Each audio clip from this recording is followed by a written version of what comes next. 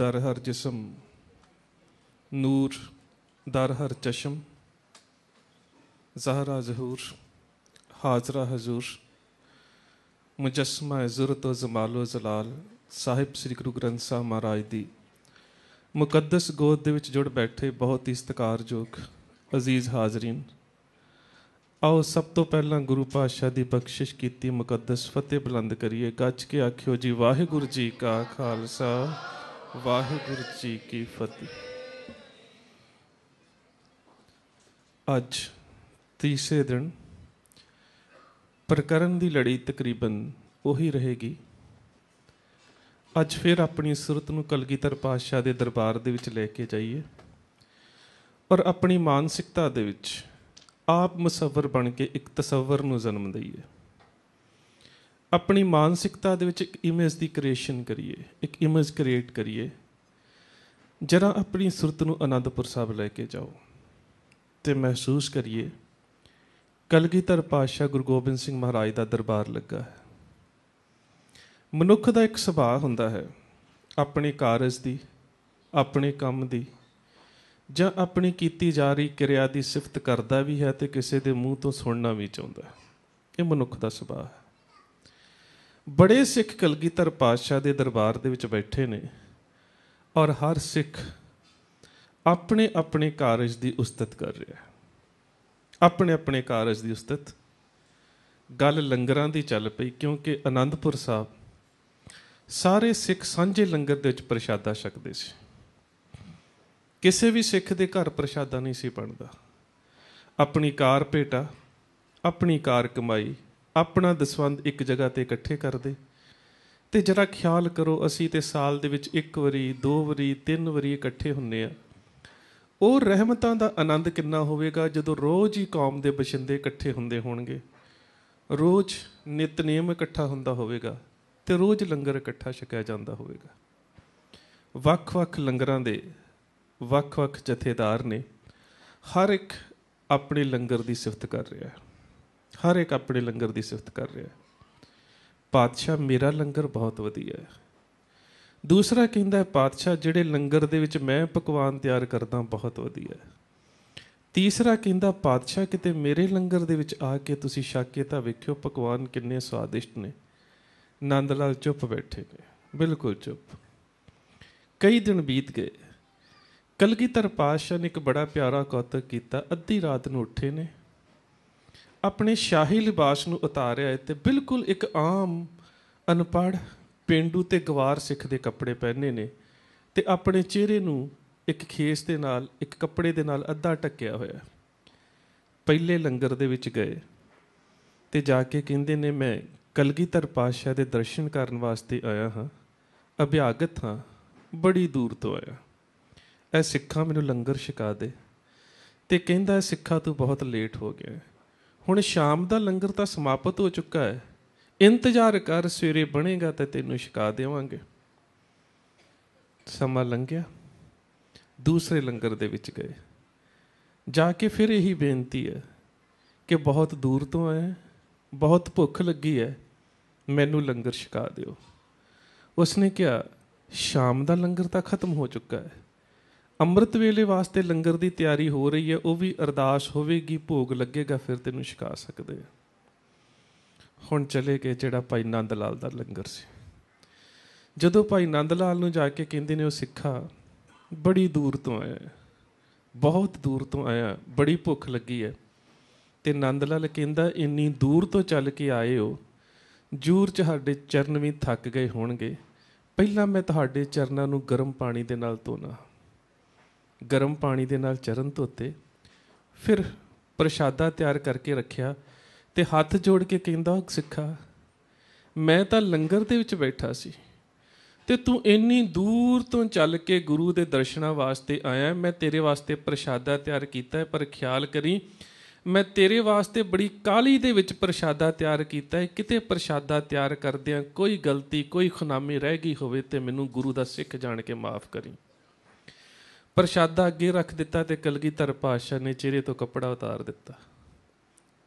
हुण नंद लाल ने कलगीधर पातशाह दे चरनां ते सिर रख दिता। पातशाह ने थोड़ा जिहा प्रशादा छकिया, ਉੱਠ ਕੇ ਤੁਰ ਪਏ ਤੇ ਨੰਦ ਲਾਲ ਦੀਆਂ ਅੱਖਾਂ ਦੇ ਵਿੱਚ ਹੰਝੂ ਨੇ। ਇੱਕ ਸਿੱਖ ਪੁੱਛਦਾ ਹੈ, ਨੰਦ ਲਾਲ ਕਿਉਂ ਰੋ ਰਿਹਾ, ਰੋ ਕਿਉਂ ਰਿਹਾ? ਕਹਿੰਦਾ ਅੱਜ ਮੇਰਾ ਕੁਛ ਕੁਰਬਾਨ ਕਰਨ ਨੂੰ ਜੀ ਕਰ ਰਿਹਾ। ਕਹਿੰਦਾ ਕੀ ਕੁਰਬਾਨ ਕਰੇਗਾ? ਨੰਦ ਲਾਲ ਆਪਣੀ ਨਜ਼ਮ 'ਚ ਕਹਿੰਦਾ, ਰੋਜ਼ਾ ਹੈ ਬਾਗੇ ਇਰਮ ਕੁਰਬਾਂ ਕੁਨਦ, ਅੱਜ ਮੇਰਾ ਜੀ ਕਰਦਾ ਹੈ ਮੈਂ ਹੁਣੇ ਮਰ ਜਾਵਾਂ।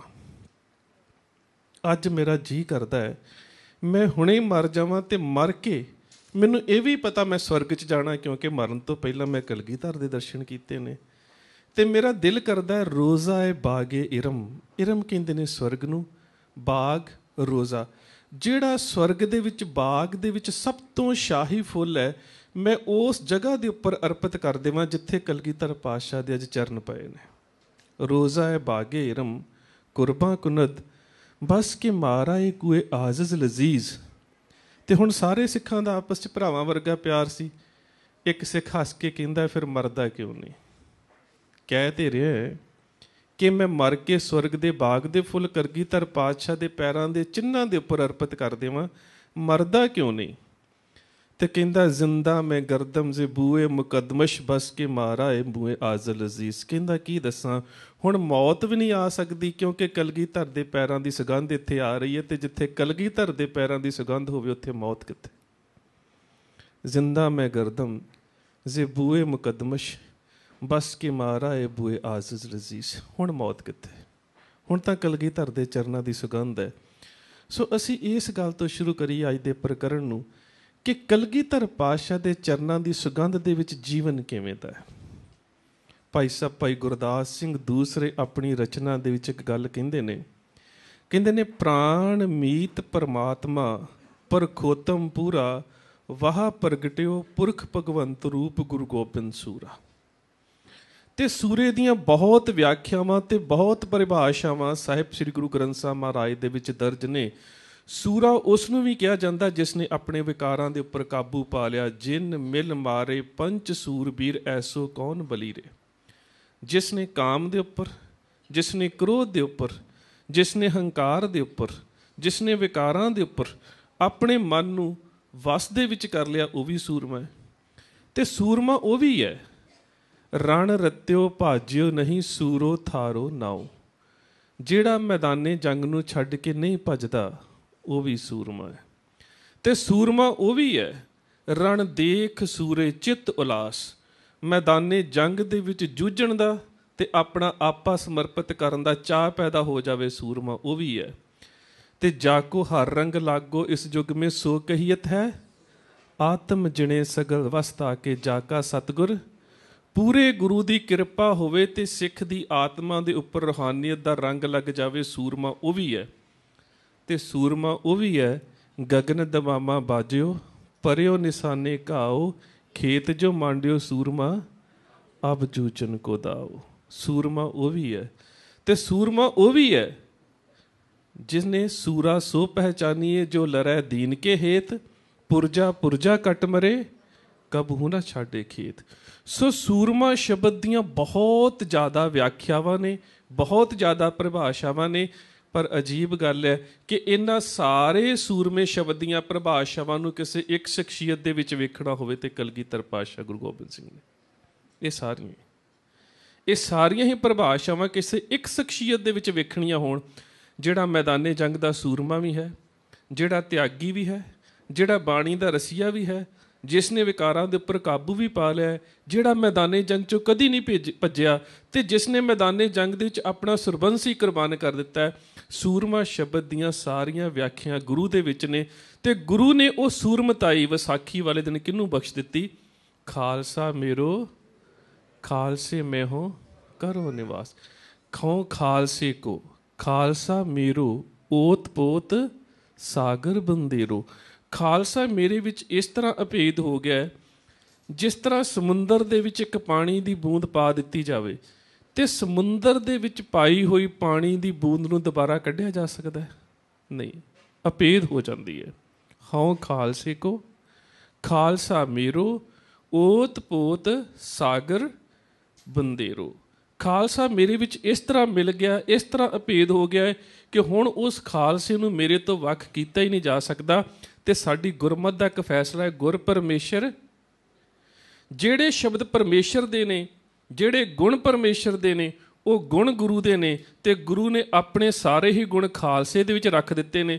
ਤੇ ਇਸੇ ਕਰਕੇ ਜਿਹੜੇ ਸੂਰਮਤਾਈ ਦੇ ਗੁਣ ਸੀ, ਗੁਰੂ ਪਾਤਸ਼ਾਹ ਨੇ ਖਾਲਸੇ ਦੇ ਵਿੱਚ ਰੱਖ ਕੇ ਕਹਿ ਦਿੱਤਾ, ਖਾਲਸਾ ਮੇਰੋ ਸਤਿਗੁਰ ਪੂਰਾ, ਖਾਲਸਾ ਮੇਰੋ ਸੱਜਣ ਸੂਰਾ। ਔਰ ਦੋ ਸ਼ਬਦ ਨੇ ਜਿਨ੍ਹਾਂ ਦਾ ਇਸਤਰੀ ਲਿੰਗ ਨਹੀਂ ਹੈ, ਦੋ ਸ਼ਬਦ। ਖਾਲਸਾ ਸ਼ਬਦ ਦਾ ਇਸਤਰੀ ਲਿੰਗ ਵੀ ਨਹੀਂ ਹੈ, ਔਰ ਸੂਰਮਾ ਸ਼ਬਦ ਦਾ ਇਸਤਰੀ ਲਿੰਗ ਵੀ ਨਹੀਂ ਹੈ। ਕੋਈ ਔਰਤ ਵੀ ਮੈਦਾਨੇ ਜੰਗ 'ਚ ਜੂਝਦੀ ਹੈ ਤੇ ਉਹ ਸੂਰਮਾ ਹੈ, ਕੋਈ ਔਰਤ ਵੀ ਖੰਡੇ ਬਾਟੇ ਦੀ ਪਾਹੁਲ ਛਕਦੀ ਹੈ ਤੇ ਖਾਲਸਾ ਹੈ, ਖਾਲਸੀ ਨੇ। ਇਹ ਦੋ ਸ਼ਬਦ ਨੇ। ਅੱਜ ਅਸੀਂ ਕੇਵਲ ਆਪਣਾ ਧਿਆਨ ਇਹਨਾਂ ਦੋਹਾਂ ਸ਼ਬਦਾਂ ਦੇ ਉੱਪਰ ਹੀ ਕੇਂਦਰਿਤ ਕਰਾਂਗੇ ਕਿ ਗੁਰੂ ਪਾਤਸ਼ਾਹ ਨੇ ਮਰਦ ਕਿਵੇਂ ਬਣਾ ਦਿੱਤਾ, ਮਾਈ ਭਾਗੋ ਸੂਰਮਾ ਕਿਵੇਂ ਹੈ। ਉਹ ਮਾਤਾਵਾਂ ਕਿਵੇਂ ਸੂਰਮਾ ਨੇ ਜਿਹੜੀਆਂ ਖੰਨੇ ਖੰਨੇ ਪ੍ਰਸ਼ਾਦੇ ਦੇ ਉੱਪਰ ਗੁਜ਼ਾਰਾ ਕਰਦੀਆਂ ਨੇ ਤੇ ਆਪਣੀ ਝੋਲੀ 'ਚ ਆਪਣੇ ਬੱਚਿਆਂ ਦੇ ਟੁਕੜੇ ਪਾਉਂਦੀਆਂ ਨੇ। ਹੈ ਕੌਣ ਸੀ? ਸਾਡੀਆਂ ਵਡੇਰੀਆਂ। ਅਸੀਂ ਉਹਨਾਂ ਦੇ ਵਾਰਸ ਹਾਂ, ਅਸੀਂ ਉਹਨਾਂ ਦੀ ਔਲਾਦ ਹਾਂ। ਅੱਜ ਇਸ ਸ਼ਬਦ ਦੀ ਵਿਆਖਿਆ ਕਰਾਂਗੇ ਅਸੀਂ ਸਾਰੇ ਕਿ ਸੂਰਮਤਾਈ ਦੇ ਗੁਣ। ਪਰ ਉਹਦੇ ਤੋਂ ਪਹਿਲਾਂ ਇਹ ਸੂਰਮਤਾਈ ਆਵੇਗੀ ਕਿਵੇਂ? ਸਭ ਤੋਂ ਪਹਿਲਾਂ ਆਪਣਾ ਧਿਆਨ ਦਸਮ ਪਾਤਸ਼ਾਹ ਦੀ ਇਸ ਗੱਲ ਦੇ ਉੱਪਰ ਕੇਂਦਰਿਤ ਕਰਨਾ ਪਵੇਗਾ, ਧੰਨ ਜਿਉ ਤਹਿ ਕੋ ਜਗ ਤੇ ਮੁਖ ਤੇ ਹਰ ਚਿੱਤ ਮੈਂ ਜੁੱਧ ਵਿਚਾਰ। ਅੱਜ ਤੀਸਰਾ ਦਿਨ ਹੈ। ਬੇਸ਼ੱਕ ਮੈਂ ਆਪਣੇ ਸਾਰੇ ਇਤਿਹਾਸ ਦੇ ਪ੍ਰਕਰਣ ਨੂੰ ਗੁਰਬਾਣੀ ਦੇ ਹਵਾਲਿਆਂ ਦੇ ਨਾਲ ਤੁਹਾਡੇ ਤੱਕ ਲੈ ਕੇ ਜਾ ਰਿਹਾ, ਪਰ ਇੱਕ ਬਹੁਤ ਹੀ ਸੰਵੇਦਨਸ਼ੀਲ ਔਰ ਚਿੰਤਾ ਦਾ ਵਿਸ਼ਾ ਹੈ ਕਿ ਅੱਜ ਸਾਡੇ ਕੁਝ ਪ੍ਰਚਾਰਕਾਂ ਨੇ, ਕੁਝ ਵੀਰਾਂ ਨੇ ਕਹਿਣਾ ਸ਼ੁਰੂ ਕਰ ਦਿੱਤਾ ਇਤਿਹਾਸ ਦੀ ਲੋੜ ਨਹੀਂ। ਉਹ ਕਹਿੰਦੇ ਨੇ ਗੁਰੂ ਗ੍ਰੰਥ ਸਾਹਿਬ ਮਹਾਰਾਜ ਦੇ ਵਿੱਚ ਵੀ ਕੋਈ ਇਤਿਹਾਸਕ ਹਵਾਲਾ ਨਹੀਂ। ਨਹੀਂ, ਬਹੁਤ ਨੇ। ਮੈਂ ਕੱਲ੍ਹ ਸਾਂਝੇ ਕਰੂੰਗਾ ਤੁਹਾਡੇ ਨਾਲ, ਕਿਉਂਕਿ ਕੱਲ੍ਹ ਸ਼ਸਤਰ ਪਰੰਪਰਾ, ਸ਼ਾਸਤਰ ਪਰੰਪਰਾ ਤੇ ਸੂਰਮਤਾਈ ਦੀ ਗੱਲ ਕਰਨੀ ਹੈ। ਕਿਹੜੇ ਹਵਾਲੇ ਕਿਸ ਤਰ੍ਹਾਂ ਸਾਹਿਬ ਸ੍ਰੀ ਗੁਰੂ ਗ੍ਰੰਥ ਸਾਹਿਬ ਮਹਾਰਾਜ ਦੇ ਵਿੱਚ ਆਵੇ ਨੇ ਉਹ ਕਰਾਂਗੇ। ਪਰ ਅੱਜ ਜਦੋਂ ਸਾਡੇ ਆਪਣੇ ਸਿੱਖ ਵੀਰ ਅੰਮ੍ਰਿਤ ਸੰਸਕਾਰ ਤੇ ਅੰਮ੍ਰਿਤ ਦੀਆਂ ਬਾਣੀਆਂ ਤੇ ਸਾਡੀ ਅਰਦਾਸ ਦੇ ਉੱਪਰ ਔਰ ਸਿੱਖਾਂ ਦੇ ਆਪਣੇ ਨਿਤਨੇਮ ਦੇ ਉੱਪਰ ਕਿੰਤੂ ਕਰਦੇ ਨੇ, ਤਾਂ ਮੈਨੂੰ ਭਾਈ ਸਾਹਿਬ ਭਾਈ ਗੁਰਦਾਸ ਦੀ ਇੱਕ ਗੱਲ ਯਾਦ ਆ ਜਾਂਦੀ ਹੈ। ਉਹ ਕਹਿੰਦੇ ਨੇ ਕਿ ਜਾਨਤ ਹੈ ਉਸਤਤ, ਜਾਨਤ ਹੈ ਉਸਤਤ ਔਰ ਕਰਤ ਹੈ ਨਿੰਦਾ ਮੂੜ। ਆਪਣੇ ਆਪ ਨੂੰ ਸਟੇਜ ਤੇ ਬਹਿ ਕੇ ਸਿੱਖ ਸਮਝ ਰਿਹਾ ਮੈਂ ਗੁਰੂ ਦੀ ਉਸਤਤ ਕਰ ਰਿਹਾ, ਪਰ ਕਰ ਨਿੰਦਾ ਰਿਹਾ। ਜਾਨਤ ਹੈ ਉਸਤਤ ਔਰ ਕਰਤ ਹੈ ਨਿੰਦਾ ਮੂੜ, ਐਸੇ ਬੇਉਰਾਦ ਬੇਕੋ ਮੂੜ ਤੇ ਮੋਨ ਸੁਖਦਾਈ ਹੈ। ਇਹੋ ਜਿਹੀ ਆਰਾਧਨਾ ਦੇ ਨਾਲੋਂ ਤੇ ਚੁੱਪ ਰਹਿਣਾ ਚੰਗਾ। ਇਵੇਂ ਦੇ ਪ੍ਰਚਾਰ ਦੇ ਨਾਲੋਂ ਚੁੱਪ ਬਹੁਤ ਭਲਾ ਹੈ, ਕਿਉਂਕਿ ਸੱਚ ਜਾਣਿਓ ਪ੍ਰਚਾਰ ਕਦੀ ਵੀ ਸ਼ਬਦਾਂ ਦੇ ਵਿਸਤਾਰ ਪ੍ਰਵਾਹ ਨਾਲ ਨਹੀਂ ਹੁੰਦਾ, ਪ੍ਰਚਾਰ ਕਿਰਦਾਰ ਦੇ ਨਾਲ ਹੁੰਦਾ ਹੈ। ਪੁਰਾਣੇ ਸਮਿਆਂ ਦੇ ਵਿੱਚ ਕੀਰਤਨ ਦਰਬਾਰ ਨਹੀਂ ਸੀ ਹੁੰਦੇ। ਪੁਰਾਣੇ ਸਮਿਆਂ 'ਚ ਸਾਡੇ ਵਰਗੇ ਅਖੌਤੀ ਵਿਦਵਾਨ ਨਹੀਂ ਸੀ। ਪੁਰਾਣੇ ਸਮਿਆਂ 'ਚ ਸਾਡੇ ਵਰਗੇ ਬੁਲਾਰੇ ਨਹੀਂ ਸੀ। ਸਿੱਖ ਨੂੰ ਵੇਖ ਕੇ ਲੋਕ ਸਿੱਖ ਬਣ ਜਾਂਦੇ ਸੀ। ਉਹਦਾ ਕਿਰਦਾਰ ਵੇਖਦੇ ਸੀ, ਉਹਦਾ ਆਚਾਰ ਵੇਖਦੇ ਸੀ, ਉਹਦਾ ਮਨੁੱਖਤਾ ਨਾਲ ਪਿਆਰ ਵੇਖਦੇ ਸੀ, ਉਹਦੇ ਜੀਵਨ ਦਾ ਆਧਾਰ ਵੇਖਦੇ ਸੀ ਤੇ ਉਹਦੇ ਜ਼ਿੰਦਗੀ 'ਚੋਂ ਗਏ ਹੋਏ ਵਿਕਾਰ ਵੇਖਦੇ ਸੀ। ਆਪੇ ਸਿੱਖ ਬਣ ਜਾਂਦੇ ਸੀ। ਤੇ ਹੁਣ ਕਲਗੀਧਰ ਪਾਤਸ਼ਾਹ ਕਹਿੰਦੇ ਨੇ ਜੇਕਰ ਸਿੱਖਾ ਤੂੰ ਖੰਡੇ ਬਾਟੇ ਦੀ ਪਾਹੁਲ ਲੈ ਕੇ ਸਿੱਖ ਬਣ ਜਾਣਾ, ਬਸ਼ਰਤੇ ਭੇਖੀ ਨਾ ਬਣੀ। ਜਿਸ ਤਰ੍ਹਾਂ ਦਾ ਤੂੰ ਬਣੇਗਾ, ਕਲਗੀਧਰ ਪਾਤਸ਼ਾਹ ਕਹਿੰਦੇ ਨੇ ਕਿ ਏਕ ਬਿਨਾ ਮਨ ਨੈਕ ਨਾ ਆਨੇ। ਵੇਖੀ ਸਿੱਖਾ ਫਿਰ ਕਿਤੇ ਤੇਰੇ ਮਨ ਦੇ ਵਿੱਚ ਇੱਕ ਤੋਂ ਬਿਨਾਂ ਦੂਸਰਾ ਨਾ ਆ ਜਾਵੇ। ਕਲਗੀਧਰ ਪਾਤਸ਼ਾਹ ਦਾ ਦਰਬਾਰ ਲੱਗਾ ਹੋਇਆ। ਨੰਦ ਲਾਲ ਜੀ ਇੱਕ ਸੁਨੇਹਾ ਲੈ ਕੇ ਆਏ ਨੇ। ਉਹ ਸੁਨੇਹਾ ਕੀ ਹੈ? ਪਾਤਸ਼ਾਹ, ਬਹਾਦਰ ਸ਼ਾਹ ਨੂੰ ਤੁਹਾਡੀ ਮਦਦ ਦੀ ਲੋੜ ਹੈ। ਹੁਣ ਖਿਆਲ ਕਰਿਓ, ਇਹ ਬਹਾਦਰ ਸ਼ਾਹ ਉਹੀ ਸੀ ਜਿਹੜਾ ਔਰੰਗਜ਼ੇਬ ਦਾ ਪੁੱਤਰ ਸੀ। ਔਰੰਗਜ਼ੇਬ ਤਾਂ ਕਲਗੀਧਰ ਪਾਤਸ਼ਾਹ ਦੇ ਉੱਪਰ ਹਮਲੇ ਕਰਾਵੇ ਤੇ ਉਹਦਾ ਪੁੱਤਰ ਗੁਰੂ ਦੇ ਕੋਲੋਂ ਮਦਦ ਲੈਣ ਵਾਸਤੇ ਆਵੇ। ਤੇ ਪਾਤਸ਼ਾਹ ਕਹਿੰਦੇ ਨੇ ਮੇਰਾ ਵੈਰ ਕਿਸੇ ਨਾਲ ਨਹੀਂ, ਮਾਨਸ ਕੀ ਜਾਤ ਸਭ ਹੈ, ਕਿਸੇ ਨਾਲ ਵੈਰ ਨਹੀਂ, ਕਿਸੇ ਧਰਮ ਦੇ ਨਾਲ ਵੈਰ ਨਹੀਂ, ਕਿਸੇ ਵੀ ਅਕੀਦੇ ਦੇ ਧਾਰਨੀਆਂ ਦੇ ਨਾਲ ਕੋਈ ਵੈਰ ਨਹੀਂ, ਕਿਸੇ ਮਜ਼ਹਬ ਦੇ ਨਾਲ ਕੋਈ ਵੈਰ ਨਹੀਂ। ਕਹਿੰਦੇ ਮੈਂ ਉਸਦੀ ਮਦਦ ਕਰੂੰਗਾ। ਮਦਦ ਕੀਤੀ। ਆਗਰੇ ਦੇ ਨੇੜੇ ਜੈਜੋਂ ਦੇ ਸਥਾਨ ਦੇ ਉੱਪਰ ਜੰਗ ਹੋਈ। ਬਹਾਦਰ ਸ਼ਾਹ ਦਾ ਭਰਾ ਤਾਰਾ ਆਜ਼ਮ ਮਾਰਿਆ ਗਿਆ। ਜਦੋਂ ਤਾਰਾ ਆਜ਼ਮ ਦੇ ਇੱਕ ਤੀਰ ਵੱਜਾ, ਤਾਰਾ ਆਜ਼ਮ ਹਾਥੀ ਤੋਂ ਥੱਲੇ ਡਿੱਗਿਆ ਤੇ ਕੁਦਰਤ ਨੇ ਜਦੋਂ ਰਾਜਾ ਮਰ ਜਾਵੇ ਤੇ ਫੌਜ ਦੇ ਪੈਰ ਉਖੜ ਜਾਂਦੇ ਨੇ, ਫੌਜ ਵੀ ਭੱਜ ਗਈ। ਹੁਣ ਹੈਰਾਨਗੀ ਦੀ ਗੱਲ ਸੀ, ਤਾਰਾ ਆਜ਼ਮ ਦੇ ਤੀਰ ਵੱਜਾ ਹੈ, ਤਾਰਾ ਆਜ਼ਮ ਜ਼ਮੀਨ ਤੇ ਡਿੱਗਾ ਹੈ, ਪਰ ਇਹ ਪਤਾ ਨਹੀਂ ਲੱਗ ਰਿਹਾ ਤੀਰ ਕਿਸ ਦਾ ਵੱਜਾ ਹੈ। ਕਿਉਂਕਿ ਅੱਜ ਵੀ ਮੈਂ ਸ਼ਸਤਰਾਂ ਦੇ ਉੱਪਰ ਮੈਨੂੰ ਬਹੁਤ ਜ਼ਿਆਦਾ ਅਧਿਐਨ ਕਰਨ ਦਾ ਮੌਕਾ ਮਿਲਿਆ। ਦੁਨੀਆ ਦੇ ਤਕਰੀਬਨ ਸਾਰੇ ਦੇਸ਼ਾਂ ਦੇ ਵਿੱਚ ਜਿੰਨੇ ਕੁ ਸ਼ਸਤਰ ਵੱਖ-ਵੱਖ ਮਿਊਜ਼ੀਅਮ ਦੇ ਵਿੱਚ ਪਏ ਨੇ, ਮੈਂ ਉਹਨਾਂ ਦਾ ਅਧਿਐਨ ਕੀਤਾ। ਪੁਰਾਣੇ ਸਮਿਆਂ ਦੇ ਵਿੱਚ ਇੱਕ ਰਵਾਇਤ ਰਹੀ ਹੈ ਕਿ ਹਰ ਯੋਧਾ ਆਪਣੇ ਤੀਰ ਦੇ ਉੱਪਰ ਆਪਣੀ ਨਿਸ਼ਾਨੀ ਲਾਉਂਦਾ ਸੀ। ਹਰ ਯੋਧਾ ਆਪਣੇ ਤੀਰ ਦੇ ਉੱਪਰ ਆਪਣੀ ਨਿਸ਼ਾਨੀ ਲਾਉਂਦਾ ਸੀ ਕਿ ਮੇਰੇ ਤੀਰ ਦੇ ਨਾਲ ਜੇ ਦੁਸ਼ਮਣ ਮਰੇ ਤੇ ਮੇਰੇ ਤੀਰ ਦੀ ਪਛਾਣ ਦੇ ਕਰਕੇ ਉਹ ਜਿਹੜਾ ਇਨਾਮ ਹੈ ਮੈਨੂੰ ਮਿਲੇ, ਪਤਾ ਲੱਗੇ ਕਿ ਇਹ ਮੇਰਾ ਤੀਰ ਹੈ। ਹੁਣ ਤੀਰ ਨਹੀਂ ਪਛਾਣਿਆ ਜਾ ਰਿਹਾ ਤੇ ਜਦੋਂ ਮਰੇ ਪਏ ਤਾਰਾ ਆਜ਼ਮ ਦੀ ਲਾਸ਼ ਦੇ ਕੋਲ ਬਹਾਦਰ ਸ਼ਾਹ ਆਉਂਦਾ ਹੈ, ਉਹਦੇ ਜਿਸਮ ਨੂੰ ਤੀਰ ਚੋਂ ਪੁੱਟਦਾ ਹੈ ਤੇ ਉੱਚੀ ਜਿਹੀ ਇੱਕ ਗੱਲ ਕਹਿੰਦਾ, ਹਮ ਜਾਨਤ ਤਹਿ ਮਰਦ ਕੋ ਜਹ ਤਰਕਸ਼ ਕਾ ਇਹ ਤੀਰ। ਮੈਂ ਉਸ ਮਰਦ ਸੂਰਮੇ ਨੂੰ ਜਾਣਦਾ ਜਿਹਦੇ ਤਰਕਸ਼ ਦਾ, ਜਿਹਦੇ ਪੱਥੇ ਦਾ ਇਹ ਤੀਰ ਹੈ। ਇਹਦੇ ਪਿੱਛੇ ਸੋਨਾ ਲੱਗਿਆ ਹੋਇਆ ਹੈ, ਗੁਰੂ ਗੋਬਿੰਦ ਸਿੰਘ ਮਹਾਰਾਜ ਦਾ ਤੀਰ ਹੈ। ਬਹਾਦਰ ਸ਼ਾਹ ਦੇ ਸ਼ਬਦ ਨੇ, ਹਮ ਜਾਨਤ ਤਹਿ ਮਰਦ ਕੋ ਜਹ ਤਰਕਸ਼ ਕਾ ਇਹ ਤੀਰ। ਕਿਸ ਕਰਕੇ ਸੋਨਾ ਲਾਇਆ ਜਾਂਦਾ ਸੀ? ਲੜਨਾ ਤੇ ਮੈਦਾਨੇ ਜੰਗ ਦੇ ਵਿੱਚ ਜੇ ਦੁਸ਼ਮਣ ਜ਼ਖਮੀ ਹੋ ਜਾਵੇ ਆਪਣਾ ਇਲਾਜ ਕਰਾ ਸਕੇ ਸੋਨੇ ਦੇ ਨਾਲ, ਤੇ ਜੇ ਕਿਤੇ ਉਸ ਦੀ ਮੌਤ ਹੋ ਜਾਵੇ ਤੇ ਉਹਦਾ ਕਫਨ ਤੇ ਦਫਨ ਹੋ ਸਕੇ। ਕਿਵੇਂ ਦੀ ਰਹਿਮਤ! ਹੁਣ ਜਦੋਂ ਕਲਗੀਧਰ ਪਾਤਸ਼ਾਹ ਦੀ ਰਹਿਮਤ ਦੇ ਸਦਕਾ ਉਹ ਜੰਗ ਜਿੱਤੀ ਗਈ ਤੇ ਬਹਾਦਰ ਸ਼ਾਹ ਤੇ ਕਲਗੀਧਰ ਪਾਤਸ਼ਾਹ ਦਾ ਮੁਰੀਦ ਬਣ ਗਿਆ। ਪਾਤਸ਼ਾਹ ਨੇ ਜਿਹੜੇ ਮਾਲਵੇ ਦੀ ਸੰਗਤ ਵੱਲ ਹੁਕਮਨਾਮੇ ਲਿਖੇ ਨੇ ਉਹਨਾਂ ਨੂੰ ਪੜ੍ਹ ਕੇ ਵੇਖੋ, ਉਹਨਾਂ ਦੇ 'ਚ ਸਪਸ਼ਟ ਹੁੰਦਾ ਹੈ ਕਿ ਬਹਾਦਰ ਸ਼ਾਹ ਗੁਰੂ ਪਾਤਸ਼ਾਹ ਨੂੰ ਆਪਣਾ ਰੂਹਾਨੀਅਤ ਆਗੂ ਮੰਨ ਚੁੱਕਾ ਸੀ। ਪਰ ਜਿਹੜੇ ਉਹਦੇ ਮੁਲਾਣੇ ਸੀ, ਜਿਹੜੇ ਕੱਟੜ ਲੋਕ ਸੀ, ਜਿਹੜੇ ਉਹਦੇ ਸੈਨਾਪਤੀ ਸੀ, ਉਹ ਬੜੇ ਦੁਖੀ ਹੋਏ। ਉਹਨਾਂ ਨੇ ਸੋਚਿਆ ਬਹਾਦਰ ਸ਼ਾਹ ਇੱਕ ਸਿੱਖ ਨੂੰ ਆਪਣਾ ਸ਼ੈਖੁਲ ਹਿੰਦ ਦਾ ਰੁਤਬਾ ਦੇ ਰਿਹਾ, ਆਪਣੇ ਧਾਰਮਿਕ ਆਗੂ ਦਾ ਰੁਤਬਾ ਦੇ ਰਿਹਾ, ਇਹਨੂੰ ਮਰਵਾਉਣਾ ਚਾਹੀਦਾ। ਕਲਗੀਧਰ ਪਾਤਸ਼ਾਹ ਦੇ ਬਾਰੇ ਉਹਨਾਂ ਦੀ ਸੋਚ ਸੀ ਕਿ ਗੁਰੂ ਗੋਬਿੰਦ ਸਿੰਘ ਨੂੰ ਖਤਮ ਕਰਾਉਣਾ ਚਾਹੀਦਾ।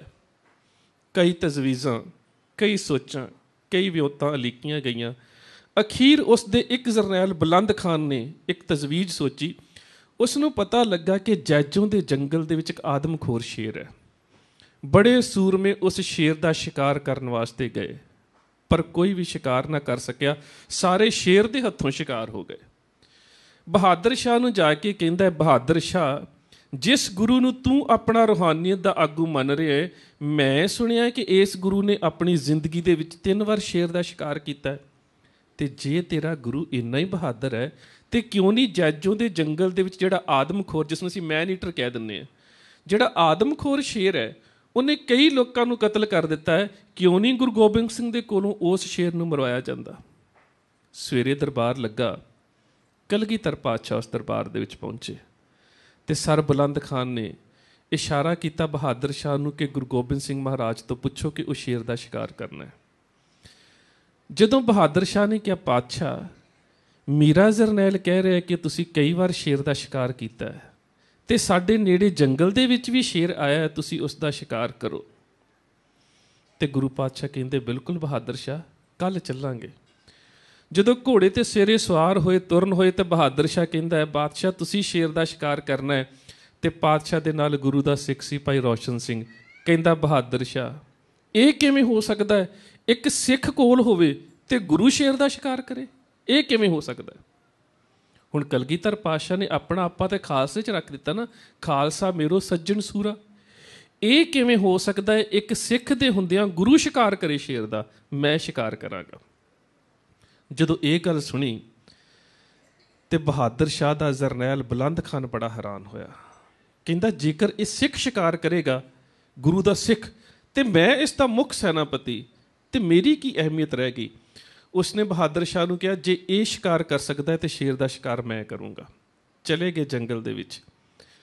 ਜਦੋਂ ਉਸ ਜਗ੍ਹਾ ਤੋਂ, ਉਸ ਗਾਰ ਦੇ ਵਿੱਚੋਂ ਆਵਾਜ਼ ਆਈ ਜਿੱਥੇ ਸ਼ੇਰ ਸੀ, ਉਹਦੇ ਦਹਾੜਨ ਦੀ ਆਵਾਜ਼ ਆਈ ਤੇ ਸਾਰੇ ਉੱਧਰ ਨੂੰ ਗਏ ਨੇ।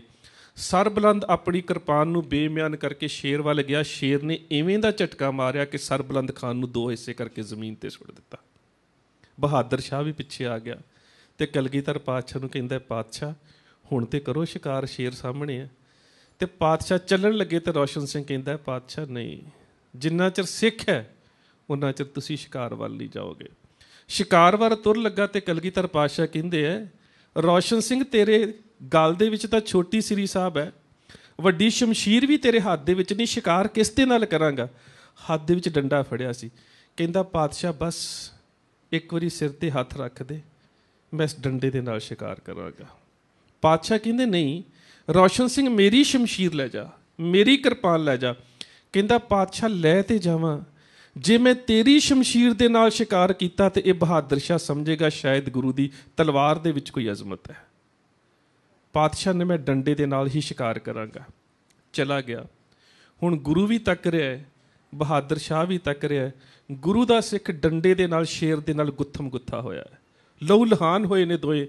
ਅਖੀਰ ਇੱਕ ਇਵੇਂ ਦਾ ਵਾਰ ਸ਼ੇਰ ਦੇ ਸਿਰ ਦੇ ਉੱਪਰ ਡੰਡੇ ਦਾ ਕੀਤਾ, ਸ਼ੇਰ ਬੇਹੋਸ਼ ਹੋ ਕੇ ਜ਼ਮੀਨ ਤੇ ਡਿੱਗ ਪਿਆ। ਇੱਕ ਵਾਰ ਹੋਰ ਕੀਤਾ, ਸ਼ੇਰ ਮਾਰ ਦਿੱਤਾ। ਆਪਣਾ ਕਮਰ ਕੱਸਾ ਖੋਲ੍ਹਿਆ ਤੇ ਸ਼ੇਰ ਦੀਆਂ ਲੱਤਾਂ ਨੂੰ ਬੰਨ੍ਹ ਕੇ ਮੋਢੇ ਨਾਲ ਧੂੰਦਾ ਹੋਇਆ ਬਹਾਦਰ ਸ਼ਾਹ ਦੇ ਪੈਰਾਂ ਤੇ ਉੱਪਰ ਸ਼ੇਰ ਨੂੰ ਰੱਖ ਦਿੱਤਾ। ਕਹਿੰਦਾ, ਲੈ ਬਹਾਦਰ ਸ਼ਾਹ, ਤੂੰ ਚਾਹੁੰਦਾ ਸੀ ਨਾ ਸ਼ੇਰ ਦਾ ਸ਼ਿਕਾਰ ਕਰਾਉਣਾ, ਮੈਂ ਕਰ ਦਿੱਤਾ। ਬਹਾਦਰ ਸ਼ਾਹ ਨੇ ਜ਼ਮੀਨ ਨੂੰ ਹੱਥ ਲਾ ਕੇ ਕੰਨਾਂ ਨੂੰ ਹੱਥ ਲਾਏ। ਕਹਿੰਦਾ, ਲਾਹੌਲ ਕੁਵਤ ਅੱਲਾ। ਆਪਣੇ ਗਲ ਦੇ ਵਿੱਚੋਂ ਸੁਨਹਿਰੀ ਮੋਤੀਆਂ ਦੀ ਮਾਲਾ ਲਾ ਕੇ ਰੋਸ਼ਨ ਸਿੰਘ ਦੇ ਝੋਲੀ 'ਚ ਪਾਉਣ ਲੱਗਾ। ਰੋਸ਼ਨ ਸਿੰਘ ਪਿੱਛੇ ਹਟ ਗਿਆ। ਕਹਿੰਦਾ, ਰੋਸ਼ਨ ਸਿੰਘ, ਮੈਂ ਤੈਨੂੰ ਇਨਾਮ ਦੇਣ ਲੱਗਾ, ਤੂੰ ਪਿੱਛੇ ਕਿਉਂ ਹਟ ਗਿਆ? ਕਹਿੰਦਾ, ਬਹਾਦਰ ਸ਼ਾਹ, ਆਪਣਾ ਮੋਤੀਆਂ ਦਾ ਹਾਰ ਪਿੱਛੇ ਕਰ ਲਾ। ਇਸ ਝੋਲੀ ਦੇ ਵਿੱਚ ਜੇ ਕੋਈ ਰਹਿਮਤ ਪਾ ਸਕਦਾ ਹੈ ਤੇ ਮੇਰਾ ਕਲਗੀ ਵਾਲਾ ਪਾਤਸ਼ਾਹ।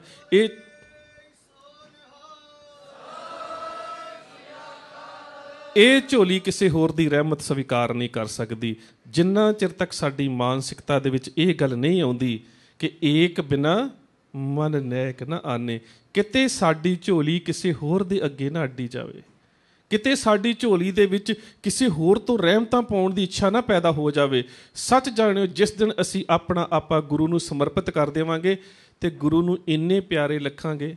ਭਾਈ ਸਾਹਿਬ ਭਾਈ ਗੁਰਦਾਸ ਕਹਿੰਦੇ ਨੇ, ਜਦੋਂ ਸਿੱਖ ਗੁਰੂ ਨੂੰ ਪਿਆਰਾ ਲੱਗਦਾ ਹੈ ਤੇ ਪਤਾ ਕਿੰਨਾ ਲੱਗਦਾ ਹੈ? ਚੰਨ ਮੁਬਾਰਕ ਈਦ ਪੁੱਗ ਖਲੋਵਣਾ। ਕਿਸੇ ਮੁਸਲਮਾਨ ਨੂੰ ਪੁੱਛੀਏ ਨਾ, ਤੈਨੂੰ ਸਭ ਤੋਂ ਪਿਆਰਾ ਇਸ ਭੌਤਿਕ ਸੰਸਾਰ 'ਚ ਕੀ ਲੱਗਦਾ ਹੈ? ਤੇ ਕਹਿੰਦਾ, ਚੰਦਰਮਾ, ਪਰ ਉਹ ਵੀ ਈਦ ਦਾ ਚੰਦ। ਤੇ ਪਾਤਸ਼ਾਹ ਦੇ ਬਾਰੇ ਭਾਈ ਸਾਹਿਬ ਭਾਈ ਗੁਰਦਾਸ ਕਹਿੰਦੇ ਨੇ ਕਿ ਸਿੱਖ ਆਪਣਾ ਆਪਾ ਗੁਰੂ ਨੂੰ ਸਮਰਪਿਤ ਕਰ ਦੇਵੇ ਤੇ ਸਿੱਖ ਗੁਰੂ ਨੂੰ ਇੰਨਾ ਚੰਗਾ ਲੱਗਦਾ ਜਿੰਨਾ ਮੁਸਲਮਾਨ ਨੂੰ ਈਦ ਦਾ ਚੰਦ ਚੰਗਾ ਲੱਗਦਾ। ਚੰਨ ਮੁਬਾਰਕ ਈਦ ਪੁੱਗ ਖਲੋਵਣਾ। ਸੂਰਮੇ ਦਾ ਅਗਲਾ ਗੁਣ ਹੈ, ਰਣ ਰਤਿਓ ਭਾਜਿਓ ਨਹੀਂ, ਸੂਰੋ ਥਾਰੋ ਨਾਓ।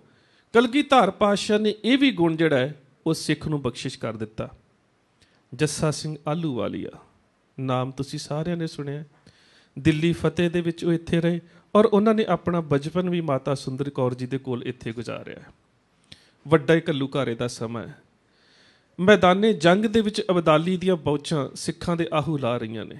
ਔਰ ਸੱਚ ਜਾਣਿਓ, ਵੱਡਾ ਘੱਲੂਘਾਰਾ ਉਹ ਦਿਨ ਸੀ ਜਿਸ ਦਿਨ ਸਵੇਰ ਤੋਂ ਲੈ ਕੇ ਸ਼ਾਮਾਂ ਤੱਕ ਇੱਕ ਦਿਨ ਦੇ ਵਿੱਚ 50,000 ਸਿੱਖ ਸ਼ਹੀਦ ਹੋਇਆ।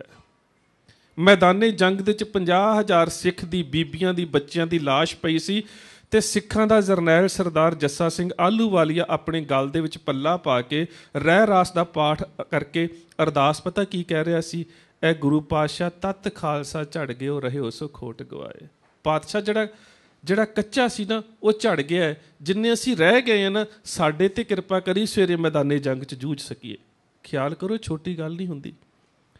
ਇਤਿਹਾਸਕਾਰ ਕਹਿੰਦੇ ਨੇ, ਲੋਕ ਕਹੇ ਸਿੱਖ ਸਭ ਗਿਆ ਮਾਰਾ, ਬਚਿਓ 50 ਔਰ ਖੱਪ ਗਿਓ ਸਾਰਾ। ਰਤਨ ਸਿੰਘ ਭੰਗੂ ਪ੍ਰਾਚੀਨ ਪੰਥ ਪ੍ਰਕਾਸ਼ 'ਚ ਲਿਖਦੇ ਨੇ ਕਿ ਕੇਵਲ ਉਸ ਲੜਾਈ ਦੇ ਵਿੱਚ 50 ਸਿੱਖ ਜੀਂਦੇ ਬਚੇ, ਬਾਕੀ ਸਾਰੇ ਹੀ ਇੱਕ ਦਿਨ ਦੇ ਵਿੱਚ ਸ਼ਹੀਦ ਹੋ ਗਏ। ਹੁਣ ਸਾਡੀ ਗੁਰਬਾਣੀ ਕਹਿ ਰਹੀ ਹੈ, ਰਣ ਰਤਿਓ ਭਾਜਿਓ ਨਹੀਂ, ਸੂਰੋ ਥਾਰੋ ਨਾਓ। ਸੂਰਮਾ ਉਹ ਹੁੰਦਾ ਹੈ ਜਿਹੜਾ ਮੈਦਾਨੇ ਜੰਗ ਦੇ ਵਿੱਚੋਂ ਨਹੀਂ ਭੱਜਦਾ। ਇਹ ਗੁਣ ਕਲਗੀਧਰ ਪਾਤਸ਼ਾਹ ਦੇ ਵਿੱਚ ਸੀ। ਇਹੀ ਗੁਣ ਕਲਗੀਧਰ ਪਾਤਸ਼ਾਹ ਨੇ ਖਾਲਸੇ ਨੂੰ ਦੇ ਦਿੱਤਾ। ਤੇ ਜਦੋਂ ਮੈਦਾਨੇ ਜੰਗ ਪੂਰਾ ਭਖਿਆ ਹੋਇਆ ਸੀ ਤੇ ਕੌਮ ਦਾ ਜਰਨੈਲ ਸਰਦਾਰ ਜੱਸਾ ਸਿੰਘ ਆਹਲੂਵਾਲੀਆ ਦੁਸ਼ਮਣ ਦੇ ਘੇਰੇ ਦੇ ਵਿੱਚ ਆ ਗਿਆ। ਸਾਰੇ ਪਾਸੇ ਦੁਸ਼ਮਣ ਦੇ ਘੇਰੇ। ਤੁਸੀਂ ਹੈਰਾਨ ਹੋਵੋਗੇ, ਉਸ ਮੈਦਾਨੇ ਜੰਗ ਦੇ ਵਿੱਚ ਸਰਦਾਰ ਜੱਸਾ ਸਿੰਘ ਰਾਮਗੜੀਆ ਨੇ, ਸਰਦਾਰ ਕਰਮ ਸਿੰਘ ਨੇ, ਸਰਦਾਰ ਹਰੀ ਸਿੰਘ ਨੇ, ਸਰਦਾਰ ਚੜ੍ਹਤ ਸਿੰਘ ਨੇ। ਇਤਿਹਾਸਕਾਰ, ਮੈਂ ਸਿੱਖ ਇਤਿਹਾਸਕਾਰ ਦੀ ਗੱਲ ਨਹੀਂ ਕਰਦਾ, doctor Hari Ram Gupta history of the Sikhs ਦੇ ਵਿੱਚ ਕਹਿੰਦੇ ਨੇ ਕਿ ਜਦੋਂ ਰਾਤ ਨੂੰ ਜੰਗ ਖਤਮ ਹੋਈ ਤੇ ਕੋਈ ਵੀ ਸਿੱਖ ਇਵੇਂ ਦਾ ਨਹੀਂ ਸੀ ਜਿਹਦੇ ਜਿਸਮ ਦੇ ਉੱਪਰ 18 ਤੋਂ ਘੱਟ ਫੱਟਾਂ ਦੇ ਨਿਸ਼ਾਨ ਹੋਣ। ਹਰ ਸਿੱਖ ਜ਼ਖਮੀ ਹੋਇਆ ਸੀ, ਹਰ ਸਿੱਖ ਲਹੂ ਲੁਹਾਨ ਹੋਇਆ ਸੀ। ਲਹੂ ਲੁਹਾਨ ਹੋਇਆ। ਸਰਦਾਰ ਜੱਸਾ ਸਿੰਘ ਆਹਲੂਵਾਲੀਆ ਦੁਸ਼ਮਣ ਦੇ ਘੇਰੇ ਦੇ ਵਿੱਚ ਫਸ ਗਿਆ ਤੇ ਇਹਦਾ ਜਿਹੜਾ ਅੰਗਪਾਲ ਅੰਗ ਰੱਖਿਅਕ ਬਾਡੀਗਾਰਡ ਸੀ ਸਰਦਾਰ ਗੁਰਮੁਖ ਸਿੰਘ। ਸਰਦਾਰ ਗੁਰਮੁਖ ਸਿੰਘ ਨੇ ਸੋਚਿਆ ਕਿ ਸਰਦਾਰ ਜੱਸਾ ਸਿੰਘ ਇੰਨਾ ਜ਼ਖਮੀ ਹੋ ਚੁੱਕਾ ਹੈ, ਜੇਕਰ ਇਸ ਘੇਰੇ ਦੇ ਵਿੱਚ ਇਹਦੇ ਉੱਪਰ 1-2 ਵਾਰ ਹੋਰ ਹੋ ਗਏ ਤੇ ਸਰਦਾਰ ਜੱਸਾ ਸਿੰਘ ਆਹਲੂਵਾਲੀਆ ਸ਼ਹੀਦ ਹੋ ਜਾਵੇਗਾ। ਤੇ ਜੇ ਕੌਮ ਦਾ ਜਰਨੈਲ ਸ਼ਹੀਦ ਹੋ ਗਿਆ, ਕੌਮ ਦੇ ਪੈਰ ਹਿੱਲ ਜਾਣਗੇ। ਉਸਨੇ ਇੱਕ ਕੋਸ਼ਿਸ਼ ਕੀਤੀ ਕਿ ਆਪਣੇ ਮਿਆਨ ਦੇ ਨਾਲ ਜੱਸਾ ਸਿੰਘ ਆਹਲੂਵਾਲੀਏ ਦੇ ਘੋੜੇ ਦੇ ਉੱਪਰ ਮਾਰਨ ਦੀ ਕੋਸ਼ਿਸ਼ ਕੀਤੀ ਕਿ ਘੋੜਾ ਘੇਰੇ 'ਚੋਂ ਬਾਹਰ ਹੋ ਜਾਵੇ। ਜਦੋਂ ਉਸਨੇ ਆਪਣਾ ਮਿਆਨ ਜੱਸਾ ਸਿੰਘ ਆਹਲੂਵਾਲੀਏ ਦੇ ਘੋੜੇ ਨੂੰ ਮਾਰਨ ਦੇ ਵਾਸਤੇ ਅੱਗੇ ਕੀਤਾ ਤੇ ਸਰਦਾਰ ਜੱਸਾ ਸਿੰਘ ਨੇ ਹੱਥ ਕਰ ਦਿੱਤਾ। ਕਹਿੰਦਾ, ਗੁਰਮੁਖ ਸਿਆਂ, ਮੇਰੇ ਘੋੜੇ ਨੂੰ ਘੇਰੇ 'ਚੋਂ ਬਾਹਰ ਨਾ ਕੱਢੇ। ਵੇਖੋ ਸਿੱਖ, ਮੌਤ ਸਾਹਮਣੇ ਆ। ਗੁਰਮੁਖ ਸਿਆਂ, ਮੇਰੇ ਘੋੜੇ ਨੂੰ ਇਸ ਮੈਦਾਨੇ ਜੰਗ ਦੇ ਘੇਰੇ 'ਚੋਂ ਬਾਹਰ ਨਾ ਕੱਢੀ। ਉਹ ਕਹਿੰਦਾ, ਕਿਉਂ? ਤੇ ਰਤਨ ਸਿੰਘ ਭੰਗੂ ਪ੍ਰਾਚੀਨ ਪੰਥ ਪ੍ਰਕਾਸ਼ 'ਚ ਲਿਖਦੇ ਨੇ, ਕਹਿੰਦੇ, ਸਿੰਘ ਸੁਨੇ ਹਮਕੋ ਕਰੇ ਠੱਠਾ, ਘੋੜਾ ਕੁਧਾਏ ਜੱਸਾ ਸਿੰਘ ਨੱਠਾ।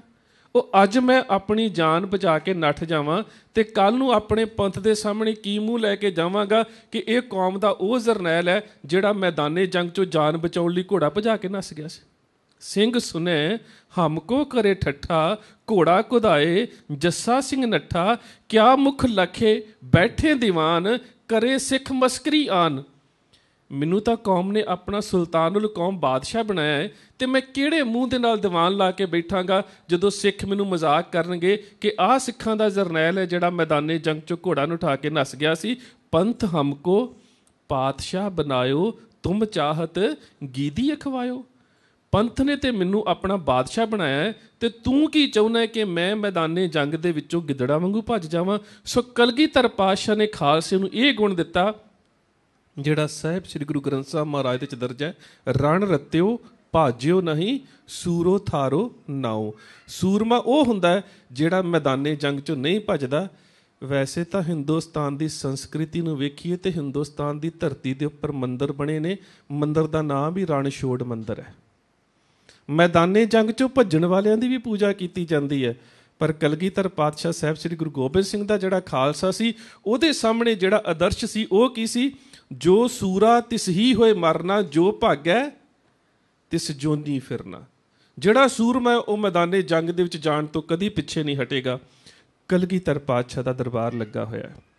ਸਰਦਾਰ ਚਤਰ ਸਿੰਘ ਬਰਾੜ ਆ ਕੇ ਸੂਚਨਾ ਦਿੰਦੇ ਨੇ, ਪਾਤਸ਼ਾਹ, ਰਾਜਾ ਕੇਸਰੀ ਚੰਦ ਇੱਕ ਮਸਤ ਹਾਥੀ ਨੂੰ ਸ਼ਰਾਬ ਪਿਆ ਕੇ ਲੋਹਗੜ੍ਹ ਦਾ ਕਿਲ੍ਹਾ ਤੋੜਨ ਵਾਸਤੇ ਆ ਰਿਹਾ ਤੇ ਪਾਤਸ਼ਾਹ ਸਹਿਜ ਸੁਭਾਏ ਆਪਣੇ ਸਾਹਮਣੇ ਬੈਠੇ ਦੁਨੀ ਚੰਦ ਵੱਲ ਤੱਕਦੇ ਨੇ। ਕਹਿੰਦੇ, ਫਿਰ ਕੀ ਹੋਇਆ? ਜੇ ਕੇਸਰੀ ਚੰਦ ਹਾਥੀ ਲੈ ਕੇ ਆ ਰਿਹਾ ਤੇ ਸਾਡੇ ਕੋਲ ਵੀ ਦੁਨੀ ਚੰਦ ਹੈ, ਸਾਡੇ ਕੋਲ ਵੀ ਉਵੇਂ ਦਾ ਹਾਥੀ ਹੈ, ਬੜਾ ਮੋਟਾ, ਬੜਾ ਖਾਣ ਵਾਲਾ। ਤੇ ਜਦੋਂ ਦੁਨੀ ਚੰਦ ਨੂੰ ਪਤਾ ਲੱਗਾ ਕਿ ਸਵੇਰੇ ਮੇਰਾ ਮੁਕਾਬਲਾ ਹਾਥੀ ਨਾਲ ਕਰਾਉਣਾ ਹੈ, ਅੱਧੀ ਰਾਤ ਨੂੰ ਕੰਧ ਟੱਪ ਕੇ ਭੱਜਿਆ। ਸਰਦਾਰ ਸ਼ੇਰ ਸਿੰਘ ਮਜੀਠੇ ਵਾਲਿਆਂ ਨੇ ਇਸ ਨੂੰ ਬੜਾ ਸਮਝਾਇਆ, ਦੁਨੀ ਚੰਦ ਨਾ ਜਾ, ਗੱਲ ਮੈਦਾਨੇ ਜੰਗ 'ਚ ਜੂਝਣ ਦੀ ਨਹੀਂ ਹੈ। ਗੱਲ ਤੇ ਇਹ ਹੈ ਕਿ ਜਿਸ ਦੇ ਹੱਥ ਦੇ ਉੱਪਰ ਕਲਗੀਧਰ ਪਾਤਸ਼ਾਹ ਜਿਸ ਦੇ ਉੱਪਰ ਹੱਥ ਰੱਖ ਕੇ ਮੈਦਾਨੇ ਜੰਗ 'ਚ ਭੇਜੇਗਾ ਉਹ ਕਦੀ ਹਾਰ ਨਹੀਂ ਸਕਦਾ। ਨਾ ਡਰ। ਪਰ ਡਰ ਜਾਂਦਾ ਹੈ ਮਨੁੱਖ। ਭੱਜ ਗਿਆ, ਕਿਲੇ ਤੋਂ ਉਤਰਿਆ, ਰੱਸਾ ਟੁੱਟ ਗਿਆ, ਲੱਤ ਟੁੱਟ ਗਈ, ਆਪਣੇ ਪਿੰਡ ਮਜੀਠੇ ਆ ਗਿਆ, ਰਾਤ ਨੂੰ ਘਰ ਆ ਕੇ ਸੁੱਤਾ ਤੇ ਸੱਪ ਲੜ ਕੇ ਮੌਤ ਹੋ ਗਈ। ਮੌਤ ਤਾਂ ਹੋਈ ਪਰ ਸ਼ਹੀਦ ਨਹੀਂ ਬਣ ਸਕਿਆ। ਜੋ ਸੂਰਾ ਤਿਸ ਹੀ ਹੋਈ ਮਰਨਾ, ਜੋ ਭਾਗੇ ਤਿਸ ਜੋਨੀ ਫਿਰਨਾ। ਆਉਣ ਵਾਲੀਆਂ ਜੂਨਾਂ ਦੇ ਵਿੱਚ, ਆਉਣ ਵਾਲੇ ਇਤਿਹਾਸ ਦੇ ਵਿੱਚ ਅਸੀਂ ਦੁਨੀ ਚੰਦ ਨੂੰ ਸ਼ਹੀਦ ਨਹੀਂ ਕਹਿ ਸਕਾਂਗੇ ਕਦੀ ਵੀ। ਕਿਉਂ? ਮੈਦਾਨੇ ਜੰਗ ਛੱਡ ਕੇ ਭੱਜ ਗਿਆ। ਹੁਣ ਸਵੇਰ ਦਾ ਦਿਨ ਚੜ੍ਹਿਆ ਤੇ ਕਲਗੀਧਰ ਪਾਤਸ਼ਾਹ ਜਦੋਂ ਦਰਬਾਰ ਲਾ ਕੇ ਬੈਠੇ ਨੇ ਤਾਂ ਉਸ ਵੇਲੇ ਸ਼ੇਰ ਸਿੰਘ ਨੇ ਦੱਸਿਆ, ਪਾਤਸ਼ਾਹ, ਜਿਸ ਆਪਣੇ ਹਾਥੀ ਤੇ ਤੁਸੀਂ ਮਾਣ ਕਰਦੇ ਸੀ ਉਹ ਹਾਥੀ ਤਾਂ ਭੱਜ ਗਿਆ ਤੇ ਹੁਣ ਕੇਸਰੀ ਚੰਦ ਦਾ ਹਾਥੀ ਆ ਰਿਹਾ ਤੇ ਸਾਹਮਣੇ ਬੈਠਾ ਸੀ ਬਚਿੱਤਰ ਸਿੰਘ। ਬਚਿੱਤਰ ਸਿੰਘ ਨੂੰ ਕਲਗੀਧਰ ਪਾਤਸ਼ਾਹ ਨੂੰ ਕਹਿਣਾ ਨਹੀਂ ਪਿਆ ਬਚਿੱਤਰ ਸਿੰਘ ਉੱਠ। ਬਚਿੱਤਰ ਸਿੰਘ ਦੇ ਬਾਰੇ ਸਾਡੇ ਪੰਥ ਪ੍ਰਕਾਸ਼ ਦੇ ਸ਼ਬਦ ਨੇ, ਬਚਿੱਤਰ ਸਿੰਘ ਤਬ ਹਿਰਦੇ ਵਿਚਾਰਿਓ, ਇਹ ਅਵਸਰ ਅਬ ਮੇਰਾ। ਬਚਿੱਤਰ ਸਿੰਘ ਸੋਚ ਰਿਹਾ, ਕਿਤੇ ਕਲਗੀਧਰ ਪਾਤਸ਼ਾਹ ਮੇਰੇ ਤੇ ਕਿਰਪਾ ਕਰ ਦੇਵੇ ਨਾ, ਕਿਤੇ ਕਲਗੀਧਰ ਪਾਤਸ਼ਾਹ ਮੈਨੂੰ ਮੈਦਾਨੇ ਜੰਗ ਦੇ ਵਿੱਚ ਭੇਜ ਦੇਵੇ ਨਾ, ਗੁਰੂ ਪਾਤਸ਼ਾਹ ਕਿਤੇ ਇਹ ਸੇਵਾ ਮੇਰੇ ਕੋਲ ਲਵੇ ਨਾ, ਤੇ ਫਿਰ ਹੁਤੋ ਮਤੰਗ ਅੰਗ ਮੇ ਵਰਸ਼ਾ ਕਰਕੇ ਓਜ ਘਨੇਰਾ, ਫਿਰ ਮੈਂ ਦੱਸਾਂਗਾ ਕਿ ਗੁਰੂ ਦਾ ਸਿੱਖ ਹਾਥੀ ਨੂੰ ਖਤਮ ਕਰਕੇ ਕਿਵੇਂ ਆਉਂਦਾ। ਗਿਆ। ਭਾਈ ਉਦੇ ਸਿੰਘ ਗਏ, ਭਾਈ ਖੁਸ਼ਹਾਲ ਸਿੰਘ ਗਏ, ਭਾਈ ਬਚਿੱਤਰ ਸਿੰਘ ਗਏ। ਉਤੇ ਸਿੰਘ ਨੇ ਕੇਸਰੀ ਚੰਦ ਦਾ ਸਿਰ ਵੱਢਿਆ, ਬਚਿੱਤਰ ਸਿੰਘ ਨੇ ਗੁਰੂ ਦੇ ਨਾਗਨੀ ਬਖਸ਼ੇ ਦੇ ਨਾਲ, ਬਰਸ਼ੇ ਹੋਏ ਦੇ ਨਾਲ ਉਸ ਹਾਥੀ ਨੂੰ ਪਿੱਛੇ ਪਹੁੰਚਾ ਦਿੱਤਾ ਤੇ ਇਸ ਮੈਦਾਨੇ ਜੰਗ ਦੇ ਵਿੱਚ ਇੱਕ ਸਿੱਖ ਸ਼ਹੀਦ ਹੋਇਆ, ਭਾਈ ਖੁਸ਼ਹਾਲ ਸਿੰਘ। ਇਹ ਖੁਸ਼ਹਾਲ ਸਿੰਘ ਬਾਬਾ ਮੱਖਣ ਸ਼ਾਹ ਲੁਬਾਣਾ ਦਾ ਬੇਟਾ ਸੀ।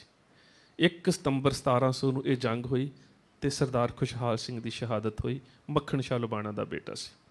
ਸੋ ਜਿਹੜੇ ਸ਼ਹੀਦ ਹੋਏ ਉਹਨਾਂ ਦਾ ਨਾਮ ਤਾਂ ਅੱਜ ਵੀ ਸੰਸਾਰ ਦੇ ਵਿੱਚ ਹੈ, ਪਰ ਜੋ ਸੂਰਾ ਤਿਸ ਹੀ ਹੋਏ ਮਰਨਾ, ਜਿਹੜੇ ਸੂਰਮੇ ਸੀ ਉਹ ਤਾਂ ਸ਼ਹਾਦਤ ਦੀ ਅਵਸਥਾ ਦੇ ਵਿੱਚ ਪਹੁੰਚ ਗਏ, ਤੇ ਜੋ ਭਾਗੇ ਤਿਸ ਜੋਨੀ ਫਿਰਨਾ। ਜਿਹੜੇ ਮੈਦਾਨੇ ਜੰਗ ਦੇ ਵਿੱਚੋਂ ਭੱਜ ਗਏ, ਅੱਜ ਤੱਕ ਉਹ ਮਰ ਵੀ ਗਏ ਨੇ, ਪਰ ਸ਼ਹਾਦਤ ਦਾ ਰੁਤਬਾ ਨਹੀਂ ਲੈ ਸਕੇ। ਇਹ ਗੱਲ ਵੱਖਰੀ ਹੈ। ਸ਼ਹੀਦ ਸ਼ਬਦ ਅਰਬੀ ਭਾਸ਼ਾ ਦੇ ਵਿੱਚੋਂ ਆਇਆ। ਮੁਕੱਦਸ ਕੁਰਾਨ ਸ਼ਰੀਫ ਦੇ ਵਿੱਚ ਕਲਮਾ ਸ਼ਹਾਦਤ ਤਾਂ ਹੈ, ਸ਼ਹੀਦ ਸ਼ਬਦ ਨਹੀਂ ਹੈ। ਹਦੀਸ ਦੇ ਵਿੱਚ ਸ਼ਹੀਦ ਸ਼ਬਦ ਹੈ, ਔਰ ਸ਼ਹੀਦ ਸ਼ਬਦ ਦਾ ਪੈਰਾਮੀਟਰ ਇਸਲਾਮ 'ਚ ਬਹੁਤ ਛੋਟਾ ਹੈ। ਇਸ ਗੱਲ ਨੂੰ ਮੈਂ ਦਾਅਵੇ ਨਾਲ ਕਹਿ ਸਕਦਾ, ਸ਼ਹੀਦ ਸ਼ਬਦ ਨੂੰ ਜਨਮ ਇਸਲਾਮ ਨੇ ਦਿੱਤਾ ਹੈ, ਪਰਿਭਾਸ਼ਾ ਸਿੱਖਾਂ ਨੇ ਦਿੱਤੀ ਹੈ। ਸ਼ਹੀਦ ਸ਼ਬਦ ਨੂੰ ਪੈਦਾ ਇਸਲਾਮ ਨੇ ਕੀਤਾ ਹੈ, ਪਰ ਸ਼ਹੀਦ ਸ਼ਬਦ ਨੂੰ ਡਿਫਾਈਨ ਸਿੱਖਾਂ ਨੇ ਕੀਤਾ। ਕਿਸ ਤਰ੍ਹਾਂ? ਜੰਗੇ ਉਹਦ ਦੇ ਵਿੱਚ ਇਸਲਾਮ ਧਰਮ ਦੇ ਬਾਨੀ ਹਜ਼ਰਤ ਮੁਹੰਮਦ ਸਾਹਿਬ ਘੋੜੇ ਤੇ ਚੜ੍ਹ ਕੇ ਲੜ ਰਹੇ ਸੀ। ਉਹਨਾਂ ਦੇ ਵਿਰੋਧ ਦੇ ਵਿੱਚ ਇੱਕ ਜਰਨੈਲ ਸੀ ਉਮੈਦ ਬਿਨ ਕਮਈਆ। ਉਮੈਦ ਬਿਨ ਕਮਈਆ ਨੇ ਵਾਰ ਕੀਤਾ, ਮੁਹੰਮਦ ਸਾਹਿਬ ਦੇ ਚਿਹਰੇ ਤੇ ਵਾਰ ਲੱਗਾ, ਮੁਹੰਮਦ ਸਾਹਿਬ ਬੇਹੋਸ਼ ਹੋ ਕੇ ਜ਼ਮੀਨ ਤੇ ਡਿੱਗ ਪਏ। ਸੱਲੱਲਾਹੁ ਅਲੈਹਿ ਹਜ਼ਰਤ ਮੁਹੰਮਦ ਸਾਹਿਬ ਇਸਲਾਮ ਧਰਮ ਦੇ ਬਾਨੀ ਜ਼ਮੀਨ ਤੇ ਡਿੱਗ ਪਏ। ਉਹਨਾਂ ਸਮਿਆਂ ਦੇ ਵਿੱਚ ਕੁਝ ਲੋਕ ਜਿਹੜੇ ਮੌਤ ਤੋਂ ਡਰਿਆ ਕਰਦੇ ਸੀ ਨਾ, ਉਹ ਮੈਦਾਨੇ ਜੰਗ 'ਚ ਮੌਤ ਦਾ ਨਾਟਕ ਕਰ ਲੈਂਦੇ ਸੀ। ਕਈ ਵਾਰੀ ਚੁੱਪ ਕਰਕੇ ਸਾਰ ਰੋਕ ਕੇ ਲੰਮੇ ਪੈ ਜਾਣਾ ਕਿ ਦੁਸ਼ਮਣ ਸਾਨੂੰ ਮਰਿਆਂ ਨੂੰ ਸਮਝ ਕੇ ਛੱਡ ਦੇਵੇ। ਮੁਹੰਮਦ ਸਾਹਿਬ ਨੇ ਵੀ ਇੰਝ ਹੀ ਕੀਤਾ। ਵਾਰ ਹੋਇਆ, ਜ਼ਮੀਨ ਤੇ ਡਿੱਗੇ ਤੇ ਸਾਰ ਰੋਕ ਕੇ ਲੇਟ ਗਏ। ਤੇ ਦੁਸ਼ਮਣ ਵੀ ਬੜਾ ਚਲਾਕ ਹੁੰਦਾ ਸੀ। ਦੁਸ਼ਮਣ ਮੈਦਾਨੇ ਜੰਗ ਦੇ ਵਿੱਚ ਇਸ ਤਰ੍ਹਾਂ ਦਾ ਨਾਟਕ ਕਰਦਾ ਸੀ ਨਾ, ਉਹਦੇ ਪੱਥਰ ਦੇ ਨਾਲ ਦੰਦ ਤੋੜ ਕੇ ਵੇਖਦਾ ਸੀ ਕਿ ਜੇ ਇਹ ਜਿਉਂਦਾ ਹੋਇਆ ਜ਼ਰੂਰ ਹਿੱਲੇਗਾ। ਉਮੈਦ ਬਿਨ ਕਮਈਆ ਨੇ ਮੁਹੰਮਦ ਸਾਹਿਬ ਦਾ ਦੰਦ ਤੋੜਿਆ। ਇਹ ਜੰਗੇ ਉਹਦ ਦੀ ਗੱਲ ਹੈ। ਮੁਹੰਮਦ ਸਾਹਿਬ ਹਿੱਲੇ ਨਹੀਂ, ਕਿਉਂਕਿ ਜੇ ਹਿੱਲਦੇ ਤੇ ਫਿਰ ਮੌਤ। ਇਸੇ ਕਰਕੇ ਵਾਰਿਸ ਨੂੰ ਹੀਰ 'ਚ ਲਿਖਣਾ ਪਿਆ, ਦਿੱਤੀ ਜ਼ਹਿਰ ਤਕਦੀਰ ਨੇ ਹਸਨ ਤਾਈ, ਸੀਸ ਸ਼ਾਹ ਹੁਸੈਨ ਦਾ ਕੱਟਦੀ ਹੈ। ਵਾਰਿਸ ਨਬੀ ਦਾ ਦੰਦ ਸ਼ਹੀਦ ਹੋਇਆ, ਤਕਦੀਰ ਨਾ ਕਿਸੇ ਤੋਂ ਹਟਦੀ ਹੈ। ਉਹ ਟੁੱਟੇ ਦੰਦ ਨੂੰ ਵੀ ਕਹਿੰਦੇ ਸ਼ਹੀਦ ਹੋਇਆ। ਪਰ ਸ਼ਹੀਦ ਸ਼ਬਦ ਨੂੰ ਜਨਮ ਦਿੱਤਾ ਹੈ ਸਿੱਖਾਂ ਨੇ। ਕਲਗੀਧਰ ਪਾਤਸ਼ਾਹ ਦੇ ਖਾਲਸੇ ਨੇ, ਕਲਗੀਧਰ ਪਾਤਸ਼ਾਹ ਦੇ ਸੂਰਮਿਆਂ ਨੇ ਜਿਹੜਾ ਸ਼ਹਾਦਤ ਨੂੰ ਜਨਮ ਦਿੱਤਾ ਹੈ, ਉਹ ਇਵੇਂ ਦਾ ਹੈ ਜਿਹਨੂੰ ਅਸੀਂ ਕਹਿੰਦੇ ਰਣ ਦੇਖ ਸੂਰੇ ਚਿੱਤ ਉਲਾਸ। ਸ਼ਹਾਦਤ ਦੇ ਵਾਸਤੇ ਭੱਜ ਆਉਣਾ, ਸ਼ਹਾਦਤ ਦੇ ਵਾਸਤੇ ਆਪਣਾ ਆਪਾ ਕੁਰਬਾਨ ਕਰ ਦੇਣਾ, ਉਹ ਸੂਰਮਤਾਈ ਜਿਹਨੂੰ ਅਸੀਂ ਕਹਿੰਦੇ ਹਾਂ ਕਿ ਰਣ ਰੱਤਿਓ ਭਾਜਿਓ ਨਹੀਂ ਸੂਰੋ ਥਾਰੋ ਨਾਓ। ਇਹ ਜਿਹੜੀ ਸ਼ਹਾਦਤ ਦੀ ਗੁੜਤੀ ਹੈ, ਇਹ ਕਲਗੀਧਰ ਪਾਤਸ਼ਾਹ ਨੇ ਖਾਲਸੇ ਨੂੰ ਦਿੱਤੀ ਹੈ। ਔਰ ਹੈਰਾਨ ਹੋਵੋਗੇ ਤੁਸੀਂ, ਮੁਲਤਾਨ ਦਾ ਕਿਲ੍ਹਾ, ਮੁਲਤਾਨ ਦੇ ਕਿਲ੍ਹੇ ਦੇ ਉੱਪਰ ਉਸ ਕਿਲ੍ਹੇ ਨੂੰ ਫਤਿਹ ਕਰਨ ਦੇ ਵਾਸਤੇ ਸ਼ੇਰੇ ਪੰਜਾਬ ਮਹਾਰਾਜਾ ਰਣਜੀਤ ਸਿੰਘ ਨੇ 4 ਵਾਰੀ ਹਮਲਾ ਕੀਤਾ। 3 ਵਾਰੀ ਹਮਲੇ ਦੇ ਵਿੱਚ ਉਸ ਨੂੰ ਮੈਦਾਨੇ ਜੰਗ 'ਚ ਲੜਨਾ ਨਹੀਂ ਪਿਆ, ਕਿਉਂਕਿ ਉੱਥੋਂ ਦੇ ਬਾਦਸ਼ਾਹ ਮੁਜ਼ੱਫਰ ਖਾਨ ਨੇ ਅਧੀਨਗੀ ਸਵੀਕਾਰ ਕਰ ਲਈ। ਪਰ 4ਥੀ ਵਾਰੀ ਉਸਨੇ ਕਿਲ੍ਹੇ ਦੀ ਕਿਲ੍ਹੇਬੰਦੀ ਕਰ ਲਈ। ਬੜਾ ਚਿਰ ਘੇੜਾ ਪਿਆ ਰਿਹਾ। ਇਸ ਘੇਰੇ ਦੇ ਵਿੱਚ ਸਰਦਾਰ ਹਰੀ ਸਿੰਘ ਨਲੂਆ ਜ਼ਖਮੀ ਹੋਏ, ਇਸ ਘੇਰੇ ਦੇ ਵਿੱਚ ਨਿਧਾਨ ਸਿੰਘ ਜ਼ਖਮੀ ਹੋਏ, ਇਸ ਘੇਰੇ ਦੇ ਵਿੱਚ ਸਰਦਾਰ ਨਿਹਾਲ ਸਿੰਘ ਪੰਜ ਹੱਥਾ ਜ਼ਖਮੀ ਹੋਏ, ਸਰਦਾਰ ਨਿਹਾਲ ਸਿੰਘ ਅਟਾਰੀ ਜ਼ਖਮੀ ਹੋਏ, ਬੜੇ ਸਿੰਘ ਜ਼ਖਮੀ ਹੋਏ, ਕਿਉਂਕਿ ਕਿਲ੍ਹਾ ਬੜੀ ਉੱਚੀ ਜਗ੍ਹਾ 'ਤੇ ਸੀ। ਔਰ ਉਸ ਕਿਲ੍ਹੇ ਦੇ ਉੱਪਰ 32 ਤੋਪਾਂ ਫਿੱਟ ਕੀਤੀਆਂ ਹੋਈਆਂ ਸੀ। 32 ਤੋਪਾਂ, ਉੱਚੀ ਜਗ੍ਹਾ ਤੋਂ 32 ਤੋਪਾਂ, ਜਿੱਥੋਂ ਇੱਕ ਪੱਥਰ ਸੁੱਟਣ ਦੇ ਨਾਲ ਵੀ ਕੋਈ ਮਰ ਸਕਦਾ ਹੈ, ਉੱਥੋਂ ਤੋਪਾਂ ਦੇ ਗੋਲੇ ਬਰਸਾਏ ਜਾ ਰਹੇ ਸੀ। 3 ਮਹੀਨੇ ਲੰਘ ਗਏ। ਸ਼ੇਰੇ ਪੰਜਾਬ ਮਹਾਰਾਜਾ ਰਣਜੀਤ ਸਿੰਘ ਆਪ ਜਾ ਰਿਹਾ ਹੈ। ਮੈਂ ਇੱਕ ਇੱਥੇ ਹੋਰ ਬੇਨਤੀ ਕਰ ਦੇਵਾਂ, ਕਲਗੀਧਰ ਪਾਤਸ਼ਾਹ ਨੇ ਜਿਹੜੀ ਸਿੱਖ ਨੂੰ ਜ਼ੁਰਤੋ ਜ਼ਮਾਲ ਬਖਸ਼ਿਆ, ਉਹ ਕਿਵੇਂ ਦਾ? ਸ਼ੇਰੇ ਪੰਜਾਬ ਮਹਾਰਾਜਾ ਰਣਜੀਤ ਸਿੰਘ ਮੁਲਤਾਨ ਨੂੰ ਫਤਿਹ ਕਰਨ ਵਾਸਤੇ ਜਾ ਰਿਹਾ। ਮੁਲਤਾਨ ਨੂੰ ਫਤਿਹ ਕਰਨ ਜਾਂਦਿਆਂ ਰਸਤੇ 'ਚ ਰੁਕਿਆ, ਹਨੇਰਾ ਹੋ ਗਿਆ। 50 ਅੰਗ ਰੱਖਿਅਕ ਉਸਦੇ ਬਾਡੀਗਾਰਡ ਨਾਲ ਸੀ। ਦੂਰ ਵੇਖਦਾ ਇੱਕ ਕਮਰੇ ਦੇ ਵਿੱਚੋਂ ਬੱਤੀ ਜਗਣ ਦੀ ਥੋੜ੍ਹੀ ਜਿਹੀ ਰੌਸ਼ਨੀ ਨਜ਼ਰ ਆ ਰਹੀ ਹੈ। ਪੈਦਲ ਤੁਰਦਾ ਤੁਰਦਾ ਉੱਥੇ ਗਿਆ, ਜਾ ਕੇ ਦਰਵਾਜ਼ਾ ਖੋਲ੍ਹਦਾ ਹੈ ਤੇ ਕੀ ਵੇਖਦਾ ਹੈ, ਅੰਦਰ ਗੁਰੂ ਗ੍ਰੰਥ ਸਾਹਿਬ ਮਹਾਰਾਜ ਨੇ ਇੱਕ ਪੀੜ੍ਹੇ ਦੇ ਉੱਪਰ ਤੇ ਇੱਕ ਸਿੱਖ ਬੈਠਾ ਹੈ। ਸ਼ੇਰੇ ਪੰਜਾਬ ਮਹਾਰਾਜਾ ਰਣਜੀਤ ਸਿੰਘ ਉਸਨੂੰ ਪੁੱਛਦਾ ਹੈ, ਤੂੰ ਕੌਣ ਹੈ? ਕਹਿੰਦਾ ਇਹ ਗੁਰੂ ਨਾਨਕ ਸਾਹਿਬ ਦੀ ਯਾਦ ਦੇ ਵਿੱਚ ਸਥਾਨ ਹੈ ਤੇ ਮੈਂ ਇੱਥੇ ਸੇਵਾ ਕਰਦਾ। ਸ਼ੇਰੇ ਪੰਜਾਬ ਨੇ ਮੱਥਾ ਟੇਕਿਆ ਸਾਹਿਬ ਸ੍ਰੀ ਗੁਰੂ ਗ੍ਰੰਥ ਸਾਹਿਬ ਮਹਾਰਾਜ ਨੂੰ, ਤੇ ਉਸ ਗ੍ਰੰਥੀ ਸਿੰਘ ਨੂੰ ਕਹਿੰਦਾ ਹੈ ਕਿ ਮੈਂ ਰਣਜੀਤ ਸਿੰਘ ਹਾਂ, ਮੈਂ ਪੰਜਾਬ ਦਾ ਬਾਦਸ਼ਾਹ ਹਾਂ, ਮੈਂ ਮੁਲਤਾਨ ਨੂੰ ਫਤਿਹ ਕਰਨ ਵਾਸਤੇ ਜਾ ਰਿਹਾ। ਗੁਰੂ ਦੇ ਅੱਗੇ ਅਰਦਾਸ ਕਰ ਮੇਰੀ ਝੋਲੀ 'ਚ ਜਿੱਤ ਪੈ ਜਾਵੇ। ਬੜੇ ਸਿੱਖ ਜ਼ਖਮੀ ਹੋਏ ਨੇ, 300 ਤੋਂ ਵੱਧ ਸ਼ਹੀਦ ਹੋ ਗਏ ਨੇ। ਗੁਰੂ ਦੇ ਅੱਗੇ ਅਰਦਾਸ ਕਰ ਮੇਰੀ ਝੋਲੀ 'ਚ ਜਿੱਤ ਪੈ ਜਾਵੇ। ਤੇ ਗ੍ਰੰਥੀ ਸਿੰਘ ਨੇ ਅਰਦਾਸ ਪਤਾ ਕੀ ਕੀਤੀ? ਮੈਂ ਹੈਰਾਨ ਰਹਿ ਜਾਂਦਾ। ਅੱਜ ਕਿਤੇ ਗੁਰਦੁਆਰੇ ਦੇ ਵਿੱਚ ਕੋਈ ਲੀਡਰ ਆ ਜਾਵੇ ਤੇ ਅਸੀਂ ਸਾਰੇ ਉੱਠ ਕੇ ਖੜੇ ਹੋ ਜਾਂਦੇ ਹਾਂ। ਅੱਜ ਕਿਤੇ ਗੁਰਦੁਆਰੇ ਦੇ ਵਿੱਚ ਕੋਈ ਰਾਜਨੀਤਿਕ ਲੀਡਰ ਆ ਜਾਵੇ ਤੇ ਗ੍ਰੰਥੀ ਸਿੰਘ ਗੁਰੂ ਨੂੰ ਛੱਡ ਕੇ ਉਹਨੂੰ ਸਰੂਪਾ ਦੇਣ ਤੁਰ ਪੈਂਦੇ ਨੇ। ਤੇ ਸੱਚ ਜਾਣੇ ਉਹਨਾਂ ਸਮਿਆਂ ਦੇ ਵਿੱਚ ਗ੍ਰੰਥੀ ਸਿੰਘ ਨੇ ਜਿਹੜੀ ਅਰਦਾਸ ਕੀਤੀ ਹੈ, ਉਹਦੇ ਸ਼ਬਦ ਕੀ ਨੇ? ਗ੍ਰੰਥੀ ਸਿੰਘ ਗੁਰੂ ਦੇ ਸਾਹਮਣੇ ਖੜਾ ਹੋਇਆ, ਕਹਿੰਦਾ ਸੱਚੇ ਪਾਤਸ਼ਾਹ ਸਾਹਿਬ ਸ੍ਰੀ ਗੁਰੂ ਗ੍ਰੰਥ ਸਾਹਿਬ ਮਹਾਰਾਜ, ਪੰਜਾਬ ਦਾ ਬਾਦਸ਼ਾਹ ਸੀ ਰਣਜੀਤ ਸਿੰਘ। ਗ੍ਰੰਥੀ ਸਿੰਘ ਜੀ ਅਰਦਾਸ ਦੇ ਸ਼ਬਦ ਸੁਣਿਓ, ਐ ਸੱਚੇ ਪਾਤਸ਼ਾਹ ਗੁਰੂ ਮਹਾਰਾਜ, ਤੇਰੇ ਦਰ ਦਾ ਕੁੱਕਰ ਰਣਜੀਤ ਸਿੰਘ ਆਪਣੀ ਝੋਲੀ ਦੇ ਵਿੱਚ ਜਿੱਤ ਪਾਉਣ ਦੇ ਵਾਸਤੇ ਤੇਰੇ ਅੱਗੇ ਅਰਦਾਸ ਕਰਨ ਆਇਆ, ਪਾਤਸ਼ਾਹ ਇਸ ਕੁੱਕਰ ਦੀ ਝੋਲੀ 'ਚ ਜਿੱਤ ਪਾ ਦੇ। ਗ੍ਰੰਥੀ ਸਿੰਘ ਦੀ ਜ਼ਰੂਰਤ ਵੇਖੋ, ਸ਼ੇਰੇ ਪੰਜਾਬ ਰਣਜੀਤ ਸਿੰਘ ਨੂੰ ਗੁਰੂ ਦੇ ਸਾਹਮਣੇ ਕਹਿ ਰਿਹਾ ਗੁਰੂ ਘਰ ਦਾ ਕੁੱਕਰ। ਮੈਂ ਅਗਲੀ ਗੱਲ ਨਾਲ ਸਾਂਝੀ ਕਰ ਦੇਵਾਂ। ਕਿਲ੍ਹਾ ਜਿੱਤਿਆ ਗਿਆ, ਅਤੇ ਜਦੋਂ ਬੰਦਾ ਜੇਤੂ ਹੋ ਜਾਂਦਾ ਨਾ, ਜਿੱਤ ਦਾ ਨਸ਼ਾ ਬੜਾ ਮਾੜਾ ਹੁੰਦਾ। ਜਿੱਤ ਦਾ ਵੀ ਇੱਕ ਨਸ਼ਾ ਹੈ, ਬਹੁਤ ਮਾੜਾ ਹੁੰਦਾ। ਕਨਕ ਕਨਕ ਤੇ ਸੌਗੁਣੀ ਮਾਧਿਕਤਾ ਅਧਿਕਾਏ, ਵੋ ਖਾਏ ਬਰਾਤ ਹੈ ਵੋ ਪਾਏ ਬਰਾਏ। ਜਿੱਤ ਦਾ ਨਸ਼ਾ ਬਹੁਤ ਭੈੜਾ ਹੁੰਦਾ, ਬਹੁਤ ਵੱਡਾ ਅਹੰਕਾਰ ਹੁੰਦਾ। ਜਦੋਂ ਕਿਲ੍ਹਾ ਫਤਿਹ ਹੋਇਆ ਅਤੇ ਸ਼ੇਰੇ ਪੰਜਾਬ ਫਿਰ ਉੱਥੇ ਵਾਪਸ ਆ ਰਿਹਾ, ਉਸੇ ਗੁਰਦੁਆਰੇ ਰੁਕਿਆ। ਪਹਿਲਾਂ ਤਾਂ ਹਾਰ ਦੇ ਰੂਪ 'ਚ ਜਾ ਰਿਹਾ ਸੀ, ਹੁਣ ਜੇਤੂ ਦੇ ਰੂਪ 'ਚ ਗਿਆ। ਜਾ ਕੇ ਦਰਵਾਜ਼ਾ ਖੜਕਾਇਆ, ਦਰਵਾਜ਼ਾ ਖੋਲ੍ਹਿਆ, ਉਹੀ ਗ੍ਰੰਥੀ ਸਿੰਘ ਅੱਗੇ ਹੈ ਅਤੇ ਉਹਨੂੰ ਕਹਿੰਦਾ, ਗ੍ਰੰਥੀ ਸਿੰਘ, ਸ਼ੇਰੇ ਪੰਜਾਬ ਰਣਜੀਤ ਸਿੰਘ ਜਿੱਤ ਕੇ ਆਇਆ। ਅੱਜ ਮੈਂ ਮੁਲਤਾਨ ਦੇ ਕਿਲ੍ਹੇ ਨੂੰ ਫਤਿਹ ਕਰਕੇ ਆਇਆ, ਅੱਜ ਮੈਂ ਜਿੱਤ ਕੇ ਆਇਆ। ਦੱਸ ਤੇਰੇ ਗੁਰਦੁਆਰੇ ਨੂੰ ਕਿੰਨੀ ਜ਼ਗੀਰ ਚਾਹੀਦੀ ਹੈ, ਮੈਂ ਤੇਰੀ ਝੋਲੀ 'ਚ ਜ਼ਗੀਰ ਪਾ ਦੇਵਾਂ। ਅਤੇ ਗ੍ਰੰਥੀ ਸਿੰਘ ਕਹਿੰਦਾ, ਸ਼ੇਰੇ ਪੰਜਾਬ ਜ਼ਬਾਨ ਸੰਭਾਲ ਕੇ ਗੱਲ ਕਰ, ਅਜੇ ਕੱਲ੍ਹ ਦੀ ਗੱਲ ਹੈ, ਤੂੰ ਮੰਗਤਾ ਸੀ, ਅਜੇ ਰਾਜਾ ਕਦੋਂ ਦਾ ਬਣ ਕੇ ਆ ਗਿਆ। ਇਹ ਸਿੱਖ ਦੀ ਜ਼ਰੂਰਤ ਹੈ, ਇਹ ਗੁਰੂ ਘਰ ਦੇ ਗ੍ਰੰਥੀ ਦੀ ਡਿਊਟੀ ਹੈ, ਇਹ ਗੁਰੂ ਘਰ ਦੇ ਗ੍ਰੰਥੀ ਦਾ ਫਰਜ਼ ਹੈ। ਖੈਰ, ਅਸੀਂ ਮੁਲਤਾਨ ਦੀ ਫਤਿਹ 'ਤੇ ਗੱਲ ਕਰੀਏ ਕਿ ਰਣ ਰੱਤਿਓ ਭਾਜਿਓ ਨਹੀਂ, ਸੂਰੋ ਥਾਰੋ ਨਾ। ਉਹ ਸੂਰਮੇ ਕਿਵੇਂ ਦੇ ਹੁੰਦੇ ਨੇ? ਮੁਲਤਾਨ ਦੇ ਕਿਲ੍ਹੇ ਨੂੰ ਘੇਰੇ ਪਿਆ ਲਗਾਤਾਰ 4 ਮਹੀਨੇ ਬੀਤ ਗਏ, ਜਿੱਤ ਨਾ ਪ੍ਰਾਪਤ ਹੋ ਗਈ ਸਿੱਖਾਂ ਨੂੰ। ਸ਼ੇਰੇ ਪੰਜਾਬ ਸ੍ਰੀ ਹਰਿਮੰਦਰ ਸਾਹਿਬ ਅਰਦਾਸ ਕਰਨ ਵਾਸਤੇ ਆਇਆ। ਜਦੋਂ ਅਰਦਾਸ ਕਰਕੇ ਨਿਕਲ ਰਿਹਾ ਸੀ ਨਾ, ਅਤੇ ਉਹਨੂੰ ਰਸਤੇ ਦੇ ਵਿੱਚ ਅਕਾਲੀ ਫੂਲਾ ਸਿੰਘ ਦੀ ਮਿਸਲ ਦੇ ਮੀਤ ਜਥੇਦਾਰ ਸਰਦਾਰ ਸਾਧੂ ਸਿੰਘ ਮਿਲੇ ਅਤੇ ਬੜੇ ਪਿਆਰ ਦੇ ਨਾਲ ਪੁੱਛਦੇ ਨੇ, ਰਣਜੀਤ ਸਿੰਘ ਕੀ ਗੱਲ, ਚਿਹਰੇ 'ਤੇ ਪਰੇਸ਼ਾਨੀ ਨਜ਼ਰ ਲੱਗ ਰਹੀ ਹੈ? ਕਹਿੰਦਾ, ਹਾਂ ਜਥੇਦਾਰ ਜੀ, ਬਹੁਤ ਸਮਾਂ ਹੋ ਗਿਆ, ਮੁਲਤਾਨ ਦੇ ਕਿਲ੍ਹੇ ਨੂੰ ਘੇਰੇ ਪਿਆ, ਪਰ ਅਜੇ ਤੱਕ ਕਿਲ੍ਹਾ ਫਤਿਹ ਨਹੀਂ ਹੋ ਸਕਿਆ। ਅਤੇ ਕਹਿੰਦੇ, ਉੱਥੇ ਤੋਪ ਕਿਹੜੀ ਹੈ? ਕਹਿੰਦਾ, ਜੰਗੇ ਬਿਜਲੀ, ਇਹ ਤੋਪ ਦਾ ਨਾਮ ਸੀ।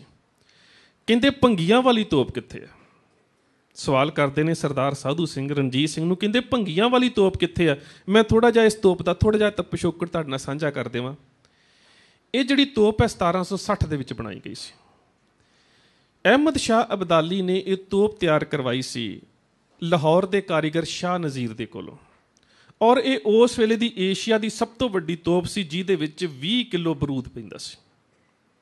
ਇਹ ਉਹ ਤੋਪ, ਜਿਸ ਮਿਸਤਰੀ ਨੇ, ਜਿਸ ਕਾਰੀਗਰ ਨੇ ਇਹ ਤੋਪ ਤਿਆਰ ਕੀਤੀ ਸੀ, ਉਸਨੇ ਇਸ ਤੋਪ ਦਾ ਨਾਮ ਰੱਖਿਆ ਸੀ ਪੀਕਰੇ ਅਜ਼ਦਹ ਆਤਿਸ਼ਬਾਰ। ਫਾਰਸੀ ਦੇ ਵਿੱਚ ਪੀਕਰੇ ਕਹਿੰਦੇ ਨੇ ਤੋਪ ਨੂੰ, ਅਜ਼ਦਹਾ ਕਹਿੰਦੇ ਨੇ ਬਹੁਤ ਵੱਡਾ ਸੱਪ, ਆਤਿਸ਼ਬਾਰ ਕਹਿੰਦੇ ਨੇ ਮੂੰਹ 'ਚੋਂ ਅੱਗ ਸੁੱਟਣ ਵਾਲਾ, ਜਿਸ ਨੂੰ ਅਸੀਂ ਫਾਇਰ ਡਰੈਗਨ ਕਹਿ ਦਿੰਦੇ ਹਾਂ।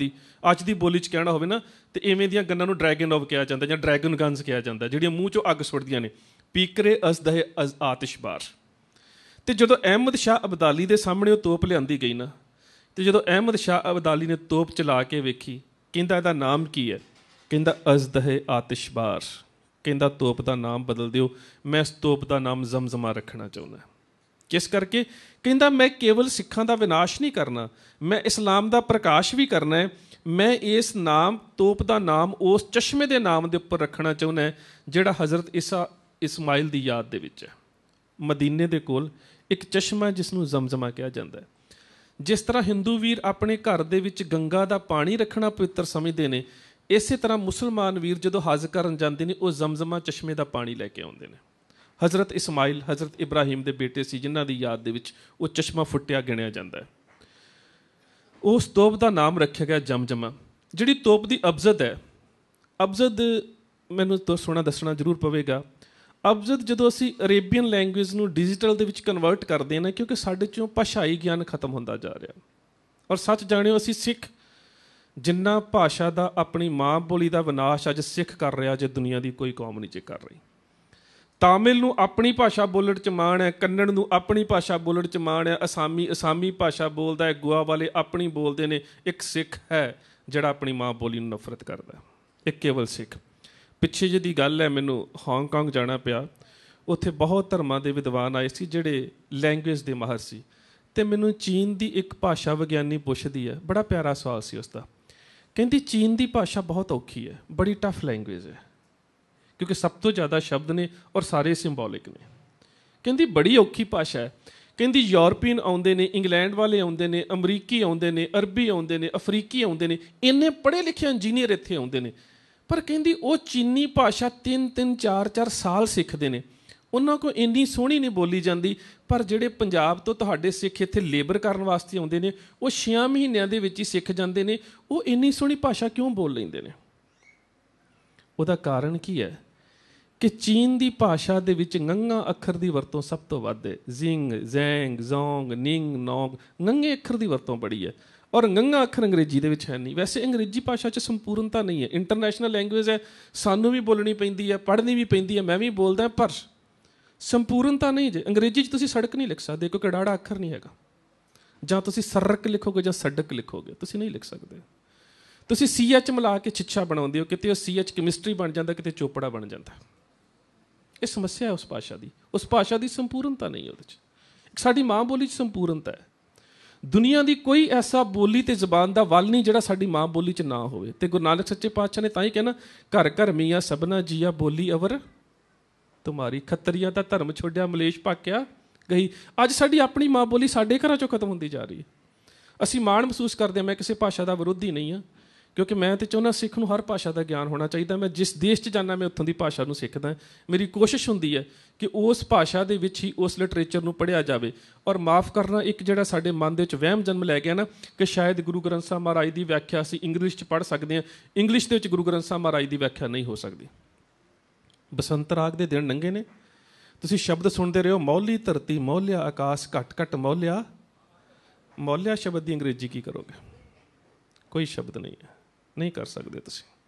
ਮੈਂ ਤਾਂ ਹੀ ਕਿਹਾ ਨਾ ਕਿ ਚੀਨ ਦੇ ਵਿਦਵਾਨ ਕਹਿੰਦੇ ਨੇ ਕਿ ਜਿਹੜਾ ਸਿੱਖ ਹੈ ਚੀਨੀ ਭਾਸ਼ਾ ਨੂੰ ਬਹੁਤ ਵਧੀਆ ਬੋਲ ਲੈਂਦਾ। ਮੈਨੂੰ ਸਵਾਲ ਕੀਤਾ ਕਿਉਂ ਬੋਲਤਾ, ਤੇ ਮੈਂ ਉਹਨੂੰ ਕਿਹਾ ਬੀਬੀ ਤੁਹਾਡੀ ਭਾਸ਼ਾ ਦੇ ਵਿੱਚ 23% ਤੇ ngੰਗਾ ਬੋਲਿਆ ਜਾਂਦਾ ਹੈ, ਤੇ ਜਿਹੜਾ ਸਿੱਖ ਸਾਡਾ ਸਵੇਰੇ ਉੱਠ ਕੇ ਜਾਪ ਸਾਹਿਬ ਦਾ ਪਾਠ ਕਰਦਾ ਹਜ਼ਾਰਾਂ ਹੀ ngੰਗੇ ਬੋਲ ਜਾਂਦਾ ਹੈ। ਨਮਸਤੰ ਕਾਲੇ, ਨਮਸਤੰ ਕਿਰਪਾਲੇ, ਨਮਸਤੰ ਅਰੂਪੇ, ਨਮਸਤੰ ਰੂਪੇ। ਸਾਡਾ ਤਾਂ ਸਿੱਖ ਜਾਪ ਸਾਹਿਬ 'ਚ ਹੀ ਸਾਰੇ ngੰਗੇ ਸਿੱਖ ਸਕਦਾ ਜਿੰਨੇ ਤੁਸੀਂ ਜਿੰਗ ਜੌਂਗ 'ਚ ਬੋਲਣੇ ਨੇ। ਸਾਨੂੰ ਤਾਂ ਸਿੱਖਣ ਦੀ ਲੋੜ ਹੀ ਨਹੀਂ ਪੈਂਦੀ। ਸਾਡੇ 'ਚ ਤਾਂ ਭਾਸ਼ਾ 'ਚ ਇੰਨੀ ਸੰਪੂਰਨਤਾ ਹੈ, ਕਿਤੇ ਪਿਆਰ ਦੇ ਨਾਲ ਪੰਜਾਬੀ ਨੂੰ ਬੋਲੀਏ ਤੇ ਸਹੀ। ਕਿਉਂ ਮਾਂ ਬੋਲੀ ਤੋਂ ਦੂਰ ਜਾ ਰਹੇ ਹਾਂ? ਔਰ ਸੱਚ ਜਾਣਿਓ, ਰਸੂਲ ਹਮਜ਼ਾ ਤੋਫ ਆਪਣੀ ਕਿਤਾਬ ਦਾਗਿਸਤਾਨ 'ਚ ਲਿਖਦਾ, ਕਹਿੰਦਾ ਮੈਂ ਕਿਤੇ ਗਿਆ ਕਿਸੇ ਵਿਦੇਸ਼ ਦੇ ਵਿੱਚ, ਤੇ ਕਹਿੰਦਾ 40 ਸਾਲ ਬਾਅਦ ਮੈਨੂੰ ਆਪਣੇ ਪਿੰਡ ਦਾ ਇੱਕ ਨੌਜਵਾਨ ਮਿਲਿਆ। ਤੇ ਨੌਜਵਾਨ ਉਹ ਸੀ ਜਿਹੜਾ 40 ਸਾਲ ਪਹਿਲਾਂ ਪਿੰਡ 'ਚੋਂ ਆ ਚੁੱਕਾ ਸੀ, ਤੇ ਪਿੰਡ ਵਾਲਿਆਂ ਨੇ ਉਹਦੇ ਮਰਨ ਦੀਆਂ ਰਸਮਾਂ ਵੀ ਕਰ ਦਿੱਤੀਆਂ ਸੀ। ਤੇ ਕਹਿੰਦਾ ਮੈਂ ਜਦੋਂ ਵਾਪਸ ਆਇਆ, ਮੈਂ ਉਸ ਨੌਜਵਾਨ ਦੀ ਮਾਂ ਨੂੰ ਦੱਸਿਆ। ਮੈਂ ਕਿਹਾ ਮਾਂ, ਮੈਂ ਤੇਰੇ ਪੁੱਤ ਨੂੰ ਮਿਲ ਕੇ ਆਇਆ, ਤੇਰਾ ਪੁੱਤ ਜੀਂਦਾ ਹੈ ਫਰਾਂਸ ਦੇ ਵਿੱਚ। ਕਹਿੰਦੀ ਮਾਂ ਇੰਨੀ ਖੁਸ਼ ਹੋਈ, ਇੰਨੀ ਖੁਸ਼ ਹੋਈ ਕਿ ਉਹ ਫੁੱਲੀ ਨਹੀਂ ਸੀ ਸਮਾ ਰਹੀ। 40 ਸਾਲ ਬਾਅਦ ਪੁੱਤ ਦੇ ਜਿਉਂਦੇ ਹੋਣ ਦੀ ਖਬਰ ਆਵੇ। ਕਹਿੰਦਾ ਮੈਂ ਇਹਨੂੰ ਦੱਸਿਆ ਮਾਂ ਤੇਰਾ ਪੁੱਤ ਹੁਣ ਅੰਗਰੇਜ਼ੀ ਕੱਪੜੇ ਪਾਉਂਦਾ। ਕਹਿੰਦੀ ਬੜੀ ਖੁਸ਼ ਹੋਈ। ਕਹਿੰਦਾ ਮਾਂ ਤੇਰੀ ਪੁੱਤ ਨੇ ਵਿਆਹ ਵੀ ਉੱਥੇ ਗੋਰੀ ਨਾਲ ਕਰਾ ਰਿਹਾ। ਬੜੀ ਖੁਸ਼ ਹੋਈ। ਮਾਂ ਤੇਰੇ ਪੁੱਤ ਨੇ ਪੋਤਰੇ ਨੇ, ਤੇ ਹੁਣ ਤੇ ਤੇਰਾ ਪੁੱਤ ਬੋਲਦਾ ਵੀ ਅੰਗਰੇਜ਼ੀ ਹੈ। ਉੱਚੀ ਉੱਚੀ ਰੋਣ ਲੱਗ ਪਈ। ਕਹਿੰਦੀ ਅੱਗੇ ਤੇ ਨਹੀਂ ਸੀ ਮਰਿਆ, ਅੱਜ ਮਰਿਆ। ਮਾਂ ਬੋਲੀ ਛੱਡ ਦਿੱਤੀ ਹੈ। ਅੱਗੇ ਨਹੀਂ ਸੀ ਮਰਿਆ, ਅੱਜ ਮਰ ਗਿਆ। ਅੱਜ ਮੈਂ ਰਸਮਾਂ ਕਰੂੰਗੀ ਉਹਦੀ ਮੌਤ ਦੀਆਂ, ਜਿਹੜੀ ਮੈਂ ਬੋਲੀ ਉਸਨੂੰ ਆਪਣੀ ਗੋਦ ਦੇ ਵਿੱਚ ਸਿਖਾਈ ਸੀ। ਮੇਰੇ ਪੁੱਤ ਨੇ ਜੋ ਬੋਲੀ ਛੱਡ ਦਿੱਤੀ ਹੈ। ਤੇ ਸੱਚ ਜਾਣਿਓ ਅਸੀਂ ਛੱਡਦੇ ਜਾ ਰਹੇ ਜੇ। ਮੈਂ ਇਹ ਨਹੀਂ ਕਹਿੰਦਾ ਹਿੰਦੀ ਨਾ ਸਿੱਖੋ, ਮੈਂ ਇਹ ਨਹੀਂ ਕਹਿੰਦਾ ਪੰਜਾਬੀ ਨਾ ਪੜ੍ਹੋ, ਮੈਂ ਕਹਿੰਦਾ ਬਹੁਤ ਜ਼ਿਆਦਾ ਪੜ੍ਹੋ, ਸਾਨੂੰ ਬਹੁਤ ਜ਼ਿਆਦਾ ਗਿਆਨ ਹੋਵੇ। ਪਰ ਸਾਡੇ ਘਰਾਂ 'ਚੋਂ ਸਾਡੀ ਮਾਂ ਬੋਲੀ ਕਿਉਂ ਖਤਮ ਹੋਵੇ? ਸਾਡੇ ਘਰਾਂ 'ਚੋਂ ਸਾਡੀ ਮਾਂ ਬੋਲੀ ਕਿਉਂ ਜਾਵੇ? ਮੈਂ ਡਾਕਟਰ ਹਾਂ, ਕਈ ਵਾਰੀ ਸਾਡੀਆਂ ਬੱਚੀਆਂ ਆ ਕੇ ਦਵਾਈ ਮੰਗਦੀਆਂ ਨਾ, ਤੇ ਮੈਨੂੰ ਬੋਲੀ ਦੇ ਨਾਲੋਂ ਮਿਕਸ ਵੈਜੀਟੇਬਲ ਚੇਤੇ ਆਉਂਦੀ ਹੈ। ਜਦੋਂ ਕਈ ਵਾਰੀ ਵਿਆਹ ਸ਼ਾਦੀਆਂ 'ਤੇ ਜਾਈਦਾ ਨਾ, ਤੇ ਸਾਰੀਆਂ ਸਬਜ਼ੀਆਂ ਪਾ ਲਈ ਦੀਆਂ, ਗਾਜਰਾਂ ਵੀ ਪਾ ਲਓ, ਮਟਰ ਵੀ ਪਾ ਲਓ, ਗੋਭੀ ਵੀ ਪਾ ਲਓ, ਆਲੂ ਵੀ ਪਾ ਲਓ, ਉਹਨੂੰ ਕਹਿੰਦੇ ਮਿਕਸ ਵੈਜੀਟੇਬਲ। ਤੇ ਸਾਡੀ ਬੋਲੀ ਮਿਕਸ ਵੈਜੀਟੇਬਲ ਵਰਗੀ ਹੁੰਦੀ ਜਾ ਰਹੀ ਹੈ। ਆ ਕੇ ਦਵਾਈ ਮੰਗਣਗੇ, ਡਾਕਟਰ ਸਾਹਿਬ बच्चे के हेड पे हैंड तो रख के देखो कितना हॉट है, 3 दिन हो गए हैं, ना जे ईटता है ना सलीपता है, बस सारा दिन वीपता ही रहता है। ये केड़ी बोली है? ये केड़ी बोली है? असी किहदे सिख सी? असी तां गुरु नानक दे सिख सी, असी तां गुरु गोबिंद सिंह दे सिख सी, जिन्हां दे कोल भाषा दा इन्ना वड्डा खजाना सी, जिस वर्गी बोली कोई दुनिया ते है ही नहीं। इन्नी मिठास, इन्नी सियाणप, ਇੰਨਾ ਜ਼ਿਆਦਾ ਪਿਆਰ ਪੰਜਾਬੀ ਬੋਲੀ ਦੇ ਵਿੱਚ ਹੈ। ਕਿਤੇ ਪੰਜਾਬੀ ਬੋਲੀ ਨੂੰ ਬੋਲ ਕੇ ਤਾਂ ਵੇਖੀਏ, ਕਿਤੇ ਉਹਨੂੰ ਸਿੱਖ ਕੇ ਤਾਂ ਵੇਖੀਏ, ਕਿਤੇ ਗੁਰੂ ਦੇ ਨਾਲ ਗੱਲਾਂ ਤਾਂ ਕਰਕੇ ਵੇਖੋ। ਇਸ ਬੋਲੀ ਦੇ ਵਿੱਚ ਕਿੰਨਾ ਆਨੰਦ ਹੈ। ਸੋ ਇਸ ਬੋਲੀ ਤੋਂ ਦੂਰ ਨਾ ਜਾਓ। ਮੇਰੇ ਕਲਗੀਧਰ ਪਾਤਸ਼ਾਹ ਇਹਨਾਂ ਬੋਲੀਆਂ ਦੇ ਮਾਲਕ ਸੀ। ਇਹ ਬੋਲੀਆਂ ਉਹਨਾਂ ਦੀ ਜ਼ੁਬਾਨ 'ਤੇ ਨੱਚਦੀਆਂ ਸੀ। ਜਦੋਂ ਉਹ ਗੱਲ ਕਰਦੇ ਨੇ ਬਰਸ ਦੇ ਵਿੱਚ, ਤਾਂ ਕਿੰਨੀ ਪਿਆਰੀ ਗੱਲ ਹੈ। ਰਾਜ਼ਾਨ ਰਾਜ਼ ਪਨਾਨ ਪਾਨ ਦੇਵਾਨ ਦੇਵ ਉਪਮਾ ਮਹਾਨ। ਜਦੋਂ ਪੰਜਾਬੀ 'ਚ ਗੱਲ ਕਰਦੇ ਨੇ, ਮਿੱਤਰ ਪਿਆਰੇ ਨੂੰ ਸਾਰੀ ਪੰਜਾਬੀ। ਤੇ ਜਦੋਂ ਔਰੰਗਜ਼ੇਬ ਨੂੰ ਜ਼ਫਰਨਾਮਾ ਲਿਖਦੇ ਨੇ, ਕਹਿੰਦੇ ਨੇ ਕਿ ਹੁਸਨ ਜਮਾਲ ਅਸਤ ਰੌਸ਼ਨ ਜ਼ਮੀਰ ਖੁਦਾਵੰਦ ਮੁਲਕ ਅਸਤ ਸਾਹਿਬ ਅਮੀਰ। ਕਿਤੇ ਭਾਸ਼ਾ ਦਾ ਗਿਆਨ ਤਾਂ ਵੇਖੋ ਦਸਮ ਪਾਤਸ਼ਾਹ ਦਾ। ਔਰ ਦੁਨੀਆ ਦੇ ਲੋਕ ਹੈਰਾਨ ਨੇ। ਮੈਂ ਬਹੁਤ ਕਵੀਆਂ ਨੂੰ ਮਿਲਿਆ, ਮੈਂ ਕਿਹਾ ਕਿ ਜਾਪ ਸਾਹਿਬ ਵਰਗੀ ਕੋਈ ਰਚਨਾ ਰਚੀ ਜਾ ਸਕਦੀ ਹੈ? ਕਹਿੰਦੇ ਜਿਹੜਾ ਸਿੰਘ ਅਵਲੋਕਨ ਛੰਦ ਹੈ ਨਹੀਂ ਰਚਿਆ ਜਾ ਸਕਦਾ। ਕਹਿੰਦੇ 5 ਤਾਂ ਜਾ ਕੇ ਅਜੇ ਹੈ, ਅਲੇ ਹੈ, ਅਬੂ ਹੈ, ਅਜ਼ੂ ਹੈ, ਕਹਿੰਦੇ 5-6 ਮਿਲਾਪ ਤੋਂ ਬਾਅਦ ਗੱਲ ਖਤਮ ਹੋ ਜਾਂਦੀ ਹੈ। ਧੰਨ ਕਲਗੀਧਰ ਪਾਤਸ਼ਾਹ ਨੇ, ਧੰਨ ਕਲਗੀਧਰ ਪਾਤਸ਼ਾਹ ਸਿੰਘ ਅਵਲੋਕਨ ਸ਼ਬਦ ਦੀ ਉਹ ਸ਼ੈਲੀ ਸਿੱਖਾਂ ਨੂੰ ਦੇ ਦਿੱਤੀ ਹੈ। ਅਗੋਂ ਉਗੋਂ ਅਰਗੰ ਅਗੰ ਓਗ ਹਰਤਾ, ਇਹ 4 ਸ਼ਬਦ 4 ਭਾਸ਼ਾਵਾਂ ਦੇ ਨੇ। ਅਜੇ ਤੱਕ ਦੁਨੀਆ ਦਾ ਕੋਈ ਪੋਇਟ ਪੈਦਾ ਨਹੀਂ ਹੋਇਆ ਜਿਹੜਾ 4 ਭਾਸ਼ਾਵਾਂ ਦੇ ਸ਼ਬਦ ਨੂੰ ਮਿਲ ਕੇ ਸਿੰਘ ਅਵਲੋਕਨ ਛੰਦ ਦੇ ਵਿੱਚ ਛੰਦਾਬੰਦੀ ਕਰ ਸਕੇ। ਅਸੀਂ ਆਪਣੀ ਬੋਲੀ ਤੋਂ ਦੂਰ ਜਾ ਰਹੇ ਹਾਂ, ਅਸੀਂ ਆਪਣੀ ਮਾਂ ਬੋਲੀ ਤੋਂ ਦੂਰ ਜਾ ਰਹੇ। ਖੈਰ, ਗੱਲ ਤੋਪ ਦੀ ਚੱਲ ਰਹੀ ਸੀ। ਤੋਪ ਦੇ ਉੱਪਰ ਇੱਕ ਸ਼ਬਦ ਲਿਖਿਆ ਅਬਜ਼ਦ।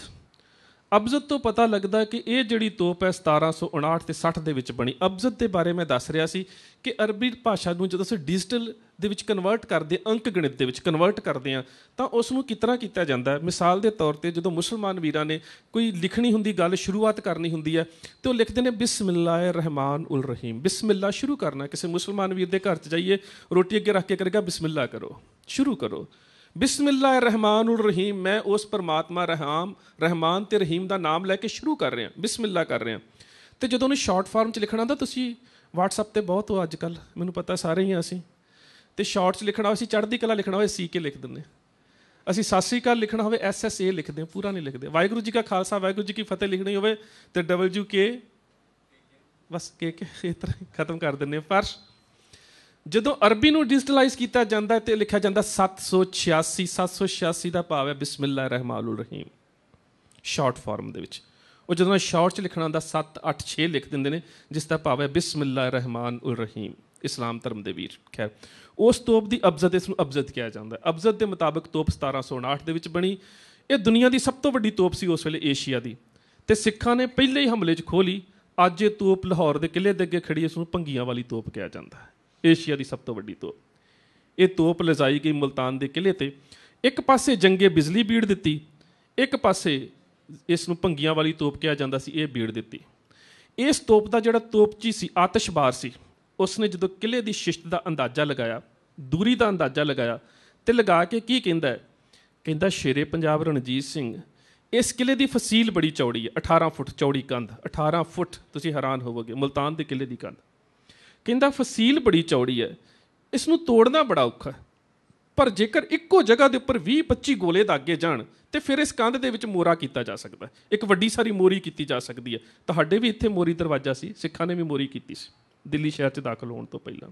ਇਹੀ ਗੱਲ ਮੁਲਤਾਨ ਦੇ ਕਿਲ੍ਹੇ ਦੀ ਆ ਕਿ ਤੋਪ ਦੇ ਗੋਲੇ ਦੇ ਨਾਲ ਮੋਰੀ ਕੀਤੀ ਜਾ ਸਕਦੀ ਹੈ। ਜਿਹੜੀ ਅਗਲੀ ਘਟਨਾ ਹੈ ਉਹ ਕਿਸੇ ਸਿੱਖ ਨੇ ਨਹੀਂ ਲਿਖੀ, ਇੱਕ ਮੁਸਲਮਾਨ ਇਤਿਹਾਸਕਾਰ ਸੈਯਦ ਅਹਿਮਦ ਜ਼ਿਲਾਨੀ ਨੇ ਲਿਖੀ ਹੈ। ਉਸ ਦੀ ਕਿਤਾਬ ਦਾ ਨਾਮ ਹੈ ਜ਼ੰਗਨਾਮਾ ਮੁਲਤਾਨ, ਫਾਰਸੀ ਦੀ ਕਿਤਾਬ ਹੈ। ਕਹਿੰਦਾ ਮੈਂ ਮੁਜ਼ੱਫਰ ਖਾਨ ਦਾ ਸੂਹੀਆ ਸੀ, ਉਹਦਾ ਇਨਫਾਰਮਰ ਸੀ, ਤੇ ਕਹਿੰਦਾ ਮੈਂ ਸਿੱਖਾਂ ਦੇ ਭੇਸ ਦੇ ਵਿੱਚ ਘੁੰਮ ਰਿਹਾ ਸੀ। ਕਹਿੰਦਾ ਜਦੋਂ ਤੋਪ ਦਾ ਗੋਲਾ ਚੱਲਿਆ, ਕਹਿੰਦਾ ਸਾਰੀ ਜ਼ਮੀਨ ਹਿੱਲ ਗਈ। ਕਹਿੰਦਾ ਸਿੱਖਾਂ ਦੇ ਚਿਹਰਿਆਂ ਦੇ ਉੱਪਰ ਖੁਸ਼ੀਆਂ ਆ ਗਈਆਂ ਕਿ ਹੁਣ ਕਿਲ੍ਹੇ ਦੀ ਕੰਧ ਟੁੱਟ ਜਾਵੇਗੀ। ਕਹਿੰਦਾ ਇੱਕ ਗੋਲਾ ਚੱਲਿਆ, ਕੰਧ ਦੇ ਵਿੱਚ ਦਾਗ ਪੈ ਗਿਆ, ਦੂਸਰਾ ਗੋਲਾ ਚੱਲਿਆ, ਤੀਸਰਾ ਗੋਲਾ ਚੱਲਿਆ, 4 ਜਦੋਂ ਗੋਲੇ ਚੱਲੇ ਤੋਪ ਚੱਲਣੀ ਬੰਦ ਹੋ ਗਈ। ਕਹਿੰਦਾ ਮੈਂ ਵੇਖਿਆ ਸਿੱਖਾਂ ਦੇ ਵਿੱਚ ਭੱਜ ਦੌੜ ਮੱਚ ਗਈ ਆ। ਕਹਿੰਦਾ ਮੈਂ ਉਸ ਪਾਸੇ ਨੂੰ ਕਿਹਾ ਜਿੱਧਰ ਤੋਪ ਚੱਲ ਰਹੀ ਸੀ, ਤੇ ਸਿੱਖ ਆਪਸ ਦੇ ਵਿੱਚ ਬੜੇ ਘਬਰਾਏ ਹੋਏ ਭੱਜ ਦੌੜ ਰਹੇ ਸੀ। ਕਹਿੰਦਾ ਮੈਂ ਇੱਕ ਸਿੱਖ ਨੂੰ ਪੁੱਛਿਆ ਕੀ ਗੱਲ ਹੋਈ ਹੈ। ਕਹਿੰਦਾ ਸਿੱਖ ਕਹਿੰਦਾ ਕੀ ਦੱਸੀਏ ਸਿੰਘਾ, ਕਹਿੰਦਾ ਮੈਂ ਵੀ ਸਿੱਖਾਂ ਦੇ ਭੇਸ 'ਚ ਸੀ। ਸੈਯਦ ਅਹਿਮਦ ਜ਼ਿਲਾਨੀ ਲਿਖਦਾ ਹੈ ਜ਼ੰਗਨਾਮਾ ਮੁਲਤਾਨ ਦੇ ਵਿੱਚ। ਇਸ ਨੂੰ ਸਭ ਤੋਂ ਪਹਿਲਾਂ 1973 ਦੇ ਵਿੱਚ ਸ਼ਮਸ਼ੇਰ ਸਿੰਘ ਅਸ਼ੋਕ ਨੇ 17ਵੀਂ ਸਦੀ ਦੀ ਵੀਰ ਪਰੰਪਰਾ ਦੇ 134 ਨੰਬਰ ਪੇਜ 'ਤੇ ਐਡਿਟ ਕੀਤਾ ਸੀ ਜ਼ੰਗਨਾਮਾ ਮੁਲਤਾਨ। ਖੈਰ, ਕਹਿੰਦਾ ਮੈਂ ਪੁੱਛਿਆ ਉਹ ਸਿੱਖੋ ਕੀ ਗੱਲ ਹੋ ਗਈ ਹੈ, ਭੱਜ ਦੌੜ ਕਿਉਂ ਮੱਚੀ ਹੈ। ਕਹਿੰਦੇ ਕੀ ਦੱਸੀਏ, ਜਿਸ ਤੋਪ 'ਤੇ ਸਾਨੂੰ ਬੜਾ ਮਾਣ ਸੀ ਨਾ, ਜਿਸ ਤੋਪ 'ਤੇ ਬੜਾ ਫਖਰ ਸੀ ਕਿ ਅਸੀਂ ਮੁਲਤਾਨ ਦਾ ਕਿਲ੍ਹਾ ਉਹਦੇ ਨਾਲ ਫਤਿਹ ਕਰਾਂਗੇ, ਉਹਦਾ ਖੱਬਾ ਪਹੀਆ ਟੁੱਟ ਗਿਆ, ਤੋਪ ਜ਼ਮੀਨ 'ਤੇ ਅਨਬੈਲੈਂਸ ਹੋ ਕੇ ਡਿੱਗ ਗਈ ਹੈ। ਤੇ ਕਹਿੰਦਾ ਹੁਣ ਕਹਿੰਦਾ ਸਾਡਾ ਆਤਿਸ਼ਬਾਰ ਕਹਿ ਰਿਹਾ ਹੈ ਕਿ ਜੇ ਇੱਕ ਸਿੱਖ ਤੋਪ ਦੇ ਥੱਲੇ ਮੋਢਾ ਦਵੇ ਨਾ, ਤੇ ਮੈਂ ਇੱਕ ਗੋਲਾ ਚਲਾ ਸਕਦਾ, ਪਰ 20 ਕਿਲੋ ਦਾ ਗੋਲਾ ਚੱਲਣਾ ਹੈ। ਜਿਹੜਾ ਵੀ ਸਿੱਖ ਮੋਢਾ ਦਵੇਗਾ ਉਹਦੇ ਝਟਕੇ ਦੇ ਨਾਲ ਤੁੰਬਾ ਹੋ ਕੇ ਉੱਡ ਜਾਏਗਾ। ਕਹਿੰਦਾ ਮੈਂ ਖੁਸ਼ ਹੋ ਗਿਆ। ਕਹਿੰਦਾ ਇੰਨਾ ਖੁਸ਼ ਹੋਇਆ कि शहीदी देण दियां शहादत दियां गल्लां करनियां बड़ियां सौखियां ਹੁੰਦੀਆਂ ਨੇ, शहीदी देनी बड़ी औखी ਹੁੰਦੀ ਹੈ। ਕਹਿੰਦਾ ਹੁਣ ਸਿੱਖਾਂ ਦੇ ਵਿੱਚ ਭੱਜ ਦੌੜ ਇਸ ਕਰਕੇ ਮੱਚੀ ਹੈ ਕਿ ਇਹਨਾਂ ਦਾ ਆਤਿਸ਼ਬਾਰ, ਇਹਨਾਂ ਦਾ ਤੋਪਚੀ, ਇਹਨਾਂ ਦੀ ਤੋਪ ਦਾ ਇੰਚਾਰਜ ਕਹਿ ਰਿਹਾ ਹੋਵੇਗਾ ਤੋਪ ਦੇ ਪਹੀਏ ਦੇ ਥੱਲੇ ਆਪਣਾ ਮੋਢਾ ਦਿਓ, ਤੇ ਇਹ ਮੋਢਾ ਦੇਣ ਤੋਂ ਭੱਜ ਰਹੇ ਨੇ। ਪਰ ਕਹਿੰਦਾ ਜਦੋਂ ਮੈਂ ਨੇੜੇ ਗਿਆ ਨਜ਼ਾਰਾ ਹੀ ਹੋਰ ਸੀ। ਕਹਿੰਦਾ ਸਿੱਖ ਇੱਕ ਦੂਜੇ ਨੂੰ ਖਿੱਚ ਰਹੇ ਸੀ, ਪਹਿਲਾ ਮੋਢਾ ਮੈਂ ਦੇਣਾ, ਪਹਿਲਾ ਮੋਢਾ ਮੈਂ ਦੇਣਾ।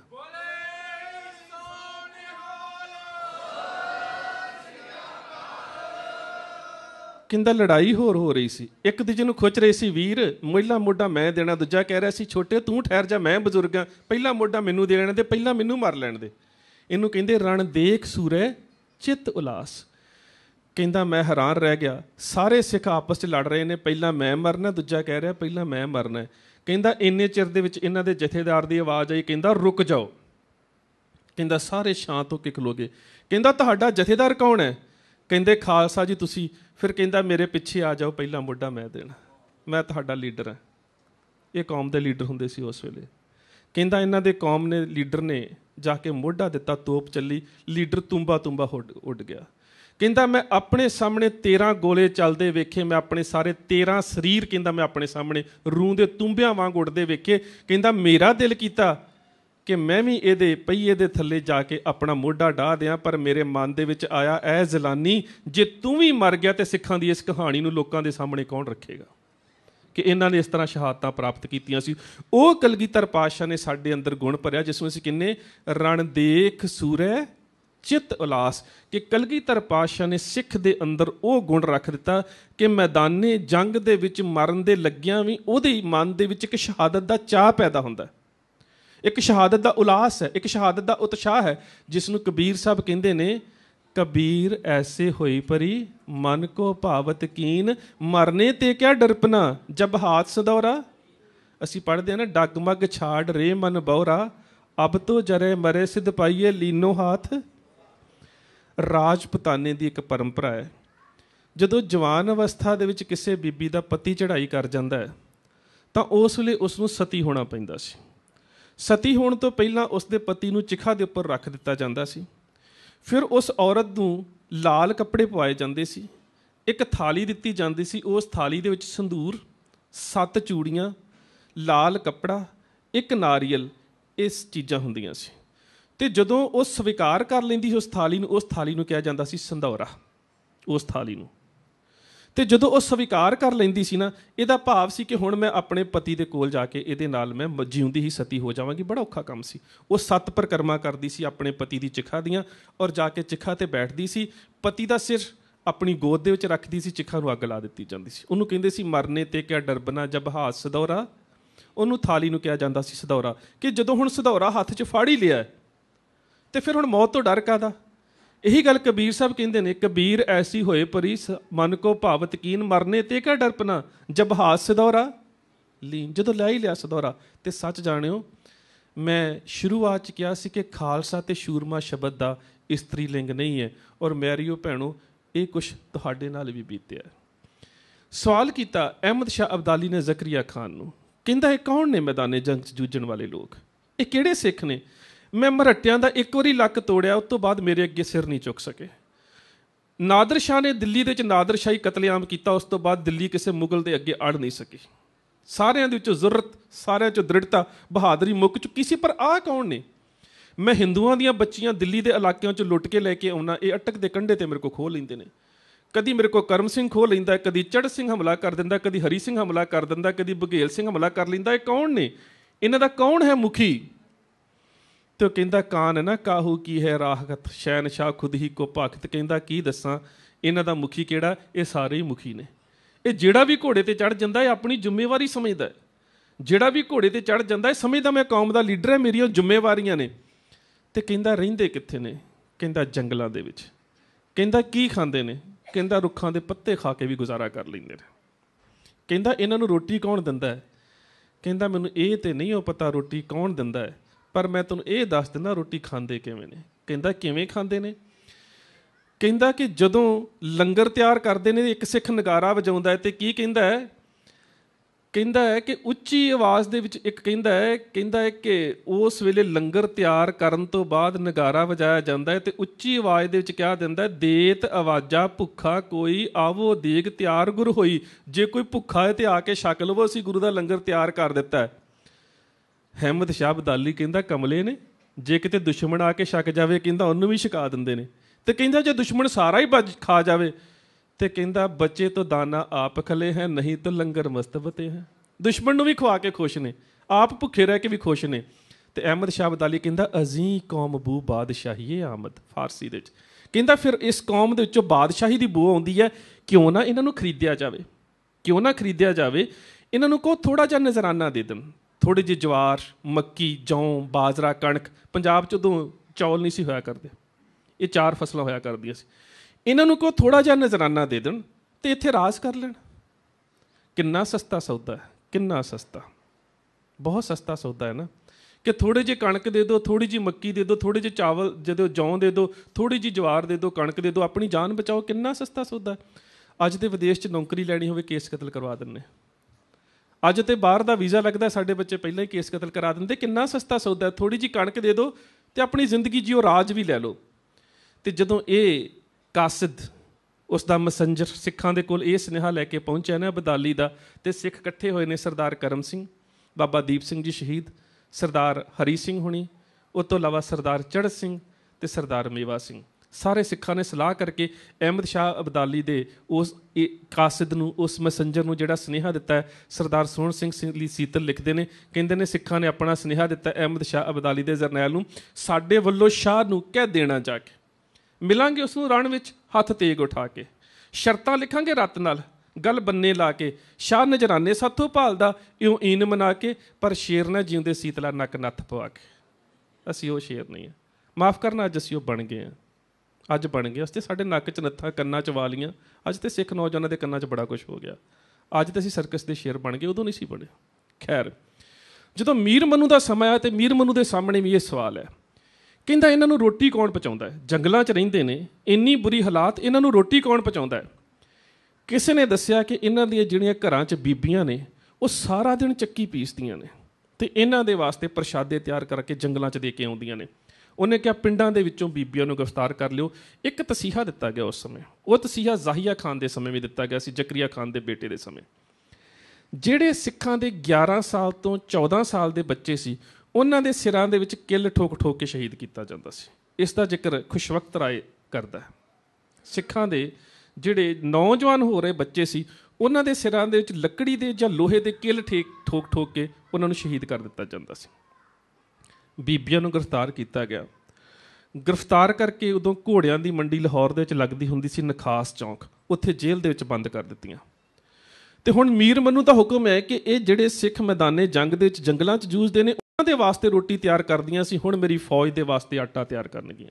1.25 ਮਣ 20 ਕਿਲੋ ਕਣਕ ਹਰ ਬੀਬੀ ਨੂੰ ਦੇ ਦਿੱਤੀ ਗਈ ਕਿ ਤੂੰ ਸਾਰਾ ਦਿਨ ਪੀਸਣੀ ਹੈ। ਤੇ ਸਾਰਾ ਦਿਨ 20 ਕਿਲੋ ਕਣਕ ਪੀਸਣ ਤੋਂ ਬਾਅਦ ਰਾਤ ਨੂੰ ਦਿੱਤਾ ਕੀ ਜਾਂਦਾ ਹੈ? ਅੱਧੀ ਰੋਟੀ ਖਾਣ ਨੂੰ ਤੇ ਅੱਧਾ ਪਿਆਲਾ ਪਾਣੀ ਦਾ। ਮੇਰੀਓ ਭੈਣੋ, ਇਹ ਗੱਲਾਂ ਮੈਂ ਤੁਹਾਨੂੰ ਮੁਖਾਤਬ ਹੋ ਕੇ ਕਹਿ ਰਿਹਾ, ਕਿਉਂਕਿ ਖਾਲਸਾ ਤੇ ਸੂਰਮਾ ਸ਼ਬਦ ਤੁਹਾਡੇ ਵਾਸਤੇ ਵੀ ਓਨਾ ਹੀ ਅਹਿਮ ਹੈ ਜਿੰਨਾ ਵੀਰਾਂ ਦੇ ਵਾਸਤੇ, ਬਿਲਕੁਲ ਓਨਾ ਅਹਿਮ ਹੈ। ਮੈਂ ਤੁਹਾਨੂੰ ਮੁਖਾਤਬ ਹੋ ਕੇ ਇਸ ਕਰਕੇ ਕਹਿ ਰਿਹਾ ਕਿ ਉਸ ਸਮੇਂ ਸਾਰਾ ਦਿਨ ਚੱਕੀ ਪੀਸਣੀ ਤੇ ਰਾਤ ਨੂੰ ਪੀਣ ਦੇ ਵਾਸਤੇ ਅੱਧਾ ਪਿਆਲਾ ਪਾਣੀ ਦਾ ਮਿਲਣਾ, ਫਿਰ ਵੀ ਸਿਮਰਨ ਕਰਨਾ। ਅੱਜ ਸਾਡੇ ਕੋਲ ਸਭ ਕੁਝ ਹੈ, ਘਰਾਂ 'ਚ ਏਸੀ ਨੇ, ਸਿਮਰਨ ਤੋਂ ਫਿਰ ਦੂਰ ਕਿਉਂ ਹੁੰਦੇ ਜਾ ਰਹੇ? ਅੱਜ ਸਾਡੀ ਗੋਦ 'ਚੋਂ ਸਿੱਖੀ ਕਿਉਂ ਜਾ ਰਹੀ ਹੈ? ਅੱਜ ਪਰਿਵਾਰਾਂ 'ਚੋਂ ਸਿੱਖੀ ਕਿਉਂ ਜਾ ਰਹੀ ਹੈ? ਉਹਨਾਂ ਸਮਿਆਂ 'ਚ ਯਾਦ ਰਹੀ ਸਿੱਖੀ, ਉਹਨਾਂ ਸਮਿਆਂ 'ਚ ਜਿਉਂਦੀ ਰਹੀ ਸਿੱਖੀ, ਜਦੋਂ ਸਾਰਾ ਦਿਨ ਪੀਸਣੇ ਤੇ ਰਾਤ ਨੂੰ ਅੱਧਾ ਪਿਆਲਾ ਪਾਣੀ ਦਾ, ਅੱਧੀ ਰੋਟੀ ਮਿਲਣੀ, ਤੇ ਉਹ ਵੀ 3-3, 4-4 ਸਾਲ ਦੇ ਭੁੱਖੇ ਬੱਚਿਆਂ ਨੂੰ ਖਵਾ ਕੇ ਮਾਂ ਨੇ ਭੁੱਖੀ ਪੈ ਜਾਣਾ। ਤੇ ਫਿਰ ਕਰਨਾ ਕੀ? ਉਸ ਵੇਲੇ ਅਬਦੁਲ ਹੱਕ ਉਹਦਾ ਕਾਜ਼ੀ ਸੀ, ਉਸ ਨੂੰ ਮੀਰ ਮਨੂੰ ਪੁੱਛਦਾ ਬੀਬੀਆਂ ਕਰਦੀਆਂ ਕੀ ਨੇ? ਕਹਿੰਦਾ ਬਾਦਸ਼ਾਹ ਸਲਾਮਤ ਸਾਰਾ ਦਿਨ ਚੱਕੀ ਪੀਸਦੀਆਂ ਨੇ, ਜਿਹੜੀ ਇਹਨਾਂ ਨੂੰ ਰੋਟੀ ਦਿੱਤੀ ਜਾਂਦੀ ਉਹ ਵੀ ਬੱਚਿਆਂ ਨੂੰ ਖਵਾ ਦਿੰਦੀਆਂ ਨੇ। ਤੇ ਕਹਿੰਦਾ ਰਾਤ ਨੂੰ ਇਕੱਠੀਆਂ ਹੋ ਕੇ ਆਪਣੇ ਖੁਦਾ ਦੀ ਕਲਾਮ ਪੜ੍ਹਦੀਆਂ ਨੇ, ਰਹਿ ਰਾਸ ਸੋਦਰ। ਕਹਿੰਦਾ ਰਾਤ ਨੂੰ ਇਕੱਠੀਆਂ ਹੋ ਕੇ ਰਹਿ ਰਾਸ ਕਰਦੀਆਂ ਤੇ ਫਿਰ ਅਰਦਾਸ ਪਤਾ ਕੀ ਕਰਦੀਆਂ ਨੇ? ਐ ਅਕਾਲ ਪੁਰਖ ਵਾਹਿਗੁਰੂ, ਤੇਰੇ ਭਾਣੇ ਅੰਦਰ 4 ਪਹਿਰ ਦਿਨ ਸੁੱਖ ਦਾ ਬਤੀਤ ਹੋਇਆ ਤੇ 4 ਪਹਿਰ ਰਾਤ ਸੁੱਖ ਦੀ ਬਤੀਤ ਹੋਵੇ। ਨਾਨਕ ਨਾਮ ਚੜ੍ਹਦੀ ਕਲਾ ਤੇਰੇ ਭਾਣੇ। ਕਹਿੰਦਾ ਜਿਹੜੀਆਂ ਬੀਬੀਆਂ ਗਰਭਵਤੀ ਨੇ, ਪ੍ਰੈਗਨੈਂਟ ਨੇ, ਇਹਨਾਂ ਦੇ ਸਵੇਰੇ ਗਰਭ ਕਰਾ ਦਿੱਤੇ ਜਾਣ। ਦਿਨ ਚੜ੍ਹਿਆ, ਕੁਛ ਗਰਭਵਤੀ ਬੀਬੀਆਂ ਨੂੰ ਨਖਾਸ ਚੌਂਕ ਦੇ ਵਿੱਚ ਲਟਾਇਆ ਗਿਆ, ਪੇਟ ਦੇ ਉੱਪਰ ਪੱਥਰ ਰੱਖ ਕੇ ਉੱਪਰ ਹਥੌੜੇ ਮਾਰ ਦਿੱਤੇ ਗਏ। ਬੱਚਿਆਂ ਦੀ ਕੁੱਖ ਦੇ ਵਿੱਚ ਮੌਤ ਹੋਈ, ਜ਼ਮੀਨ ਖੂਨ ਦੇ ਨਾਲ ਲਾਲ ਹੋ ਗਈ। ਮਾਂ ਦੀ ਦਸ਼ਾ ਕੀ ਹੋਵੇਗੀ ਜਿਹਦੀ ਕੁੱਖ ਦੇ ਵਿੱਚ ਬੱਚਿਆਂ ਨੂੰ ਕਤਲ ਕਰ ਦਿੱਤਾ ਗਿਆ। ਪਰ ਕੁਝ ਬੀਬੀਆਂ ਵੀ ਸ਼ਹੀਦ ਹੋਈਆਂ, ਕੁਛ ਬੱਚੀਆਂ। ਰਾਤ ਨੂੰ ਫਿਰ ਉਹੀ ਅਰਦਾਸ ਹੈ ਕਿ 4 ਪਹਿਰ ਦਿਨ ਤੇਰੇ ਭਾਣੇ ਅੰਦਰ ਸੁੱਖ ਦਾ ਬਤੀਤ ਹੋਇਆ, 4 ਪਹਿਰ ਰਹਿਣ ਸੁੱਖ ਦੀ। ਤੇ ਫਿਰ ਬੱਚੇ ਕਤਲ ਹੋਏ ਨੇ, ਨਾਨਕ ਨਾਮ ਚੜ੍ਹਦੀ ਕਲਾ ਤੇਰੇ ਭਾਣੇ। ਮੀਰ ਮੈਨੂੰ ਕਹਿੰਦਾ ਜਿਹੜੇ ਬੱਚੇ ਰਹਿ ਗਏ ਨੇ ਕੱਲ ਇਹਨਾਂ ਨੂੰ ਵੀ ਟੁਕੜੇ ਟੁਕੜੇ ਕਰ ਦਿਓ। ਤੀਸਰਾ ਦਿਨ ਚੜ੍ਹਿਆ, ਮਾਂ ਦੀ ਗੋਦੀ ਦੇ ਵਿੱਚੋਂ ਬੱਚਾ ਫੜਿਆ ਜਾਂਦਾ ਹੈ, ਸਾਹਮਣੇ ਲੱਕੜੀ ਦੇ ਉੱਪਰ ਰੱਖ ਕੇ ਬੱਚੇ ਦੇ ਟੁਕੜੇ ਟੁਕੜੇ ਕਰ ਦਿੱਤੇ ਜਾਂਦੇ ਨੇ। ਜ਼ਲਾਦ ਉਹ ਟੁਕੜੇ ਆਪਣੇ ਹੱਥਾਂ 'ਤੇ ਚੁੱਕਦਾ ਹੈ ਤੇ ਮਾਂ ਦੀ ਗੋਦ 'ਚ ਪਾ ਦਿੰਦਾ ਹੈ। ਮਾਂ ਦੀ ਗੋਦ 'ਚੋਂ ਪੁੱਤ ਨੂੰ ਚੁੱਕਿਆ ਤੇ ਪੁੱਤ ਦੇ ਟੁਕੜੇ ਪਾ ਦਿੱਤੇ। ਉਹਦੀ ਗੋਦ ਜਿਹੜੀ ਖੂਨ ਦੇ ਨਾਲ ਲਾਲ ਹੈ, ਉਹ ਵਾਹਿਗੁਰੂ ਵਾਹਿਗੁਰੂ ਕਰਦੀ ਚੱਕੀ ਪੀਸ ਰਹੀ ਹੈ ਤੇ ਗੋਦ ਦੇ ਵਿੱਚ ਪੁੱਤਰ ਦੇ ਟੁਕੜੇ ਨੇ। ਬਹੁਤ ਸੋਹਣਾ ਲਿਖਦੇ ਨੇ, ਕਹਿੰਦੇ ਨੇ ਉੱਚਾ ਸੁੱਟ ਕੇ ਬੋਚ ਦੇ ਨੇਜਿਆਂ ਤੇ ਭੋਰਾ ਫੇਰ ਵੀ ਨਹੀਂ ਘਬਰਾਉਂਦੀਆਂ ਨੇ। ਟੋਟੇ ਜਿਗਰ ਦੇ ਸਾਹਮਣੇ ਕਰਨ ਟੋਟੇ ਮਾਵਾਂ ਟੁਕੜੇ ਝੋਲੀ ਪਾਉਂਦੀਆਂ ਨੇ। ਜਿਗਰ ਦੇ ਟੁਕੜੇ ਝੋਲੀਆਂ ਦੇ ਵਿੱਚ ਹੈ, ਚੱਕੀ ਫੇਰ ਵੀ ਪੀਸੀ ਜਾ ਰਹੀ ਹੈ। ਕਹਿੰਦਾ ਇੱਕ ਜ਼ਲਾਦ ਨੇ ਇੱਕ ਬੱਚੇ ਨੂੰ, 1.5 ਮਹੀਨੇ ਦੇ ਬੱਚੇ ਨੂੰ ਲੱਤ ਤੋਂ ਚੁੱਕਿਆ ਤੇ ਹਵਾ 'ਚ ਉਛਾਲ ਦਿੱਤਾ। ਜਦੋਂ ਹਵਾ ਦੇ ਵਿੱਚ ਉਛਾਲਿਆ, ਥੱਲੇ ਨੇਜਾ ਕਰ ਦਿੱਤਾ। ਬੱਚਾ ਨੇਜੇ ਦੇ ਵਿੱਚ ਪਰੋਇਆ ਗਿਆ। ਇੱਕ ਚੀਕ ਆਈ, ਬੱਚਾ ਸ਼ਹੀਦ ਹੋ ਗਿਆ। ਤੇ ਉਸ ਵੇਲੇ ਉਹ ਕਵੀ ਲਿਖਦਾ ਹੈ, ਕਹਿੰਦਾ ਮੈਨੂੰ ਇੰਝ ਲੱਗਾ ਕਿ ਮਾਂ ਦੀ ਆਤਮਾ ਦੇ ਵਿੱਚੋਂ ਇੱਕ ਆਵਾਜ਼ ਆ ਰਹੀ ਹੋਵੇ, ਜਿਹੜਾ ਬੱਚਾ ਸੂਲੀ ਤੇ ਟੰਗਿਆ ਸ਼ਹੀਦ ਹੋਇਆ ਸੀ। ਕਹਿੰਦਾ ਮੈਨੂੰ ਇੰਝ ਲੱਗਾ ਮਾਂ ਦੀ ਆਤਮਾ 'ਚੋਂ ਆਵਾਜ਼ ਆ ਰਹੀ ਹੋਵੇ, ਖੂਨ ਨਾਲ ਲੱਥ-ਪੱਥ ਸੂਲੀ ਟੰਗੇ ਪੁੱਤਰ ਨੂੰ ਪੁੱਛਦੀ ਫਿਰੇ ਇੱਕ ਮਾਈ, ਪੁੱਤਰ ਜੀ ਸੂਲੀ ਉੱਤੇ ਨੀਂਦ ਕਿਵੇਂ ਆਈ? ਤੂੰ ਤੇ ਮੇਰੀ ਗੋਦ 'ਚ ਨਹੀਂ ਸੀ ਸੌਂ ਰਿਹਾ, ਹੁਣ ਸੂਲੀ ਤੇ ਕਿਉਂ ਸੌਂ ਗਿਆ? ਤੇ ਕਹਿੰਦਾ ਮੈਨੂੰ ਇੰਝ ਲੱਗਾ ਪੁੱਤਰ ਦੀ ਆਤਮਾ 'ਚੋਂ ਆਵਾਜ਼ ਆ ਰਹੀ ਹੋਵੇ, ਸੁੱਤਿਆਂ ਨੂੰ ਸਾਨੂੰ ਨਾ ਜਗਾਈ ਨੀ ਅੰਮੀਏ, ਹੱਸ ਕੇ ਸ਼ਹੀਦੀ ਅਸਾਂ ਪਾਈ। ਇਹ ਵਿਰਸਾ ਕਿੱਥੋਂ ਲੋਗੇ? ਇਹ ਸ਼ਹਾਦਤਾਂ ਦਾ ਵਿਰਸਾ ਕਦੋਂ ਆਵੇਗਾ ਸਾਡੀ ਗੋਦਾਂ ਦੇ ਵਿੱਚ? ਇਸ ਵਿਰਸੇ ਨੂੰ ਕਿਵੇਂ ਭੁਲਾਵਾਂਗੇ ਅੱਜ ਜ਼ਿੰਦਗੀ ਦੇ ਵਿੱਚ? ਕਿਉਂ ਭੁਲਾਉਂਦੇ ਜਾ ਰਹੇ ਹਾਂ? ਸੱਚ ਜਾਣੀ ਉਹ ਸਾਡੀਆਂ ਹੀ ਵਡੇਰੀਆਂ ਸੀ। ਸਾਨੂੰ ਉਹਨਾਂ ਨੇ ਜਨਮ ਦਿੱਤਾ ਹੈ ਜਿਨ੍ਹਾਂ ਨੇ ਮੀਰ ਮੰਨੂ ਦੀ ਜੇਲ੍ਹ ਦੇ ਵਿੱਚ ਵੀ ਸਿੱਖੀ ਕਾਇਮ ਰੱਖੀ। ਤੇ ਮਾਫ਼ ਕਰਨਾ, ਅੱਜ ਸਿੱਖੀ ਏਸੀ ਕਮਰਿਆਂ 'ਚੋਂ ਖਤਮ ਹੁੰਦੀ ਜਾ ਰਹੀ ਹੈ। ਅੱਜ ਸਾਨੂੰ ਹਰ ਸੀਰੀਅਲ ਦਾ ਚੇਤਾ ਹੈ, ਅੱਜ ਸਾਨੂੰ ਟੈਲੀਵਿਜ਼ਨ ਦੇ ਹਰ ਉਸ ਪ੍ਰੋਗਰਾਮ ਦਾ ਚੇਤਾ ਹੈ ਜਿਹੜਾ ਅਸੀਂ ਵੇਖਣਾ। ਸਿੱਖੀ ਖਤਮ ਹੁੰਦੀ ਜਾ ਰਹੀ ਹੈ, ਸਿੱਖੀ ਉੱਡਦੀ ਜਾ ਰਹੀ ਹੈ। ਔਰ ਕਲਗੀਧਰ ਪਾਤਸ਼ਾਹ ਗੁਰੂ ਗੋਬਿੰਦ ਸਿੰਘ ਮਹਾਰਾਜ ਨੇ ਖਾਲਸੇ ਨੂੰ ਇਵੇਂ ਦੀ ਸਿੱਖੀ ਦਿੱਤੀ ਜਿਹਦੇ ਬਾਰੇ ਅਗਲਾ ਗੁਣ ਗੁਰੂ ਗ੍ਰੰਥ ਸਾਹਿਬ ਮਹਾਰਾਜ ਦੇ ਵਿੱਚ ਦਰਜ ਸੀਗਾ ਕਿ ਜਿਨ ਮਿਲ ਮਾਰੇ ਪੰਜ ਸੂਰਬੀਰ ਐਸੋ ਕੌਣ ਬਲੀ ਰੇ। ਕਲਗੀਧਰ ਪਾਤਸ਼ਾਹ ਦਾ ਦਰਬਾਰ ਲੱਗਾ ਹੋਇਆ, ਸਿੱਖ ਮੈਦਾਨੇ ਜੰਗ ਜਿੱਤ ਕੇ ਆਏ ਨੇ। ਬੜੀ ਖੁਸ਼ੀ ਦੇ ਨਾਲ ਜਿੱਤ ਕੇ ਆਏ। ਸਾਹਮਣੇ ਲਿਆ ਕੇ ਇੱਕ ਪਾਲਕੀ ਰੱਖ ਦਿੱਤੀ। ਪਾਤਸ਼ਾਹ ਪੁੱਛਦੇ ਨੇ ਪਾਲਕੀ 'ਚ ਕੌਣ ਹੈ? ਇੱਕ ਸਿੱਖ ਕਹਿੰਦਾ ਪਾਤਸ਼ਾਹ ਜਿਨ੍ਹਾਂ ਮੁਸਲਮਾਨਾਂ ਦੇ ਨਾਲ ਅਸੀਂ ਲੜ ਰਹੇ ਸੀ ਨਾ, ਉਹਨਾਂ ਦੀ ਇੱਕ ਬੱਚੀ ਸਾਡੇ ਹੱਥ ਲੱਗੀ ਹੈ ਤੇ ਅਸੀਂ ਫੜ ਕੇ ਲੈ ਆਏ। ਤੇ ਪਾਤਸ਼ਾਹ ਕਹਿੰਦੇ ਨੇ ਬੱਚੀ ਨੂੰ ਵਾਪਸ ਕਰਕੇ ਆਓ। ਤੇ ਸਿੱਖ ਕਹਿੰਦੇ ਨੇ, ਪੰਥ ਪ੍ਰਕਾਸ਼ ਦੇ ਸ਼ਬਦ ਨੇ, ਸਗਲ ਤੁਰਕ ਭੋਗੇ ਹਿੰਦਵਾਣੀ। ਪਾਤਸ਼ਾਹ ਕਿਵੇਂ ਦੀ ਗੱਲ ਕਰਦੇ ਹੋ? ਇੰਨੀ ਸੋਹਣੀ ਲੜਕੀ ਹੈ। ਮੈਦਾਨੇ ਜੰਗ ਦੇ ਵਿੱਚ ਜਦੋਂ ਸਾਡੇ ਸਿੱਖ ਸ਼ਹੀਦ ਹੋ ਜਾਂਦੇ ਨੇ ਤੇ ਸਾਡੀਆਂ ਬੱਚੀਆਂ ਨੂੰ ਚੁੱਕ ਕੇ ਲੈ ਜਾਂਦੇ ਨੇ, ਜੇ ਅਸੀਂ ਚੁੱਕ ਕੇ ਲੈ ਆਏ ਤੇ ਕੀ ਹੋਇਆ? ਤੇ ਮੇਰੇ ਪਾਤਸ਼ਾਹ ਨੇ ਕਿਹਾ ਤਬ ਸਤਿਗੁਰ ਬੋਲੇ ਇੱਕ ਬੇਰੇ ਹਮ ਲੈ ਜਾਨੋ ਪੰਥ ਉਚੇਰੇ। ਅਸੀਂ ਇਹ ਨਹੀਂ ਕਰਾਂਗੇ। ਅਸੀਂ ਦੁਸ਼ਮਣ ਦੀ ਬੇਟੀ ਨੂੰ ਵੀ ਆਪਣੀ ਬੇਟੀ ਸਮਝਾਂਗੇ। ਇਸੇ ਕਰਕੇ ਅਹਿਮਦ ਸ਼ਾਹ ਅਬਦਾਲੀ ਦਾ ਜਵਾਈ ਸੀ ਨਾਸਿਰ ਖਾਨ।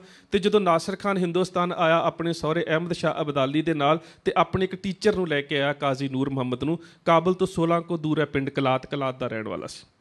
ਕਾਜ਼ੀ ਨੂਰ ਮੁਹੰਮਦ ਨੇ ਸਿੱਖਾਂ ਦੀਆਂ ਤੇ ਮੁਸਲਮਾਨਾਂ ਦੀਆਂ ਲੜਾਈਆਂ ਵੇਖੀਆਂ ਨੇ। ਉਹਨਾਂ ਲੜਾਈਆਂ ਵੇਖਣ ਤੋਂ ਬਾਅਦ ਉਸਨੇ ਇੱਕ ਕਿਤਾਬ ਲਿਖੀ ਫਾਰਸੀ ਦੀ, ਜੰਗਨਾਮਾ ਕਾਜ਼ੀ ਨੂਰ ਮੁਹੰਮਦ। ਉਸ ਜੰਗਨਾਮੇ 'ਚ ਸਾਰੇ ਆਪਣੀ ਰਚਨਾ 'ਚ ਸਿੱਖਾਂ ਨੂੰ ਕੁੱਤੇ ਲਿਖਦਾ, ਹਰ ਜਗ੍ਹਾ ਤੇ ਕੁੱਤੇ ਲਿਖਦਾ ਸਿੱਖਾਂ ਨੂੰ। ਅਖੀਰ ਤੇ ਜਾ ਕੇ ਇੱਕ ਸ਼ਬਦ ਲਿਖਦਾ, ਕਹਿੰਦਾ ਸਗਾਰਾ ਮਗੋਸ ਕੇ ਹਸਤੰਦ ਸ਼ੇਰ। ਕਹਿੰਦਾ ਮੈਂ ਸਿੱਖਾਂ ਨੂੰ ਕੁੱਤੇ ਕਹਿੰਦਾ ਕਿਉਂਕਿ ਮੈਂ ਮੁਸਲਮਾਨ ਹਾਂ, ਉਹ ਮੇਰੇ ਦੁਸ਼ਮਣ ਨੇ, ਮੈਂ ਨਫ਼ਰਤ ਕਰਦਾ। ਕਹਿੰਦਾ ਨਫ਼ਰਤ ਕਰਕੇ ਮੈਂ ਸਿੱਖਾਂ ਨੂੰ ਕੁੱਤੇ ਲਿਖਦਾ, ਸਗਾਰਾ ਮਗੋਸ ਕੇ ਹਸਤੰਦ ਸ਼ੇਰ। ਪਰ ਕਹਿੰਦਾ ਅਸਲੀਅਤ ਕੀ ਆ? ਬਾਮਾ ਦਾਨੇ ਮਰਦਾਂ 'ਚੋਂ ਸ਼ੇਰਾਂ ਦਲੇਰ। ਮੈਂ ਦਾਨੇ ਜੰਗ 'ਚੋਂ ਸ਼ੇਰਾਂ ਤੋਂ ਵੀ ਕਿਤੇ ਦਲੇਰ ਨੇ, ਪਰ ਉਹਨਾਂ ਦੀ ਦਲੇਰੀ ਦਾ ਰਾਜ ਪਤਾ ਕੀ ਹੈ? ਕਿ ਜਨਗਰ ਜਵਾਂ ਅਸਤ ਵਾਂ ਅਸਤ ਪੀਰ ਬਗੋ ਸੰਗ ਬੁੜੀਆ ਬਰੋ ਗੋਸ਼ਾਗੀਰ। ਕਹਿੰਦਾ ਜਦੋਂ ਮੈਦਾਨੇ ਜੰਗ ਦੇ 'ਚ ਲੜਦੇ ਨੇ ਨਾ, ਤੇ ਜਦੋਂ ਜਿੱਤਦੇ ਨੇ ਤੇ ਇਹਨਾਂ ਦੇ ਹੱਥ ਦੁਸ਼ਮਣ ਦੀ ਬੱਚੀ ਆ ਜਾਵੇ, ਭੈਣ ਆ ਜਾਵੇ, ਔਰਤ ਆ ਜਾਵੇ, ਹਮ ਉਮਰ ਆ ਜਾਵੇ, ਵਡੇਰੀ ਆ ਜਾਵੇ, ਉਹਨੂੰ ਬੀਬੀ ਜੀ ਕਹਿ ਕੇ ਉਹਦੇ ਤੇ ਵਾਰ ਨਹੀਂ ਕਰਦੇ, ਉਹਦੀ ਇੱਜ਼ਤ ਨਹੀਂ ਲੁੱਟਦੇ। ਕਿ ਜਨਗਰ ਜਵਾਂ ਅਸਤ ਵਾਂ ਅਸਤ ਪੀਰ ਬਗੋ ਜੰਗ ਬੁੜੀਆ ਬਰੋ ਗੋਸ਼ਾਗੀਰ। ਇਹ ਸਿੱਖੀ ਦਾ ਕਰੈਕਟਰ ਹੈ। ਔਰ ਸੱਚ ਜਾਣਿਓ, ਕਲਗੀਧਰ ਪਾਤਸ਼ਾਹ ਨੇ ਜਿਹੜਾ ਸਿੱਖ ਨੂੰ ਇਸ ਕਰੈਕਟਰ ਦਾ ਗੁਣ ਬਖਸ਼ਿਆ ਨਾ, ਕਿ ਪਰ ਨਾਰੀ ਕੀ ਸੇਜ ਭੂਲ ਸੁਪਨੇ ਨ ਹੈ, ਗੁਰੂ ਪਾਤਸ਼ਾਹ ਦੇ ਸਿੱਖਾਂ ਨੇ ਕਰਕੇ ਵਿਖਾਇਆ। ਉਸਨੂੰ ਜਿਸ ਵੇਲੇ ਹਰੀ ਸਿੰਘ ਨਲੂਏ ਨੇ ਦਰਾ ਖੈਬਰ ਨੂੰ ਫਤਿਹ ਕੀਤਾ। ਅੱਜ ਕਿਉਂ ਆਸਟ੍ਰੇਲੀਆ ਦੀਆਂ ਅਖਬਾਰਾਂ 'ਚ ਆ ਰਿਹਾ ਕਿ ਦੁਨੀਆ ਦਾ ਪਹਿਲਾ ਜਰਨੈਲ ਹਰੀ ਸਿੰਘ ਨਲੂਆ, ਜਿਸ 'ਤੇ ਮਾਣ ਕੀਤਾ ਜਾ ਸਕਦਾ ਹੈ? ਕਿਉਂ ਕੀਤਾ ਜਾ ਰਿਹਾ? ਕਿਉਂਕਿ ਜਿਸ ਇਲਾਕੇ ਨੂੰ ਹਰੀ ਸਿੰਘ ਨਲੂਏ ਨੇ ਫਤਿਹ ਕੀਤਾ, ਅੱਜ ਅਮਰੀਕਾ ਦੀ ਫੌਜ ਵੀ ਉਹਨੂੰ ਪਾਇਲਟਲੈਸ ਪਲੇਨ ਡਰੋਨ ਦੇ ਨਾਲ ਫਤਿਹ ਕਰ ਰਹੀ ਹੈ, ਨਹੀਂ ਫਤਿਹ ਹੋ ਰਿਹਾ। ਹਰੀ ਸਿੰਘ ਨਲੂਏ ਨੇ ਇਹਨਾਂ 5 ਦਰਿਆਂ ਦੇ ਵਿੱਚੋਂ ਸਭ ਤੋਂ ਖਤਰਨਾਕ ਦਰਾ ਖੈਬਰ ਨੂੰ ਫਤਿਹ ਕੀਤਾ। ਉਸ ਵੇਲੇ ਦਰਾ ਖੈਬਰ ਦਾ ਜਿਹੜਾ ਮਾਲਕ ਫੌਜਦਾਰ ਸੀ, ਨਾਸਰ ਖਾਨ ਸੀ। ਨਾਸਰ ਖਾਨ ਆਪਣੇ ਬੇਟੇ ਗੁਲਫਾਮ ਖਾਨ ਨੂੰ ਕਹਿੰਦਾ, ਗੁਲਫਾਮ ਜਲਦੀ ਭਾਗ ਚਲੋ। ਕਹਿੰਦਾ, ਅੱਬਾ ਜਾਨ ਕੀ ਗੱਲ ਹੋ ਗਈ ਹੈ? ਕਹਿੰਦਾ, ਹਰੀਆ ਆ ਗਿਆ, ਹਰੀ ਸਿੰਘ ਆ ਗਿਆ, ਚੱਲ ਛੇਤੀ ਭੱਜ ਚੱਲੀਏ। ਗੁਲਫਾਮ ਭੱਜਦਾ ਆਪਣਾ ਸਮਾਨ ਬੰਨ੍ਹ ਰਿਹਾ ਅਤੇ ਆਪਣੀ ਮੰਗੇਤਰ ਬਾਨੋ ਦੇ ਘਰ ਗਿਆ। ਬਾਨੋ ਖਾਨ ਉਸਦੀ ਮੰਗੇਤਰ ਸੀ, ਬੜੀ ਸੁੰਦਰ ਔਰਤ ਸੀ, ਉਹਦੇ ਘਰ ਗਿਆ। ਕਹਿੰਦਾ, ਬਾਨੋ ਅੱਬਾ ਹਜ਼ੂਰ ਕਾ ਹੁਕਮ ਹੈ, ਇਸ ਸ਼ਹਿਰ ਕੋ ਛੋੜ ਕੇ ਜਾਣਾ ਪੜੇਗਾ, ਇਸ ਸ਼ਹਿਰ ਨੂੰ ਛੱਡ ਕੇ ਸਾਨੂੰ ਹੁਣੇ ਜਾਣਾ ਪਵੇਗਾ। ਕਹਿੰਦੀ, ਕਿਉਂ? ਕਹਿੰਦਾ, ਹਰੀ ਸਿੰਘ ਆ ਰਿਹਾ।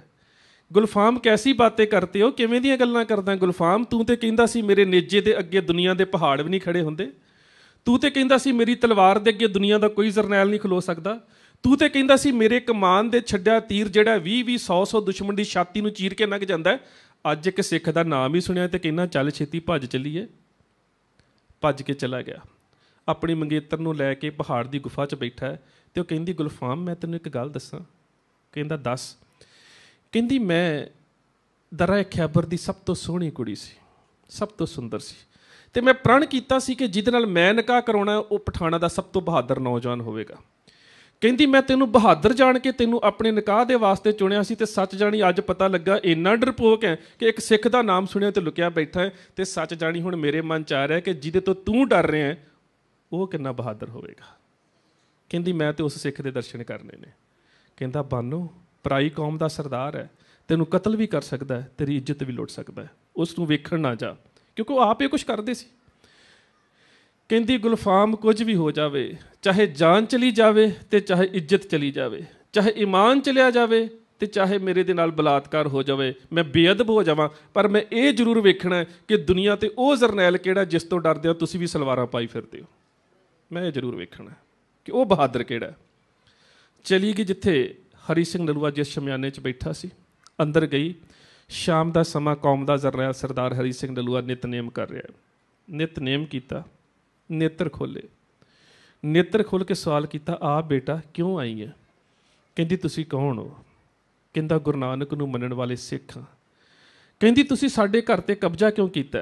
ਕਹਿੰਦਾ, ਬੇਟਾ ਅਸੀਂ ਤੁਹਾਡੇ ਘਰ 'ਤੇ ਕਬਜ਼ਾ ਨਹੀਂ ਕੀਤਾ, ਅਸੀਂ ਆਪਣੇ ਘਰ ਦੀ ਰਾਖੀ ਕੀਤੀ। ਇਹ ਵੀ ਖਿਆਲ ਕਰਿਓ, 710 ਤੋਂ ਲੈ ਕੇ ਮੁਹੰਮਦ ਬਿਨ ਕਾਸਮ ਤੋਂ ਲੈ ਕੇ ਅਹਿਮਦ ਸ਼ਾਹ ਅਬਦਾਲੀ ਤੱਕ ਜਿੰਨੇ ਵੀ ਹਮਲੇ ਹਿੰਦੁਸਤਾਨ 'ਤੇ ਹੋਏ ਨੇ ਉਹ ਸਾਰੇ ਦਰਾ ਖੈਬਰ ਦੇ ਰਸਤੇ ਹੋਏ ਨੇ।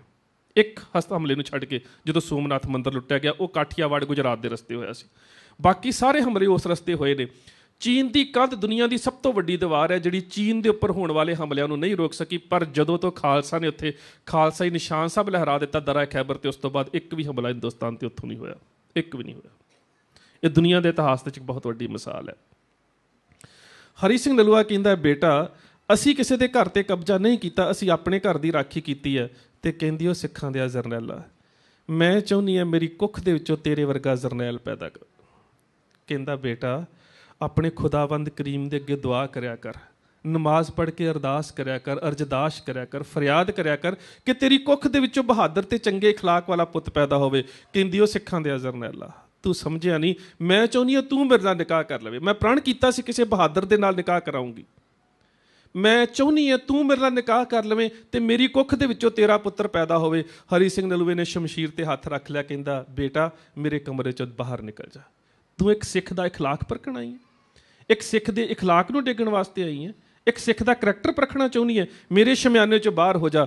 ਜਦੋਂ ਵਾਪਸ ਬਾਹਰ ਜਾਣ ਲੱਗੀ, ਅੱਖਾਂ ਦੇ ਵਿੱਚ ਅਥਰੂ ਨੇ, ਪਿੱਛੇ ਮੁੜ ਕੇ ਵੇਖਦੀ ਹੈ, ਕਹਿੰਦੀ, ਉਹ ਸਿੱਖਾਂ ਦੇ ਜਰਨੈਲਾ, ਮੈਂ ਸੁਣਿਆ ਸੀ ਗੁਰੂ ਨਾਨਕ ਦੇ ਦਰ ਤੋਂ ਕੋਈ ਖਾਲੀ ਨਹੀਂ ਗਿਆ, ਅੱਜ ਇੱਕ ਪਠਾਨ ਦੀ ਬੱਚੀ ਗੁਰੂ ਨਾਨਕ ਦੇ ਜਰਨੈਲ ਦੇ ਦਰ ਤੋਂ ਖਾਲੀ ਝੋਲੀ ਲੈ ਕੇ ਜਾ ਰਹੀ ਹੈ। ਹਰੀ ਸਿੰਘ ਨਲੂਆ ਕਹਿੰਦਾ, ਰੁਕ ਜਾ। ਕਹਿੰਦਾ, ਤੇਰਾ ਨਾਮ ਕੀ ਹੈ? ਕਹਿੰਦੀ, ਬਾਨੋ। ਆਪਣੇ ਕੋਲ ਪਈ ਚਾਦਰ ਨੂੰ ਸਿਰ 'ਤੇ ਰੱਖ ਕੇ ਕਹਿੰਦਾ, ਬਾਨੋ ਤੂੰ ਚਾਹੁੰਦੀ ਸੀ ਨਾ ਤੇਰੀ ਕੁੱਖ ਦੇ ਵਿੱਚੋਂ ਹਰੀ ਸਿੰਘ ਨਲੂਏ ਵਰਗਾ ਜਰਨੈਲ ਜਨਮ ਲਵੇ, ਅੱਜ ਤੋਂ ਹਰੀ ਸਿੰਘ ਨਲੂਆ ਤੇਰਾ ਪੁੱਤਰ ਹੈ, ਤੂੰ ਮੇਰੀ ਧਰਮ ਦੀ ਮਾਤਾ।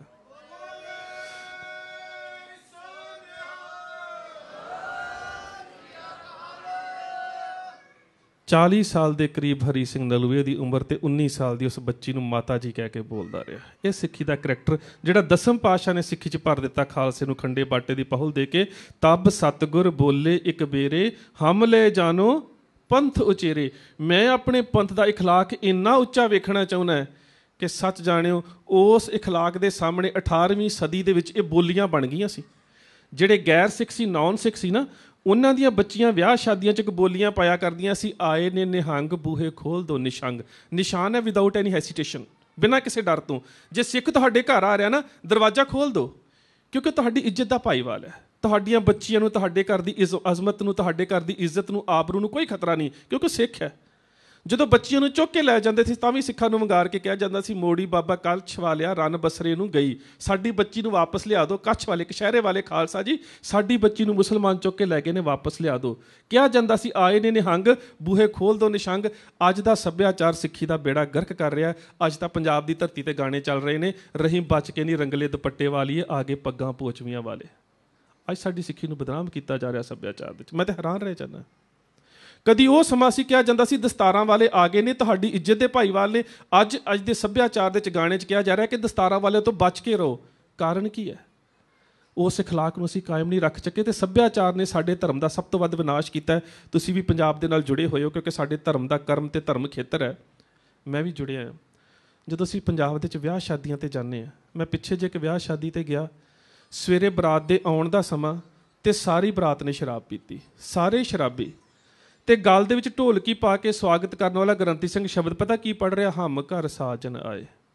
ਤੇ ਮੈਂ ਕਿਹਾ, ਪਿਆਰਿਆ, ਜੇ ਇਹ ਸਾਜਨ ਨੇ ਤੇ ਫਿਰ ਭੂਤਨੀ ਕੀ ਹੁੰਦੇ ਨੇ?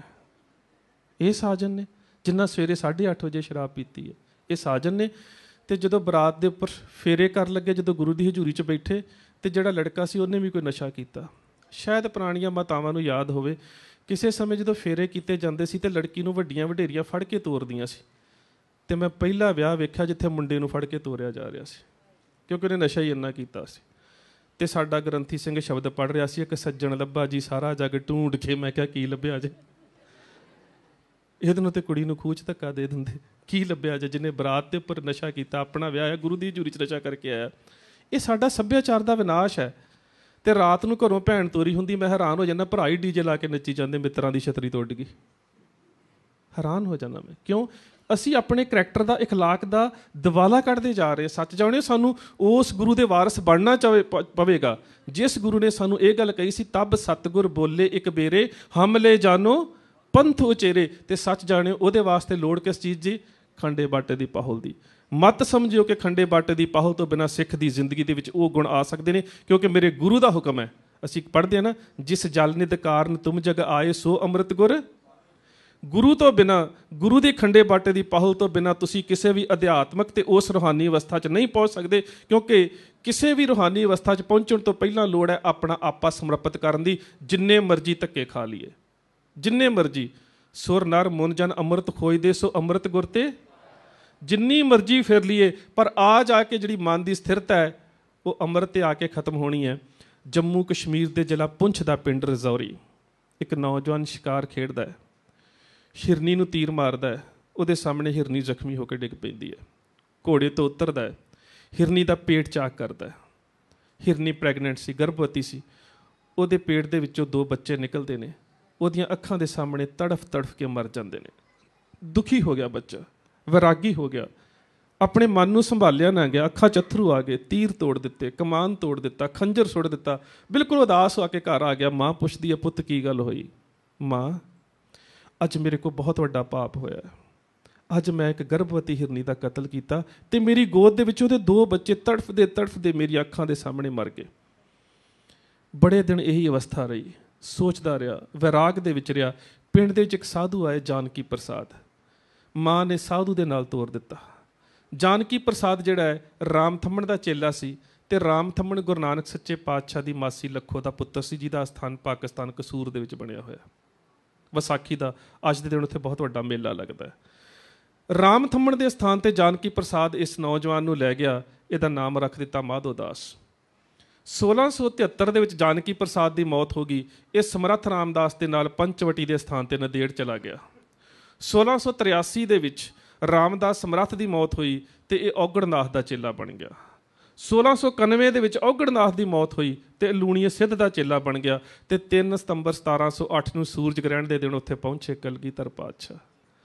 ਤੇ ਇਸ ਬਰਾਗੀ ਨੂੰ ਖੰਡੇ ਬਾਟੇ ਦੀ ਪਾਹੁਲ ਦੇ ਕੇ ਬਣਾ ਦਿੱਤਾ ਬੰਦਾ ਸਿੰਘ ਬਹਾਦਰ ਤੇ ਨਾਲ ਹੀ ਇੱਕ ਹੁਕਮ ਇਹਦੇ ਹੱਥ 'ਤੇ ਰੱਖ ਦਿੱਤਾ, ਲੇਵਨ ਤੇ ਬਦਲਾ ਤੁਰਕਨ ਤੇ ਮੋਹੇ ਪਠਾਇਓ ਗੁਰੂ ਸਵੈ ਕਰ ਬੰਦਾ, ਮਾਰ ਤੁਕੇ ਕਰ ਖਾਰ ਵਜ਼ੀਦੇ ਦਿਹੋਂ ਉਜਾੜ ਲਟੀ ਹੋ ਸਰਹੰਦਾ। ਇਸ ਬੰਦਾ ਸਿੰਘ ਬਹਾਦਰ ਨੇ ਜਿਸ ਦੀ ਅਸੀਂ ਸ਼ਹਾਦਤ ਦੀ 3 ਸ਼ਤਾਬਦੀ ਜੂਨ ਦੇ ਵਿੱਚ ਮਨਾਉਣੀ ਹੈ, ਕੋਸ਼ਿਸ਼ ਕਰਾਂਗੇ ਉਦੋਂ ਅਸੀਂ ਇੱਥੇ ਇੱਕ ਸੈਮੀਨਾਰ ਕਰੀਏ, ਪਰ ਮੈਂ ਉਹਦੀ ਜ਼ਿੰਦਗੀ ਦੇ ਕੇਵਲ ਇੱਕ ਪੱਖ ਨੂੰ ਛੂਹਣ ਲੱਗਾ, ਸਾਰੇ ਪੱਖ ਨਹੀਂ। ਜ਼ਿੰਦਗੀ 'ਚ ਤਬਦੀਲੀ ਕਿਵੇਂ ਆਈ? ਬੰਦਾ ਸਿੰਘ ਬਹਾਦਰ ਉਦਾਸੀਆਂ ਦੇ ਕੋਲ ਗਿਆ, ਵੈਰਾਗੀਆਂ ਦੇ ਕੋਲ ਗਿਆ, ਜੋਗੀਆਂ ਦੇ ਕੋਲ ਗਿਆ, ਸਿੱਧਾਂ ਦੇ ਕੋਲ ਗਿਆ, ਮਨ ਨੂੰ ਕਿਤੇ ਟਿਕਾ ਨਹੀਂ। ਕਲਗੀਧਰ ਪਾਤਸ਼ਾਹ ਨੇ ਖੰਡੇ ਬਾਟੇ ਦੀ ਪਾਹੁਲ ਦਿੱਤੀ ਤੇ ਪੰਜਾਬ ਨੂੰ ਤੋਰ ਦਿੱਤਾ। ਪੰਜਾਬ ਦੀ ਧਰਤੀ ਦੇ ਉੱਪਰ ਉਸਨੇ ਲਗਾਤਾਰ 6 ਸਾਲ ਆਪਣੇ ਘੋੜਾ ਦੇ ਪੈੜਾਂ ਦੇ ਨਿਸ਼ਾਨ ਛੱਡੇ ਔਰ ਦੁਨੀਆ ਦਾ ਪਹਿਲਾ ਬਾਦਸ਼ਾਹ ਬੰਦਾ ਸਿੰਘ ਬਹਾਦਰ। ਬਾਦਸ਼ਾਹ ਬਹੁਤ ਹੋਏ ਨੇ ਦੁਨੀਆ ਤੇ, ਮੈਂ ਪਹਿਲਾ ਬਾਦਸ਼ਾਹ ਇਸ ਕਰਕੇ ਸ਼ਬਦ ਵਰਤਣ ਲੱਗਾ, ਬੰਦਾ ਸਿੰਘ ਬਹਾਦਰ ਬਾਦਸ਼ਾਹ ਬਣਿਆ, ਤਖਤ ਤੇ ਨਹੀਂ ਬੈਠਾ। ਬੰਦਾ ਸਿੰਘ ਬਹਾਦਰ ਬਾਦਸ਼ਾਹ ਬਣਿਆ, ਆਪਣੇ ਸਿਰ ਤੇ ਕਲਗੀ ਨਹੀਂ ਲਗਾਈ। ਬੰਦਾ ਸਿੰਘ ਬਹਾਦਰ ਬਾਦਸ਼ਾਹ ਬਣਿਆ, ਸਿੱਕੇ ਦੇ ਉੱਪਰ ਆਪਣਾ ਨਾਮ ਨਹੀਂ ਲਿਖਿਆ, ਉਸਨੇ ਲਿਖਿਆ ਸਿੱਕਾ ਯਦ ਬਰ ਹਰ ਦੋ ਆਲਮ ਤੇਗ ਨਾਨਕ ਵਾਹ ਬਸਤ। ਬੰਦਾ ਸਿੰਘ ਬਹਾਦਰ ਬਾਦਸ਼ਾਹ ਬਣਿਆ, ਮੋਹਰ ਦੇ ਉੱਪਰ ਆਪਣਾ ਨਾਮ ਨਹੀਂ ਲਿਖਿਆ, ਉਸਨੇ ਲਿਖਿਆ ਦੇਗ ਤੇਗ ਫਤਿਹ ਨੁਸਰਤ ਬੇਦਰੰਗ ਯਾਫਤ ਅਜ ਨਾਨਕ ਗੁਰੂ ਗੋਬਿੰਦ ਸਿੰਘ। ਉਸਨੇ ਮੋਹਰ ਤੇ ਆਪਣਾ, ਉਹਨੇ ਕਿਹਾ ਸਿੱਕਾ ਵੀ ਗੁਰੂ ਦੀ ਕਿਰਪਾ ਦੇ ਸਦਕਾ, ਮੋਹਰ ਦੀ ਗੁਰੂ ਦੀ ਕਿਰਪਾ ਦੇ ਸਦਕਾ, ਰਾਜ ਵੀ ਗੁਰੂ ਦੀ ਕਿਰਪਾ ਦੇ ਸਦਕਾ ਤੇ ਤਾਜ ਵੀ ਗੁਰੂ ਦੀ ਕਿਰਪਾ ਦੇ ਸਦਕਾ, ਮੇਰਾ ਕੁਝ ਵੀ ਨਹੀਂ ਤੇਰਾ ਤੁਝ ਕੋ ਸੌਂਪ ਤੇ ਕਿਆ ਲਾਗੇ ਐਸਾ ਬਾਦਸ਼ਾਹ। 15 ਦਸੰਬਰ 1715 ਨੂੰ ਗ੍ਰਿਫਤਾਰ ਕੀਤਾ ਗਿਆ ਬਾਬਾ ਬੰਦਾ ਸਿੰਘ ਬਹਾਦਰ ਨੂੰ ਗੁਰਦਾਸ ਨੰਗਲ ਦੀ ਗੜੀ 'ਚੋਂ। ਬੜੇ ਵੱਖਰੇ ਹਾਲਾਤ ਨੇ। 29 ਫਰਵਰੀ 1716 ਨੂੰ ਤੁਹਾਡੇ ਦਿੱਲੀ ਦਰਵਾਜ਼ੇ ਦੇ ਰਸਤੇ ਉਸ ਨੂੰ ਦਿੱਲੀ ਸ਼ਹਿਰ 'ਚ ਦਾਖਲ ਕੀਤਾ ਗਿਆ। ਲਾਲ ਕਿਲੇ ਦੇ ਸਾਹਮਣੇ ਫਰਕਸ਼ੀਅਰ ਬੈਠਾ ਹੈ, ਉਹਦੇ ਸਾਹਮਣੇ ਬੰਦਾ ਸਿੰਘ ਬਹਾਦਰ ਤੇ ਉਸਦੇ 700 ਸਾਥੀ ਨੇ। ਦੁਨੀਆ ਦਾ ਵਿਲੱਖਣ ਜਲੂਸ ਹੈ। 3000 ਸਿੱਖਾਂ ਦੇ ਸਿਰ ਨੇਜਿਆਂ ਦੇ ਟੰਗੇ ਹੋਏ ਨੇ, 700 ਗੱਡੇ ਸਿੱਖਾਂ ਦੇ ਸਿਰਾਂ ਦੇ ਤੇ ਧੜਾਂ ਦੇ ਭਰੇ ਹੋਏ ਨੇ, 744 ਸਿੱਖ ਘੋੜਿਆਂ ਦੇ ਉੱਪਰ ਬੰਨੇ ਹੋਏ ਨੇ। ਇੱਕ ਹਾਥੀ ਦੇ ਉੱਪਰ ਲੋਹੇ ਦੇ ਪਿੰਜਰ 'ਚ ਬਾਬਾ ਬੰਦਾ ਸਿੰਘ ਬਹਾਦਰ ਨੂੰ ਕੈਦ ਕੀਤਾ ਗਿਆ ਔਰ ਉਹਦਾ 3.25 ਸਾਲ ਦਾ ਸਪੁੱਤਰ ਇੱਕ ਘੋੜੇ ਦੇ ਉੱਪਰ ਉਹਦੀ ਮਾਂ ਸੁਸ਼ੀਲ ਕੌਰ ਦੀ ਗੋਦ ਦੇ ਵਿੱਚ ਬੰਨਿਆ ਹੋਇਆ। ਦੁਨੀਆ ਦਾ ਵਿਲੱਖਣ ਜਲੂਸ ਹੈ ਜਿਸ ਦਾ ਜ਼ਿਕਰ ਹਵਾਲੇ ਖਵਾਕੀਨ ਦੇ ਵਿੱਚ ਮੁਹੰਮਦ ਕਾਸਮ ਔਰੰਗਾਬਾਦੀ ਕਰਦਾ। ਇੱਕ ਦਿੱਲੀ ਦਾ ਲੇਖਕ ਹੋਇਆ ਮੁਸਲਮਾਨ ਮੁਹੰਮਦ ਕਾਸਮ ਹਾਰਸੀ, ਉਸਦੀ ਕਿਤਾਬ ਹੈ ਇਬਰਤਨਾਮਾ। ਕਹਿੰਦਾ ਮੈਂ ਵੇਖਿਆ ਸਿੱਖ ਭੁੱਖੇ ਸੀ। ਦਿੱਲੀ ਦਾ ਲੇਖਕ ਹੈ ਮੁਸਲਮਾਨ, ਕਹਿੰਦਾ ਉਸਨੇ ਆਪ ਵੇਖਿਆ ਲੂਣ ਮੰਡੀ ਦੇ ਕੋਲ। ਕਹਿੰਦਾ ਮੈਂ ਵੇਖਿਆ ਸਿੱਖ ਭੁੱਖੇ ਸੀ ਪਰ ਉਹਨਾਂ ਦੇ ਚਿਹਰਿਆਂ ਤੇ ਇੰਨਾ ਨੂਰ ਸੀ ਵੇਖਿਆ ਨਹੀਂ ਸੀ ਜਾ ਰਿਹਾ। ਕਹਿੰਦਾ ਮੈਂ ਇੱਕ ਸਿੱਖ ਨੂੰ ਕਿਹਾ ਉਹ ਕੀ ਕੀਤਾ, ਹੁਣ ਤੁਹਾਡੇ ਨਾਲ ਕੀ ਹੋ ਰਿਹਾ? ਤੇ ਕਹਿੰਦਾ ਮੱਥੇ ਨੂੰ ਹੱਥ ਲਾ ਕੇ ਅਸਮਾਨ ਨੂੰ ਕਹਿੰਦੇ ਨੇ ਜੋ ਉਸ ਖੁਦਾ ਨੇ ਲਿਖ ਦਿੱਤਾ ਉਹੀ ਹੋ ਰਿਹਾ, ਮੇਟ ਨਾ ਸਕੇ ਹੋ ਸਕੀ ਜੋ ਲਿਖਿਆ ਉਹੀ, ਜੋ ਉਹਨੇ ਲਿਖਿਆ ਸੀ ਉਹੀ ਹੋ ਰਿਹਾ, ਸਾਨੂੰ ਕੋਈ ਚਿੰਤਾ ਨਹੀਂ, ਅਸੀਂ ਭਾਣੇ ਦੇ ਵਿੱਚ ਆ। ਅਖੀਰ ਬਾਬਾ ਬੰਦਾ ਸਿੰਘ ਬਹਾਦਰ ਦੇ 700 ਸਾਥੀਆਂ ਨੂੰ ਸਲੀਮਗੜ੍ਹ ਦੇ ਕਿਲੇ ਦੇ ਵਿੱਚ ਬਾਬਾ ਬੰਦਾ ਸਿੰਘ ਬਹਾਦਰ ਦੇ ਨੂੰ ਕੈਦ ਕਰ ਦਿੱਤਾ 25 ਸਾਥੀਆਂ ਸਮੇਤ। ਤੇ ਉਸਦੇ 724 ਜਿਹੜੇ ਨਾਲ ਦੇ ਸਾਥੀ ਸੀ ਉਹਨਾਂ ਨੂੰ ਸਰਬਰਾ ਖਾਨ ਦੇ ਹਵਾਲੇ ਕਰ ਦਿੱਤਾ। ਰੋਜ਼ 100 ਸਿੱਖ ਨੂੰ ਕਤਲ ਕੀਤਾ ਜਾਣ ਲੱਗਾ। ਬੜੀ ਲੰਮੀ ਗਾਥਾ, ਮੈਂ ਸਾਰੀ ਨਹੀਂ ਕਰਨੀ। ਰੋਜ਼ 100 ਸਿੱਖ ਕਤਲ ਕੀਤਾ ਗਿਆ। ਅਖੀਰ 9 ਜੂਨ 1716 ਨੂੰ ਬਾਬਾ ਬੰਦਾ ਸਿੰਘ ਬਹਾਦਰ ਦੀ ਸ਼ਹੀਦੀ ਦਾ ਦਿਨ ਆ ਗਿਆ। ਬਾਬਾ ਬੰਦਾ ਸਿੰਘ ਬਹਾਦਰ ਨੂੰ ਜੇਲ੍ਹ ਦੇ ਵਿੱਚੋਂ ਕੱਢ ਕੇ ਲਿਆਂਦਾ ਗਿਆ। ਹੁਣ ਖਿਆਲ ਕਰੋ, ਬਾਬਾ ਬੰਦਾ ਸਿੰਘ ਬਹਾਦਰ ਨੂੰ ਸਲੀਮਗੜ੍ਹ ਦੀ ਜੇਲ੍ਹ 'ਚੋਂ ਕੱਢ ਕੇ ਲਿਜਾਇਆ ਗਿਆ ਖਵਾਜਾ ਬਖਤਿਆਰ ਕਾਕੀ ਦੀ ਦਰਗਾਹ ਦੇ ਸਾਹਮਣੇ, ਜਿੱਥੇ ਕੁਤਬ ਮੀਨਾਰ ਆ, ਇੱਕ ਪਾਸੇ ਜ਼ਫਰ ਮਹਿਲ ਆ, ਉੱਥੇ ਸਾਹਮਣੇ ਬਾਬਾ ਬੰਦਾ ਸਿੰਘ ਬਹਾਦਰ ਤੇ ਉਸਦੇ 25 ਸਾਥੀ। ਖਿਆਲ ਕਰਿਓ, ਸਾਹਮਣੇ ਫਰਕਸ਼ੀਅਰ ਬੈਠਾ ਹੈ ਤਖਤ ਦੇ ਉੱਪਰ, ਉਹਦੇ ਇੱਕ ਪਾਸੇ ਸਰਬਰਾ ਖਾਨ ਹੈ, ਇੱਕ ਪਾਸੇ ਕਮਰੂਦੀਨ ਮੀਰਾ ਤਸ਼ਾ ਹੈ, ਸਾਹਮਣੇ ਅਮੀਨ ਖਾਨ ਬੈਠਾ ਹੈ। ਬਾਬਾ ਬੰਦਾ ਸਿੰਘ ਤੇ ਉਸਦੇ 25 ਜਰਨੈਲ ਖੜੇ ਨੇ, ਪੈਰਾਂ ਦੇ ਵਿੱਚ ਬੇੜੀਆਂ ਨੇ, ਹੱਥਾਂ ਦੇ ਵਿੱਚ ਹੱਥ ਘੜੀਆਂ ਨੇ। ਤੇ ਉਸ ਵੇਲੇ ਫਰਕਸ਼ੀਅਰ ਨੇ ਹੁਕਮ ਜਾਰੀ ਕੀਤਾ। ਘਟਨਾਵਾਂ ਉੱਥੇ ਬਹੁਤ ਵਾਪਰੀਆਂ ਨੇ ਪਰ ਉਹ ਬੰਦਾ ਸਿੰਘ ਬਹਾਦਰ ਨਾਲ ਜਦੋਂ ਸਪੈਸ਼ਲ ਪ੍ਰੋਗਰਾਮ ਕਰਾਂਗੇ ਉਹਦੇ 'ਚ ਸਾਂਝੀਆਂ ਕਰਾਂਗੇ। ਉਸ ਵੇਲੇ ਹੁਕਮ ਦਿੱਤਾ ਹੈ ਫਰਕਸ਼ੀਅਰ ਨੇ ਕਿ ਬੰਦਾ ਸਿੰਘ ਬਹਾਦਰ ਦੇ ਸਾਥੀਆਂ ਦੇ ਸਿਰ ਕੱਟ ਕੇ ਨੇਜਿਆਂ 'ਤੇ ਟੰਗ ਦਿੱਤੇ ਜਾਣ। ਬਾਜ ਸਿੰਘ, ਦਇਆ ਸਿੰਘ, ਰਣ ਸਿੰਘ, ਫਤਿਹ ਸਿੰਘ, ਭਗਵੰਤ ਸਿੰਘ, ਕੌਰ ਸਿੰਘ, ਆਲੀ ਸਿੰਘ, ਮਾਲੀ ਸਿੰਘ, ਇਹਨਾਂ ਸਾਰੇ ਸਿੱਖਾਂ ਦੇ ਸਿਰ ਕੱਟੇ ਗਏ ਤੇ ਨੇਜਿਆਂ 'ਤੇ ਟੰਗ ਦਿੱਤੇ ਗਏ ਤੇ ਕੌਮ ਦਾ ਜਰਨੈਲ ਚੌਂਕੜਾ ਮਾਰ ਕੇ ਵਿਚਕਾਰ ਬੈਠਾ ਹੈ। ਹੁਣ ਖਿਆਲ ਕਰੋ, ਆਪਣੀ ਸੁਰਤ ਦੇ ਵਿੱਚ ਉਸ ਤਸਵੀਰ ਨੂੰ ਲੈ ਕੇ ਆਓ ਜਦੋਂ ਨੇਜਿਆਂ ਦੇ ਉੱਪਰ ਸਿੱਖਾਂ ਦੇ ਸਿਰ ਟੰਗੇ ਹੋਣਗੇ, ਖੂਨ ਦੇ ਨਾਲ ਨੇਜੇ ਲਾਲ ਹੋਣਗੇ। ਬਾਬਾ ਬੰਦਾ ਸਿੰਘ ਬਹਾਦਰ ਦੇ ਆਲੇ ਦੁਆਲੇ ਨੇਜੇ ਗੱਡ ਕੇ ਕਵਾੜ ਬਣਾ ਦਿੱਤੀ ਗਈ। ਜ਼ਮੀਨ ਦੇ ਉੱਪਰ 24 ਧੜ ਪਏ ਤੜਫ ਰਹੇ ਨੇ, 24 ਧੜ ਜ਼ਮੀਨ ਤੇ ਤੜਫ ਰਹੇ ਨੇ ਤੇ ਵਿਚਕਾਰ ਬੈਠਾ ਹੈ ਕੌਮ ਦਾ ਜਰਨੈਲ ਬੰਦਾ ਸਿੰਘ ਬਹਾਦਰ। ਤੇ ਫਰਕਸ਼ੀਅਰ ਬੜੇ ਹੰਕਾਰ ਦੇ ਨਾਲ ਪੁੱਛਦਾ ਹੈ, ਬੰਦਾ ਸਿੰਘ ਹੁਣ ਅੱਖਾਂ ਕਿਉਂ ਬੰਦ ਕਰ ਲਈਆਂ ਨੇ? ਕੀ ਗੱਲ ਤੇਰੇ ਕੋਲ ਆਪਣੇ ਜਰਨੈਲਾਂ ਦੀ ਮੌਤ ਨਹੀਂ ਵੇਖੀ ਗਈ? ਤੇ ਬੰਦਾ ਸਿੰਘ ਨੇਤਰ ਖੋਲ੍ਹ ਕੇ ਕਹਿੰਦਾ, ਫਰਕਸ਼ੀਅਰ मैं अखां इस करके बंद नहीं कीतियां कि मैं अपने जरनैलों की मौत नहीं वेख सकिया, मैं तो अखां इस करके बंद कीतियां कि मैं गुरु गोबिंद सिंह के चरनां च अरदास कर रहा सी, पातशाह ਜਿਹੜੇ बाद दे विच धर्म युद्ध च आए वो पहलां तेरी गोद च चले गए, मैनू देरी क्यों की जा रही? ਜਿਹੜੇ बाद च आए सी वो तो पहलां तेरी गोद चले गए। फर्कसीर कहंदा मैं तैनूं मकाउणा नहीं, मैं तैनूं झुकाउणा है। मैं दुनिया की तवारीख नूं दसना है कि गुरु गोबिंद सिंह दे भेजे जिस जरनैल ने पंजाब की धरती के उपर लगातार 6 साल अपने घोड़े के पैरों के निशान छड्डे सी, मैं उसनूं दीने इस्लाम दे विच लिया के कलगीधर पातशाह के संघर्ष का लक तोड़िया। तो बंदा सिंह बहादुर मुस्कुरा के कहंदा फर्कसीर तू अपने जबर नूं परख लै ते मैनूं अपना सबर परख लैण दे।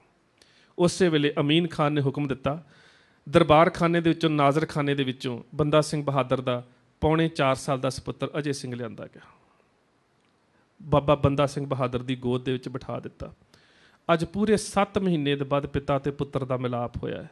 किवें दी जगह ते जिथे जमीन खून दे नाल लाल है, जिथे सिर नेजियां ते टंगे ने, जिथे धड़ पे तड़फ रहे ने, उत्थे पुत्र पिता की गोद दे विच बैठा है।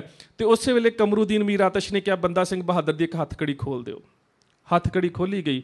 अमीन खान ने बंदा सिंह बहादुर के हत्थ 'च खंजर फड़ा दिता ते नाल ही बादशाह ने फरमान जारी किया, बंदा सिंह बहादुर अपने पुत्र नूं आप ज़िबा कर। 3 तरीके होंदे ने कतल करने। छाती नूं चीरिया जावे उन्होंने कहते ज़िबा करना, हलकूम नूं कट्टिया जावे उन्होंने कहते हलाल करना, छाती के आर पार खंजर मारिया जावे उसनूं कहते ज़रहरा करना। इस्लाम के 3 तरीके ने। बंदा सिंह बहादुर अपने पुत्र नूं आप ज़िबा कर, इहदी छाती नूं चीर दे।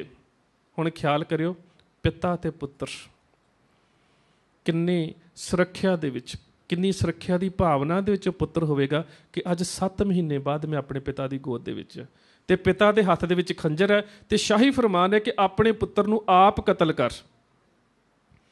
बंदा सिंह बहादुर ने कहा फर्कसीर मेरी गोदी च मेरा पुत पिया है ते सच जानी जिस गुरु ने मैनू खंडे बाटे की पहुल दी सी उसने कहा सी मजलूम ते मासूम ते वार नहीं करना, तू मेरा दुश्मन है, जे किते मेरी गोदी च तेरा पुत पिया हुंदा मैं तां भी कतल ना करदा, मैं प्यार करदा। अखीर बच्चे नूं लत्त तो फड़ के धू लिया गया। इबरतनामे का लिखारी मुहम्मद कासम हारसी ते हाजी कामवार खान लिखते हैं, कहते बच्चे की छाती नूं चाक किया गया, ज़िबा किया गया। उहदियां चीकां दे नाल आसमान गूंज उठिया। दुनिया का पहला जरनैल बाबा बंदा सिंह बहादुर है जिस दे बच्चे का कलेजा कट के उहदे मूँह च तुक दिता। दुनिया का पहला जरनैल है जिसने अपने बच्चे के कलेजे का स्वाद चक्या। उसके बच्चे के छोटे छोटे टुकड़ियां का उहदियां आंदरां दे विच हार परो के उहदे गल दे विच पा दिता ते फर्कसीर नूं हस के पुछदा है, कहंदा बंदा सिंह हुण दस जित्तिया कौन है? मुस्कुरा के कहंदा मैं जित्तिया हाँ तां ही मेरे गल दे विच हार पिया, चाहे मेरे पुत के जिस्म के टुकड़ियां दा ये जित्तिया तो फिर भी मैं ना रह गया। फर्कसीर दे कोलों सारा जमीन तो खून इकट्ठा करके बंदा सिंह बहादुर के चेहरे ते मल दिता ते उहदे पुत्र दा कट्टिया होया सिर उहदी गोद च रख के फर्कसीर कहंदा बंदा सिंह हुण तां दीने इस्लाम कबूल कर लै। ते बंदा सिंह बहुत उच्ची हस्या। फर्कसीर कहंदा क्यों हस्या है? कहंदा एक करजा रहिंदा सी तू वो भी उतार दिता ही। जिस गुरु ने मैनू खंडे बाटे की पहुल दी सी उन्हें मेरी झोली 4 पुत्रां दे सिर पाए सी। अज मैं सुरखरू हो गया, अपने पुत्र का सिर अपनी गोद च लैके मैं गुरु की गोद च जा रहा।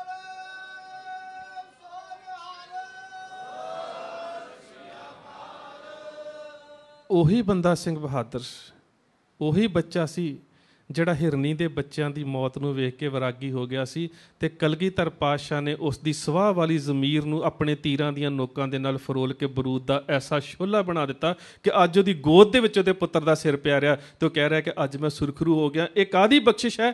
ਖੰਡੇ ਬਾਟੇ ਦੀ ਪਾਹੁਲ ਦੀ ਬਖਸ਼ਿਸ਼। ਗੁਰੂ ਪਿਆਰਿਓ ਆਪਣੀ ਮਾਨਸਿਕਤਾ ਨੂੰ ਤਿਆਰ ਕਰੋ। मैं भी अंम੍ਰਿਤਧਾਰੀ ਹਾਂ, कोई रुकावट नहीं अंम੍ਰਿਤ छकना जिंदगी ਦੇ ਵਿੱਚ। ਅਸੀਂ ਸਾਰੇ ਕਾਰਜ ਕਰਦੇ ਹਾਂ, कोई रुकावट नहीं है। अपने आपे नूं अपनी मानसिकता नूं तैयार करो क्योंकि ये जिंदगी दोबारा नहीं मिलनी। तो जिहड़ा मेरे गुरु का हुक्म है जिस जलने के कारण तुम जग आए सो अमृत गुर, उस अमृत नूं ग्रहण करन दी लैण दी कोशिश करो। इन्नियां क बेनतियां प्रवान, यही मेरी बेनती। इन्नियां आओ गुरु पातशाह की बख्शिश, फिर गुरु पातशाह की बख्शी मुकद्दस फतेह बुलंद करिए। गज के आखियो जी वाहिगुरू जी का खालसा वाहिगुरू जी की फतेह।